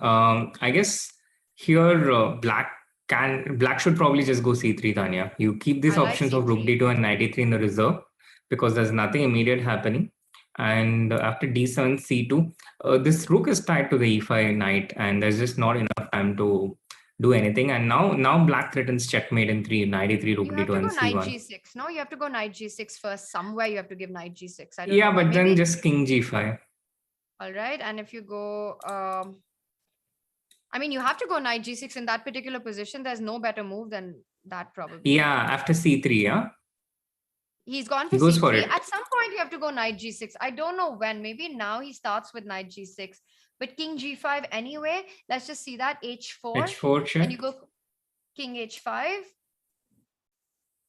He goes knight F3, Tania.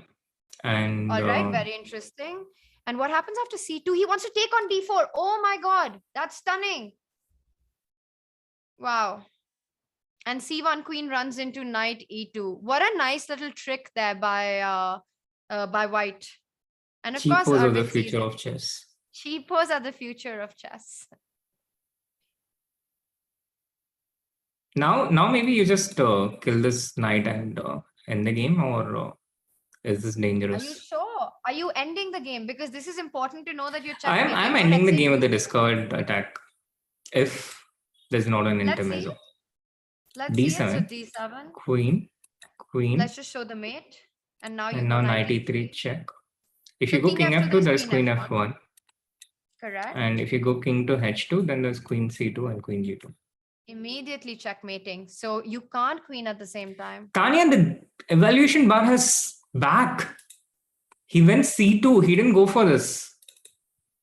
c2, knight e2 check, king g5, and rook g6 check. Rook g6 check.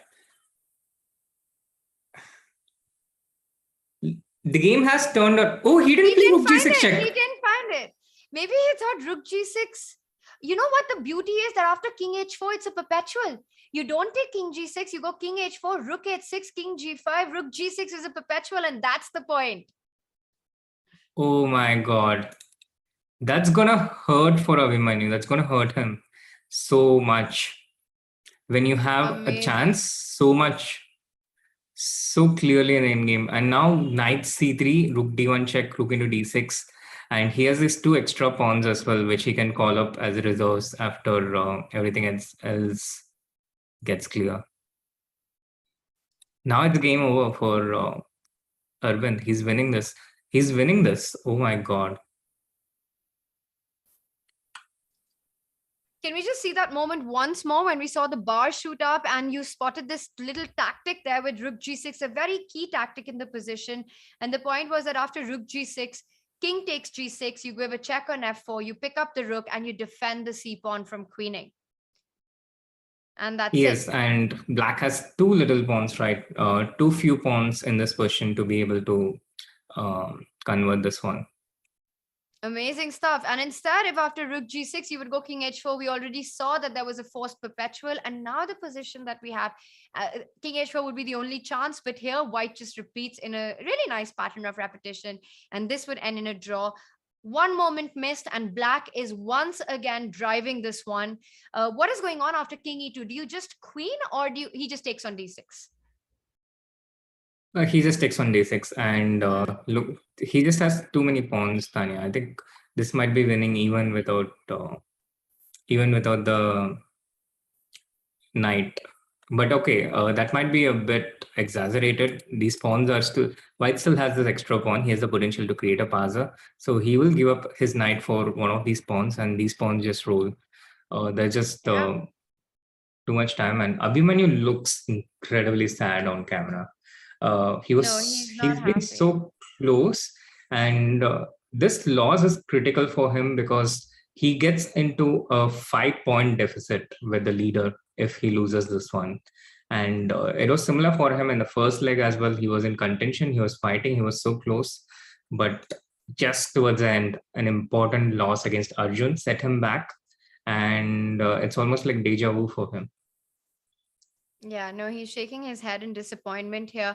But such an up and down game, and kudos to both players for trying to create their chances, knowing the tournament situation, knowing that they can't play safe and go for a peaceful result. Both white and black did crazy stuff, created the mess on the board, which created a game, playing for all 3 results. And in the end, it looks like Arvind is going to prevail in this one. Too many pawns, and now the f pawn can also march down the board. You can also, he goes for f4. And it's completely unstoppable. Meanwhile, Nihal Serene has delivered checkmate on the board. So Nihal wins his game against Aradhya. A very important win in the context of the tournament as well, Tanya. And now we are in a 2-horse race between Nihal and Arvind. They are clearly at the top. Raunak, who was leading for the first 2 days, has fallen behind by 5 points, similar to Abhimanyu at 20 points each, both of them. And Leon Mendonca is in the 3rd place, sandwiched between the leaders at 25 and the chasers at 20. There are several contenders as we go into the final day, but it's going to be a 2-horse race primarily. It's going to be Nihal against Nihal versus Arvind. 3 more rounds to come. Nihal has 2 blacks coming up and 1 white. And Arvind has 1, by the way. He has 1. He's finished his game. And he has 2 whites and 1 black. I think Arvind has a bit more of a favorable pairing, and he's slightly ahead of Nihal. Their head-to-head encounter, which is an important tiebreak criteria, has ended in a peaceful draw. So that's the situation we have. And we saw that Abhimanyu definitely, he knows that this was the critical game. The fight for the championship really depended and hinged on this one. The one who would win would have, well, quite a big chance of getting that top spot, starting the day on a high. Tomorrow, 3 rounds remain. Let's see if we can bring our standings up on our screen and do a quick roundup of all the action that took place today. And this is where we are at.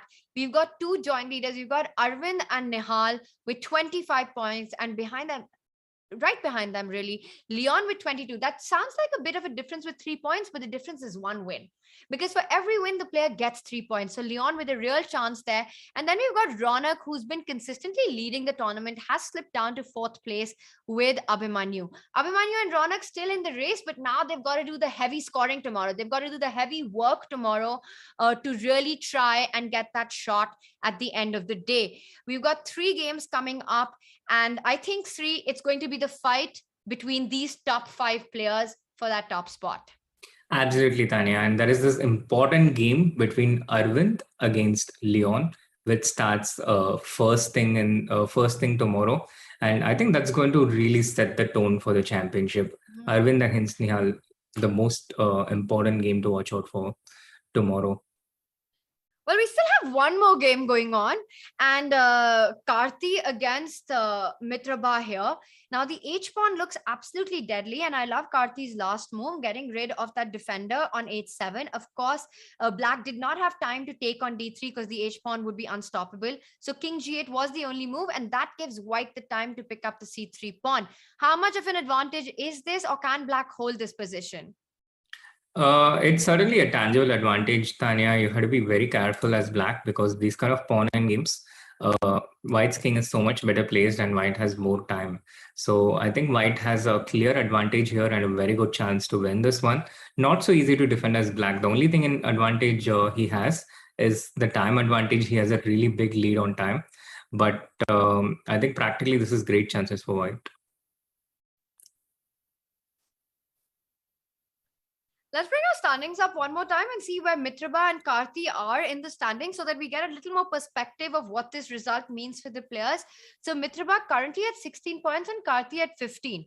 So a very important game for the two. They're definitely looking to score a point here to be able to make it up the standings. A draw doesn't serve either of them. Yes, and Karthi has played one extra game against Tania, the game against Gukesh. So I think he has a bit of disadvantage there, and he has to try and win this one to get into the top 8. It's an important game for him from that perspective. All right, let's come back to our live board and see if there's any progress. We do have one more game. I think Vantika's game is also on currently. Yes, Tania, the Vishak Vantika game has been topsy-turvy. Once again, Vantika had an advantage. She let things slip, and now it's pretty equal. It's 3 pawns against 4 pawns, but these pawns of White not exactly helpful, and it's not so easy to get towards Black's pawns. But Vantika, on the other hand, in a very dangerous territory. She has only 20 seconds, and she hasn't been as safe in this time trouble region as Leon has been. I think for Vantika, the position she's been getting, the kind of chess she's been playing, super impressive. But the one thing that she's been struggling with is the clock. And that comes with a lot of experience in these events. How to handle the clock, not having too much of a disparity between how much time you have and your opponent has. Very often, Vantika has got great positions and even the advantage, but not enough time to find those precise moves when the opponent is being resourceful. Oh, yes, absolutely. I think that's very well pointed out, Tania. She has been getting into these time trouble zones, and we are joined by a guest who has been absolutely amazing in many ways. But one of his USPs, his unique traits, has been how well he plays with just 30 seconds or sometimes even with 10 seconds. We are joined by one of the tournament leaders, one of the one of the favorites in this tournament, Nihal Sarin. Hi, Hi, Nihal. What's up? How are you feeling today? I'm feeling very good. Thank you. You know, Nihal, when Sri was like, one of Nihal's USP is, I thought he was going to say one of Nihal's USP is that he has me as a trainer. But congratulations on really quite a good day. Are you happy with the way things went today? Yeah, definitely did not expect such a good score today. Yeah, I'm very happy. And I want to ask you about the big matchup against Arjun. That was the start of the day, and that's what had all of us really excited about watching this big fight. You and Arjun, of course, are very good friends off the board, but it was a very crucial round and a critical round for the standings. What were your feelings going into that round and starting the day playing Arjun? Yeah, I thought, okay, it's a very important game. I thought I'll just play normally, play very solid, just normal, and just see how it goes. At what point did you feel that White was really losing control and you could start taking over? Was there any particular point where you felt things were shifting around? Yes, I thought after King f1 Rook c8, I thought I have some chances. No,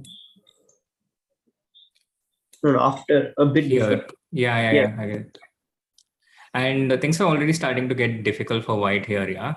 Rook c8 and Rook c4, and I didn't quite see a concrete defense here for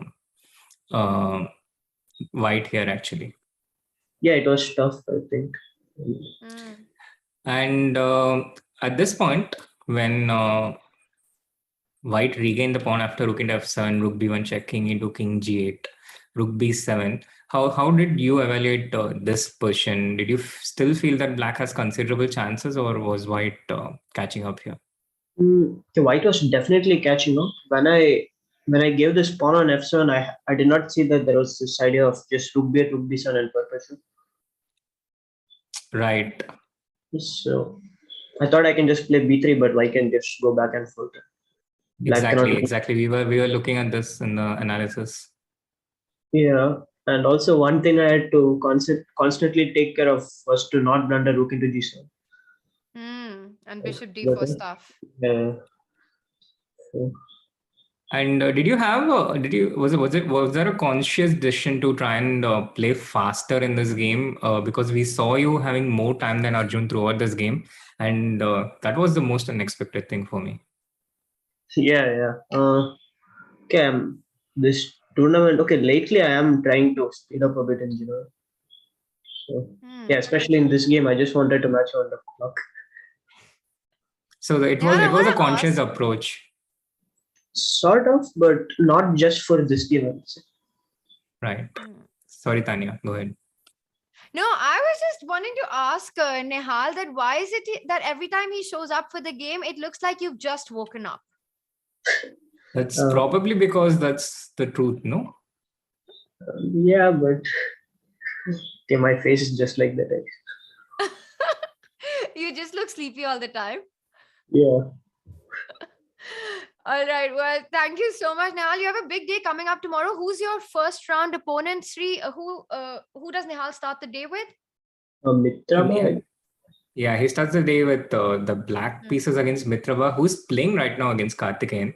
So before we let you go, Nihal, this is just a draw, right? It was a pretty interesting endgame, but I think now the bar says so.